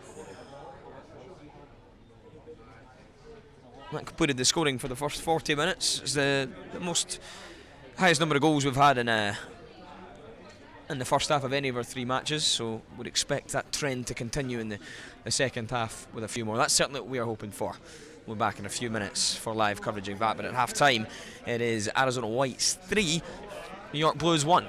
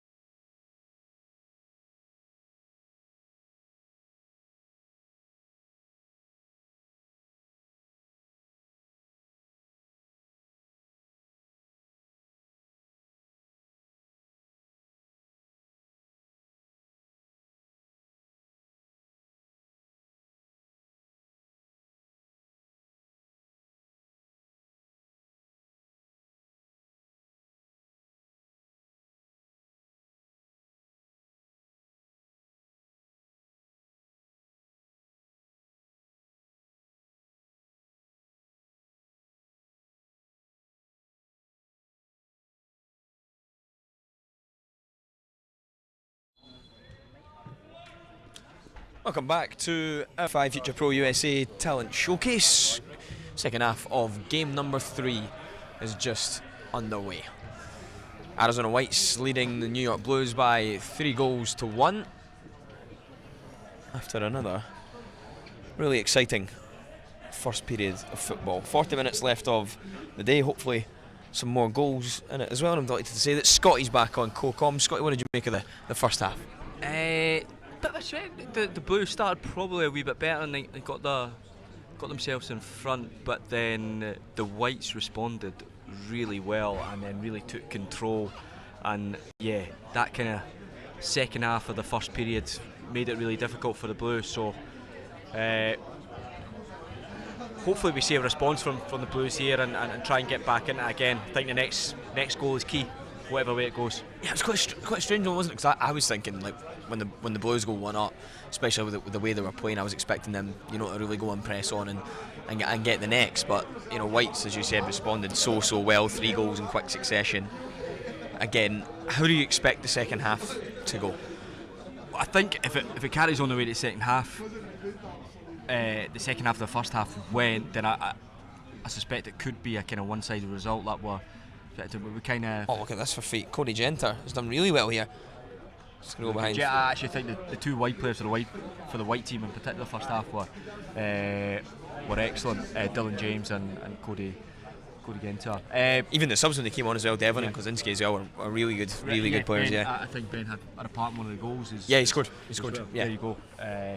So we were trying to say to the blue teams that we need to try and get back into it, get more of a foothold, just bring the intensity and get the shape back into it. It kind of got a bit disjointed, which I think was causing a bit of problems for the blue team. Were you taking the Blues for the first half? We were taking the Blues. Not to much effect. Has every team you've taken today been beat? No, we won the first one. Did you have the Reds? Did you have the Reds for the first one? Did you? We won the first one. So, yeah, no. Some good performances in the Blues. I mean, it's a great goal from McKeever as well. Yeah, he was sitting just in front of us a moment ago, actually. But Owen took the goal for the Blues really well, and I think Owen's done excellent. Got my number 10s mixed up. McKeever was the Whites. It was Owen McGuinness. Sorry, yes. Owen McGuinness for the Blues. Yeah, scored a really good goal. You're right. Yeah, and I think he was certainly one of the pluses for the Blues in the first period. I think your 2 centre backs looked really good as well. Really good. I think. Kabir in particular was an excellent step forward. Tried to link it. Obviously we can't hear everything from here, but you see him point, and he looks to be a bit of a leader as well. Would you say he's that type of figure as well? So, yeah, I think so. And that was the message we were giving at half time for Kabir to kind of really take a kind of leading role and try to get the blue team back into it and helping and encouraging the guys around him to hopefully give the blue team a foothold back in the game. Devlin shot with a pass, and there's an opportunity here for the Blues to try and get a goal. Flint maybe just does a little bit too much. Nathan Flint. Yeah, he just looked like he'd created that yard he needed for the shot, and then just held on it a wee bit longer. I think he'll be wishing he did just pull the trigger there when he had the chance. He did have a few bright moments towards the end of the half. He had that nice run down the right hand side as well. So he's certainly one that can cause problems as well. But the Blues they've started brightly this half as well, so they'll certainly have encouragement.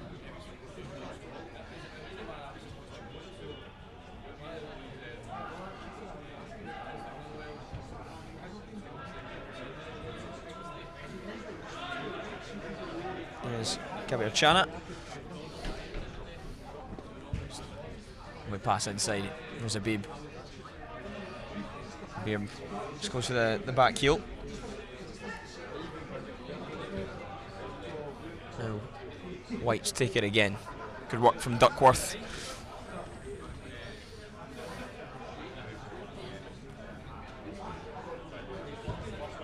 To the diagonal. Good touch from Dawson Jameson.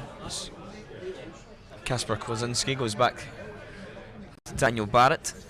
Oh, Barrett's a good ball in behind, and could be a chance for Ben Devlin to add a second here. Devlin's found himself in on goal, but Devlin just can't get the ball from underneath his feet.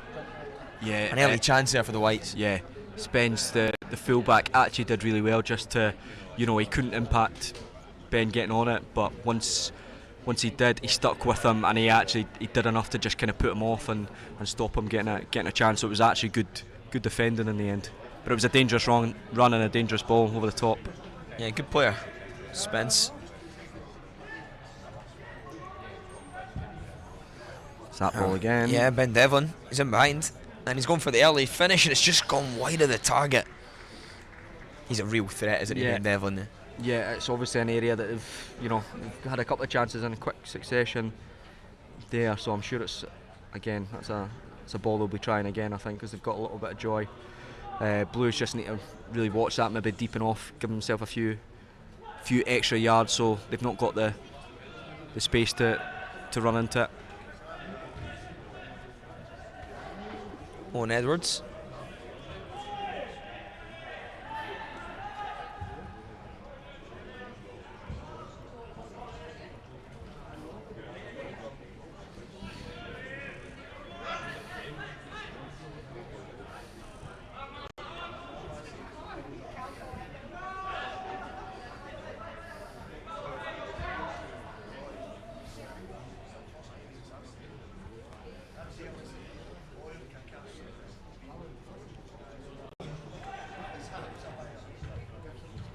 Edwards just pass cut out by Devlin. A chance for Cody Genter, but Genter's just straight offside.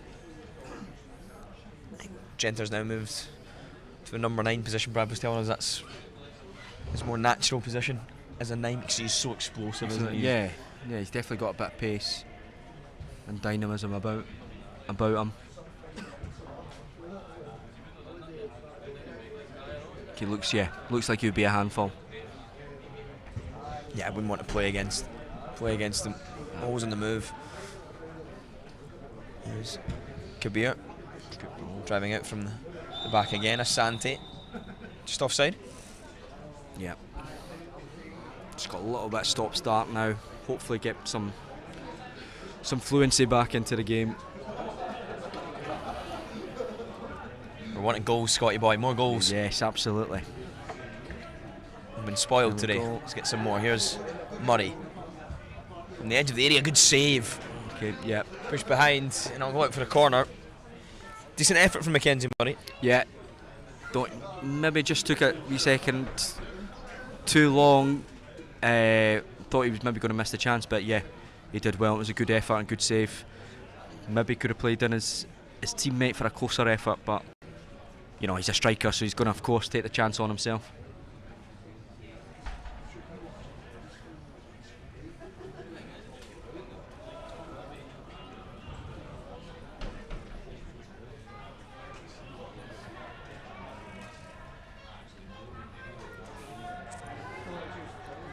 White's playing out now.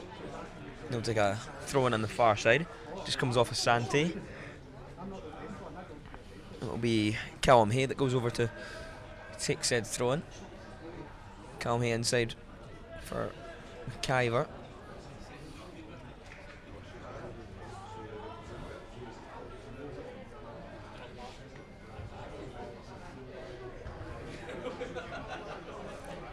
Brad was telling us again that his phone was extremely busy after the second game too. From the last couple of hours, 178 unread emails. Yeah, he's a busy man, Brad. He does well. I'm sure the other guys down there, they've not had the opportunity to look at the phones, but I'm sure they'll have been in a very similar position with a few emails and texts. Isn't there? Yeah, you can see why the coaches are wanting to have a look at these boys. Absolutely across varying levels and different colleges. Yeah, there'll certainly be guys all with interest after today, and in this game too. I don't expect that to be any different after this game. Of course, and this man could be one of them. Devlin, he's already got one. He's looked lively in off that right hand side, left-footed winger. Ball's played back out to the right. Oh, nice feet, really nice feet. Cody Genter just drifted over to that right hand side. Mackenzie Murray just can't get his first touch under control. Yeah.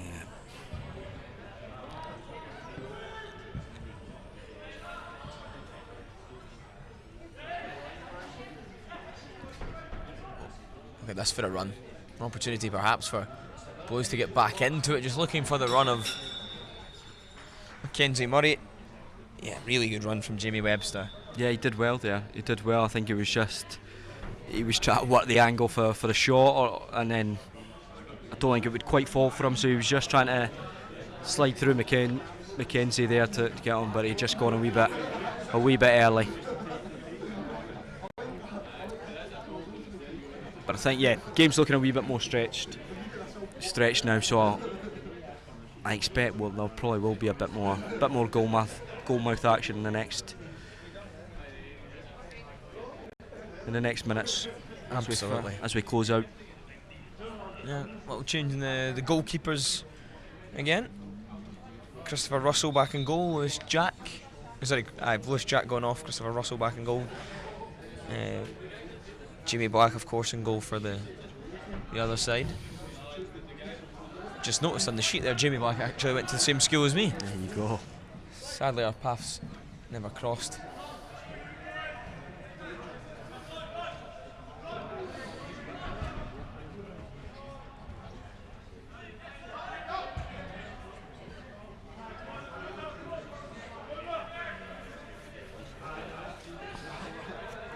Jimmy Black plays his football for Camelon Juniors. Denny High School student. Best school in Scotland, may I say.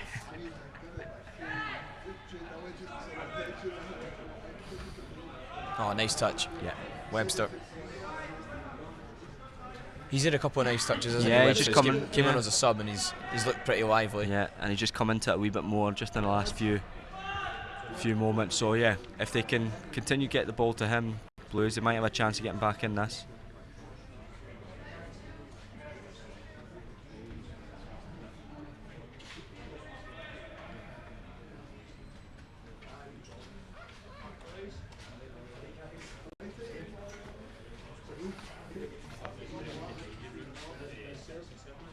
Christopher Russell goes short. Oh, lovely feet. Yeah. Good play that. Yeah, good. Yeah. Jimmy Duckworth. He's done well as well. He's kind He of has gone, done well, hasn't he? Yeah. again, one of those, not a headline role, but what he has done, he's done efficiently and competently. Yeah, doesn't give it away often. Keeps it, and he's really good at that.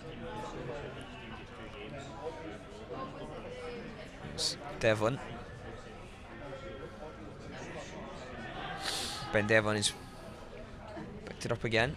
Just look to try and clip one to that front post area. Opportunity almost presenting itself to Dylan James there.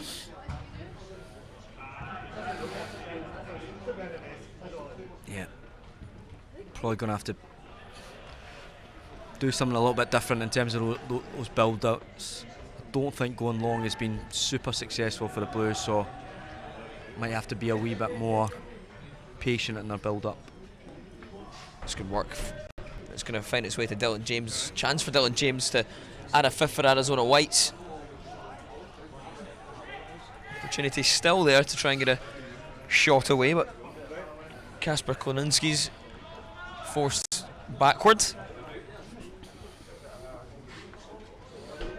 What would you be saying in the touchline then, as if you were still in your role as gaffer to the Blues to try and get them back in it? Well, I was just assistant, but I probably got demoted after the last two results. You'll be full-time commentator next year. I think just try to stick with it and keep going. There's still plenty, there's still 20 minutes or so left, so another goal. Just try and get some more control in the game. Keep the ball a little bit better as well, and then just try and find our way into the game. Strong challenge is Arizona Whites. Come away with it. Goes all the way back to goalkeeper Christopher Russell. Some can play from I think they did well there. Daniel Barrett. But I think the Blues have got to do a wee bit more of that as well. Step on, start pressing up a wee bit higher, take a few more risks if they want to get into it. It's going to open the door at the back for the Whites, but I think now if they want to get back into it, that's something they're going to have to do. Here's Barrett again. He has been good at that, stepping in. Yeah. So Kabir Chana was really good at it in the first half. Just kind of spaces haven't really been there for him to do that. Oh, good ball that. Courtney with a header. He's made some intelligent runs as well. Courtney has, he's done well, and obviously I think he scored the first goal as well. Took it well. It was an important goal. It was a quick response on the Whites to get him back in it. But yeah, he's looked lively too. Yeah, good player, Ross Courtney.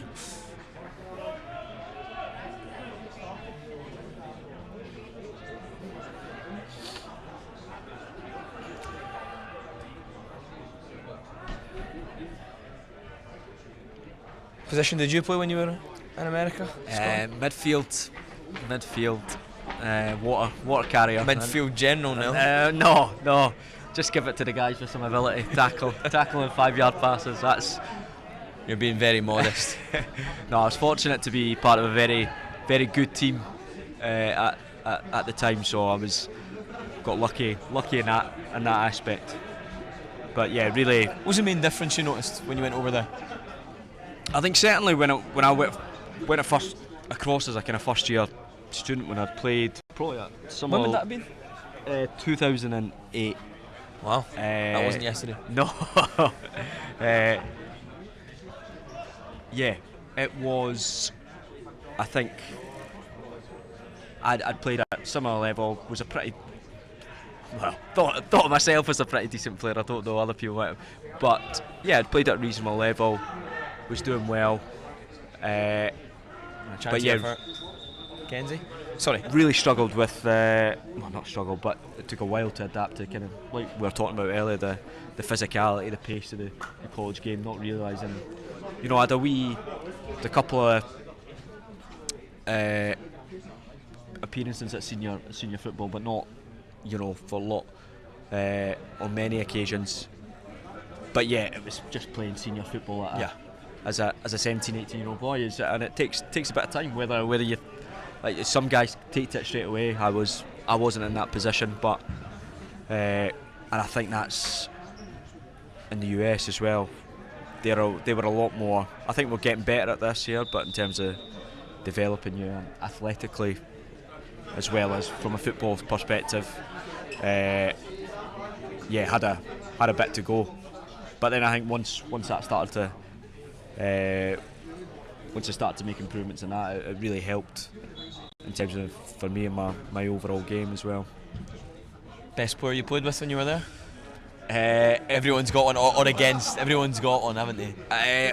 With would have been my friend, and he ended up being an All-American German player, Lasse Sorweide, from Flensburg, Germany. He was probably about the best. I think he ended up playing about 4th league Bundesliga. Oh wow. So he was top player and then, yeah. He was probably one of the main catalysts for why we were so good at that time. But yeah, I was really fortunate to play with guys, top players from Brazil, a couple of guys from the Bordeaux Academy, guys from the Caribbean, British guys as well, other Germans. So I think that's one of the best things about going across as well. It's not just guys from the US or the UK that you're playing with. It's a really multicultural. I was going to say that. Environment. What's that like? Because it's completely different, especially when you've only played domestic football. You go over there, there'll be different languages. There's multicultural environment. That must be really, really good fun getting to know all these guys. It's brilliant, and it's just from the environment that you're in, you get. There's a chance here for James, this way to the target. Dylan James. You get really close to everybody very, very quickly because they become essentially your family across there, and you're spending a lot of time with each other.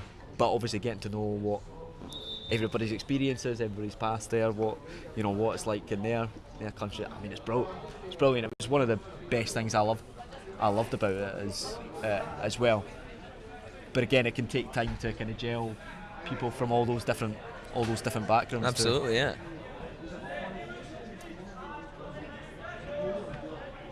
Brad described his experience in America as the best 4 years of his life.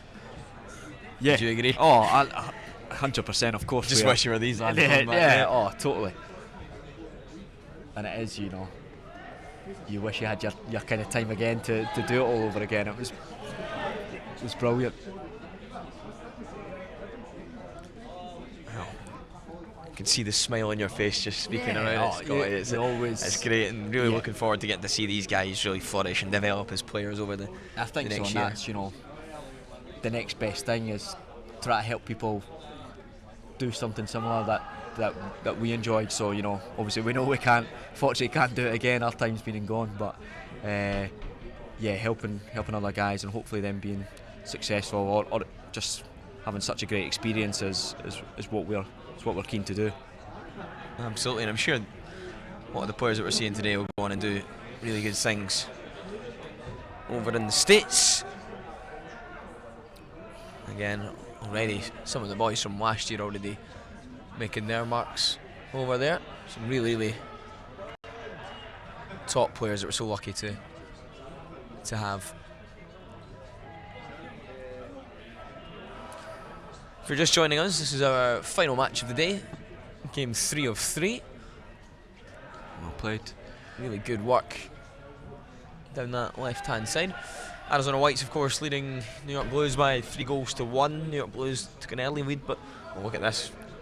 Fantastic footwork again from Jamie Webster. We've mentioned him a few times. Yeah, he's unlucky again. I think he's trying to work the angle for himself. He just couldn't quite shift it enough.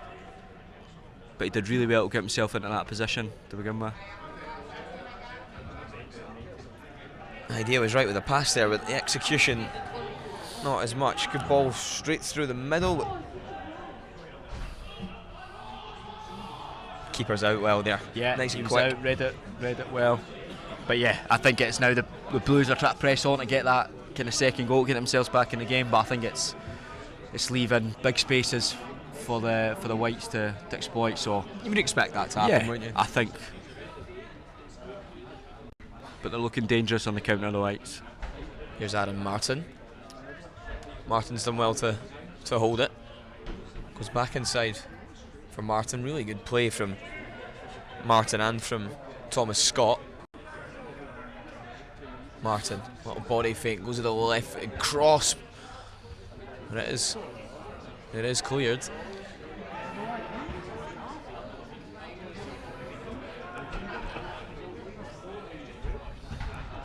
Flint. Shot blocked. Now Jaguar Bath out. It's better though, they seem to have got a wee bit of pressure now, a wee bit of momentum, so hopefully they can build on this.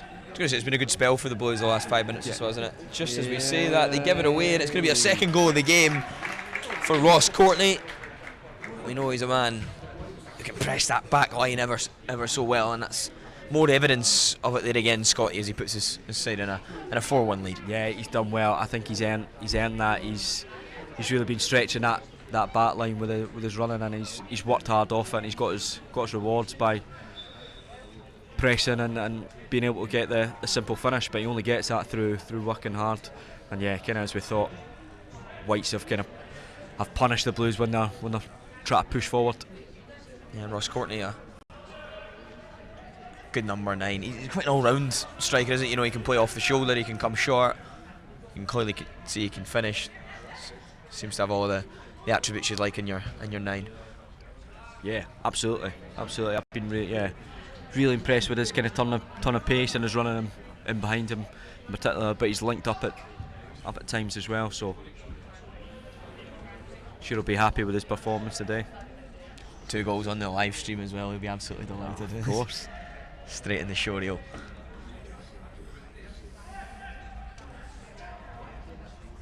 Here's Flint.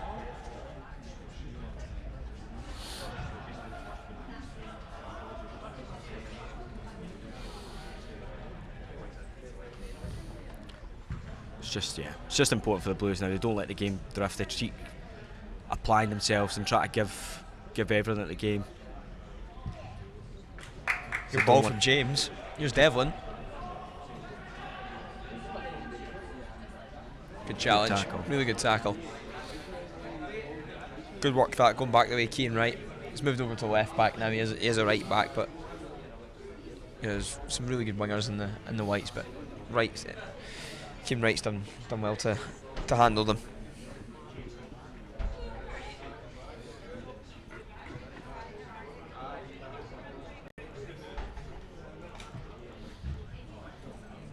Good ball, and it's a header. Just wide of the target.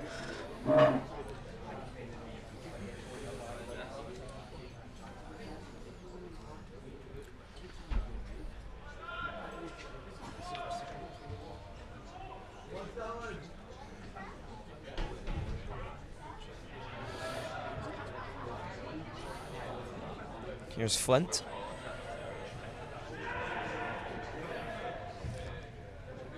Just looking for that early ball. You can see when New York Blues get it, trying to get bodies forward. James holds it. Good turn from Dylan James, looking for his wing partner on the far side, but can't find him. Oh, good turn.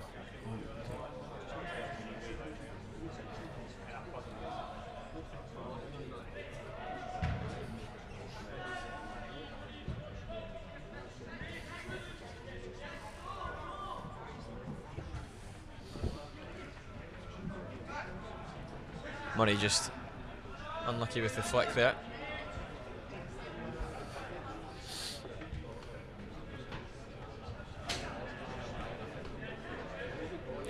Oh, got a chance. Got a chance. McIver's slipped it through Murray, but he's just offside. Yeah, I think McGuinness just didn't quite get his head up in time. I think Aaron Martin, yeah, had made the run down the right hand side. He just missed him. I think if he had slipped him through, they were going to be in. And then Mackenzie Murray was unfortunately offside when they played it. Yeah, Owen McGuinness, the scorer of the only goal for the Blues today. Really good goal like that as well. Yeah. Seems a long time ago now. I know it does, doesn't it? Yeah. A lot has changed in the game since that point where Blues were looking well on top.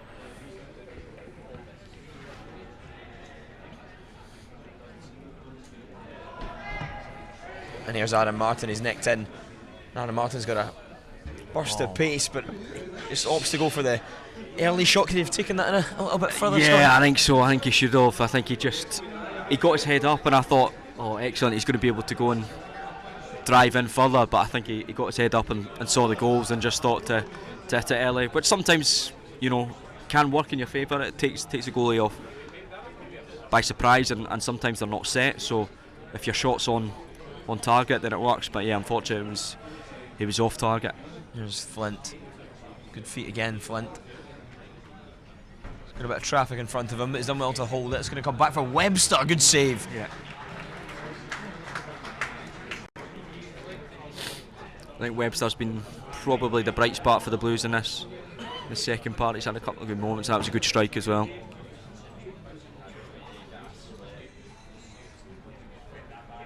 Will be Webster who will go over and take the corner on the far side. 11 minutes remaining of the 2025 Future Pro USA Talent Showcase.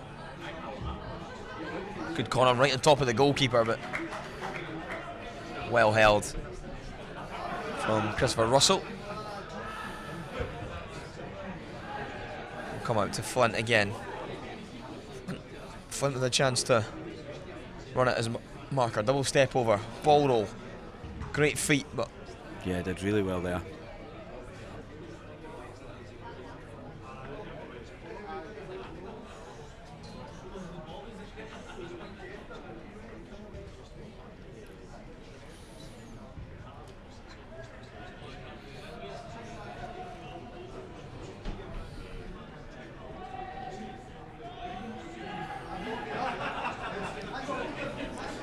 Whites have been a little quiet the last 5 minutes or so. Blues, of course, chasing the game, looking to try and somehow get Yeah, back into it.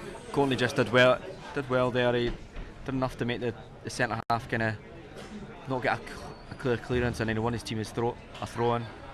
Potentially going to win them a corner here as well. Webster just trying to flick it forward for Aaron Martin, but it's cut out. One back by McGuinness.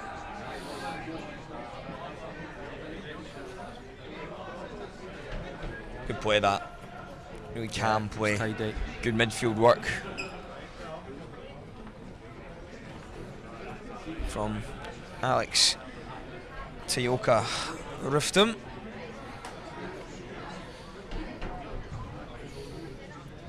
Well, a little bit more on that, and that could have been a really good ball, but it might actually still come forward from Murray. It's going to go over on the near side, quite an advanced area for a throw in. Aaron Martin will go over to take.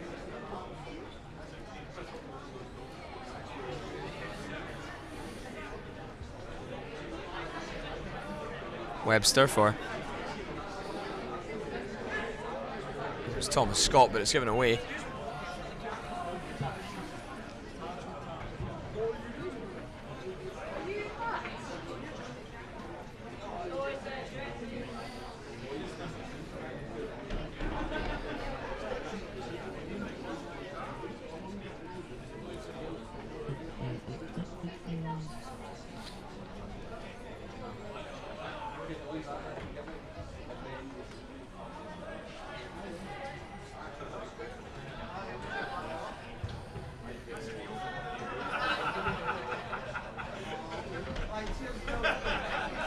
Lovely work from Martin.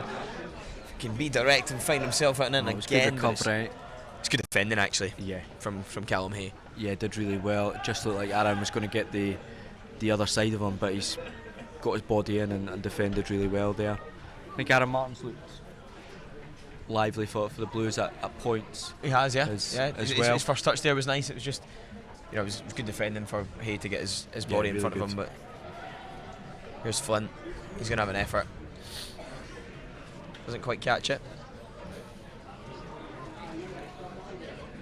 Oh, well done, Devlin.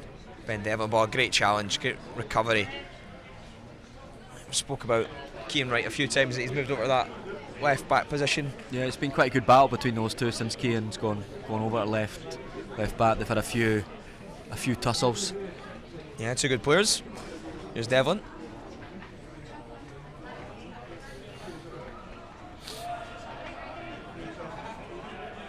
Webster. Flint.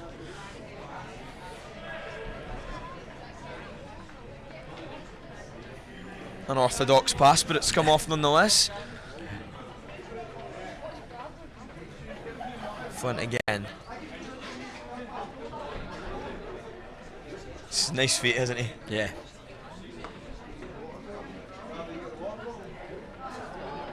He's definitely got that ability 1v1 to beat a guy. Yeah, for sure.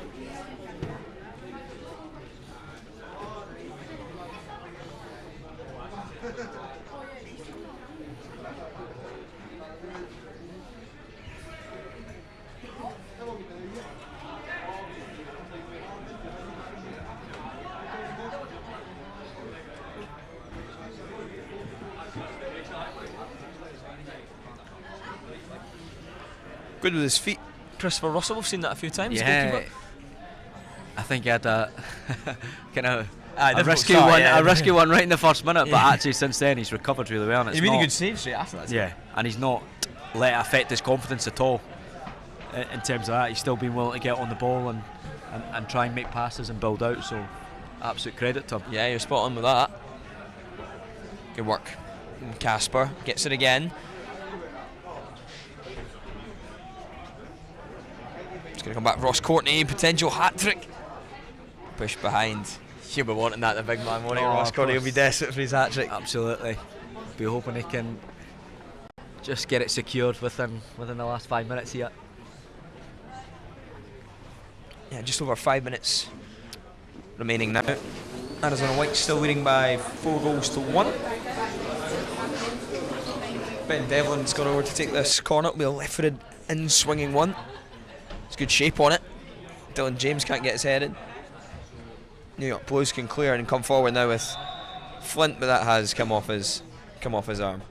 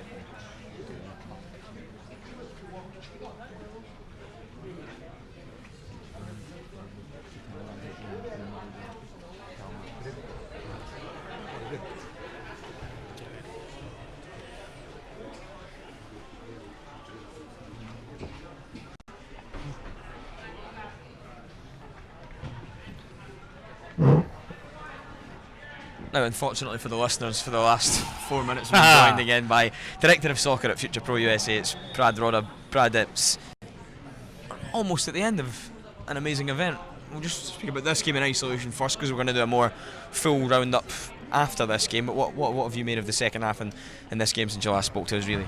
It's been more of the same, hasn't it, as the first 2 games. There's been a team that's really turned the afterburners on. And I think there's a chance here straight away for Aaron Martin. Aaron Martin, can he get...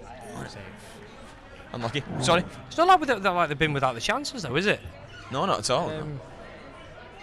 I think it's been fine margins, hasn't it? Throughout the whole 3 games, it's all been about fine margins, and it's very cliched, but it's people that take the chances, teams that take the chances rather, and that has been largely the difference between all 3 games, particularly this one as we're talking about right now. But really, really pleased, so proud of all of them. Genuinely, I am. It's not easy to come into this type of situation, and I spoke about it loads before, but the nerves and the pressure they'll put on themselves, even as much as we try and relax them, they will be nervous, and they will put themselves under pressure.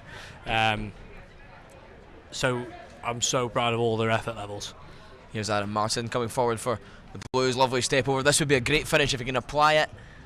And it's just Mackenzie Murray goes over the top with a rebound. Now, Brad, as you've joined us, you have the unfortunate position of having to vote for your player of the match from this final game. It was going to be Scotty that was going to decide, but now that falls on you. So, of course, a number of top performances from all of these players. I'm sure there's plenty of honourable mentions, but who gets your player of the match from this game?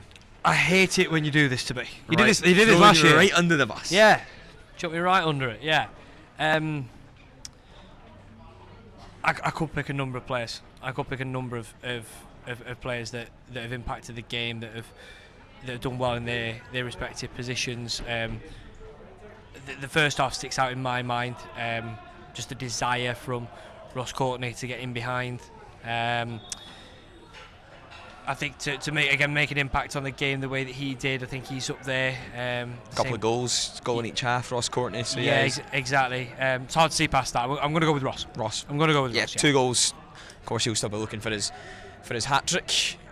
Still got just over a minute to play. But yeah, Ross Courtney's been absolutely fantastic. He was impressing Scotty as well, so I'm pretty sure that would have been a popular choice. But you're right. I mean, there's been so much talent on display in this game and across all 3 games, hasn't there? Yeah, been top class. Top class. And again, like I keep coming back to it, but it's the way they've all applied themselves in an environment where I keep saying that they put so much pressure on themselves. As much as you try and relax them, I'm so impressed with their attitudes, and I think that they can all be so proud of themselves. All players in all 3 of the games, they can all be really pleased the way they've applied themselves and the performance that they've been put on today. It's been brilliant. It gets. I think you mentioned it earlier when we were chatting, but it does get better every year in terms of quality, in terms of the application of the players. The level just keeps going up and up and up. So, yeah, so proud of them. So proud that they're all represented by us and that we get to work with these boys and their families.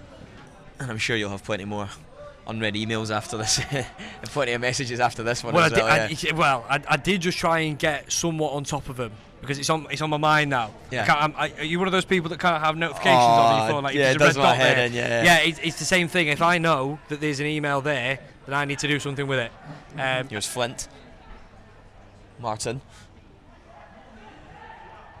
McGuinness. Owen. Good work from McGuinness. Pulls it back, and surely this is going to be a goal. Great Yeah, finish. fantastic finish. Brilliant, Habib.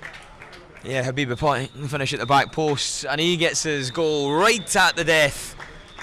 Fantastic. Should be happy with that one. What a What a way way to finish. to finish it. Absolutely, another fantastic game. 3 brilliant games that we've enjoyed here at Tory Glen Regional Football Performance Centre. But yeah, this has been quite the game. Owen McGuinness opened the scoring for New York Blues in the first half, danced by a couple of players before sliding the ball into the bottom corner.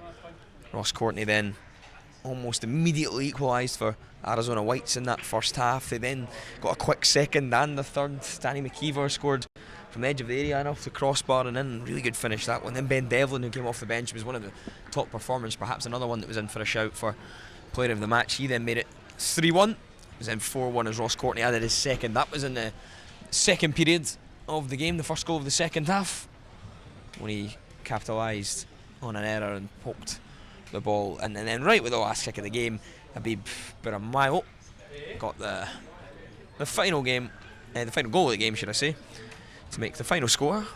New York Blues 2, Arizona Whites 4. Don't go anywhere, as myself and Director of Soccer at Future Pro USA, Brad Rodder, will bring you a full roundup in just a few moments' time.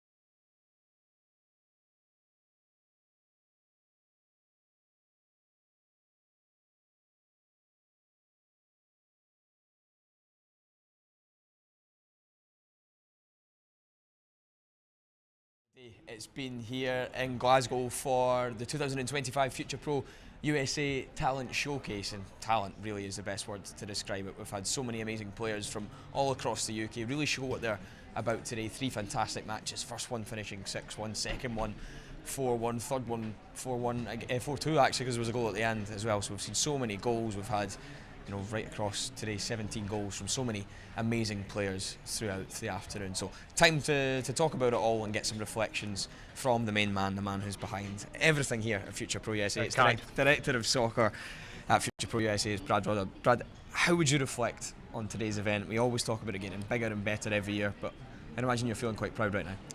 Yeah, I get quite emotional at the end of these events because the things that we do and the effort that we go through to put these events on for the boys, it's we put absolutely everything into it, and it is all for the boys. And I think that they've done themselves very proud with their attitude, performance, and their ability as players, and all the rest of it. That is one thing, but to conduct themselves in the way that they have, as I've said a million times now, sound like a stuck record, in the environment where they are going to put pressure on themselves, where it is going to be difficult for them.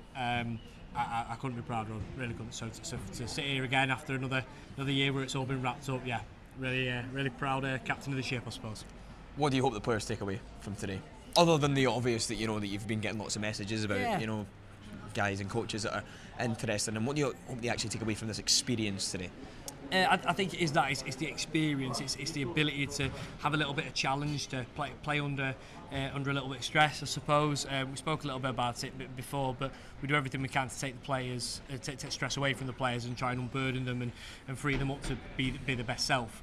They will naturally put pressure on themselves, and it's a way of experiencing how to manage that for a lot of them, maybe for that first time. Obviously, hopefully, and plenty will get interest and subsequently maybe offers from today. but regardless, it's a great footage opportunity for them to add to their profiles. That will keep developing on an ongoing basis, and hopefully they've come away feeling like they've had an opportunity, because that's what it's all about. It's about giving them opportunities, and this is just one of many things that we do to add to that client experience. It's obviously marketing their players specifically to programs that are going to be a good fit for them. We know all of that. That is where the majority of the work is done. But days like today, it gives them something else or something different, and something to look forward to as well. We look forward to it, so hopefully they have as well. If there are coaches and recruiters watching, which I'm sure there are, and they are interested in, maybe potentially even giving guys offers after watching today, how can they do so? How can they get in touch with you? How can they formalise that process? I think most of them know they've been picking up a phone every day, every hour. But no, we've obviously got the feature that we've used for today, which has been absolutely brilliant, that YFS have created for us. It's different class. They can use that, the viewing platform they've used, obviously the player program that they've used, which is what I'm referencing. There's little functions on there where they can contact me directly. That's what most of them have been doing. They can do it via email, which is bradley@futuroprousa.com, and my WhatsApp number, +44 7840 887 727. I got one right, yeah. Yeah. So any mode of contact, I think the majority of them will use that function on the player platform. Just finally, anyone you'd like to thank, because you put in a lot of effort into this, but there's a big team behind the scenes as well with all of the coaching staff. Anyone you'd like to thank that makes this event so special? Yeah, absolutely. So the staff, obviously, they're the people that make it tick, they make it work. Here we've had Lewis, Sam, we've had Corey, Billy, who's joined us as well, one of our part-time coaches, Myron, BJ and Scott on pitch. Scott, I'm told, got a little bit more of a plaudits on the commentary than I did, but I'll keep that in my back pocket for another day. All the team at Youth Football Scotland, absolutely superb as always. Very lucky to have them as a partner.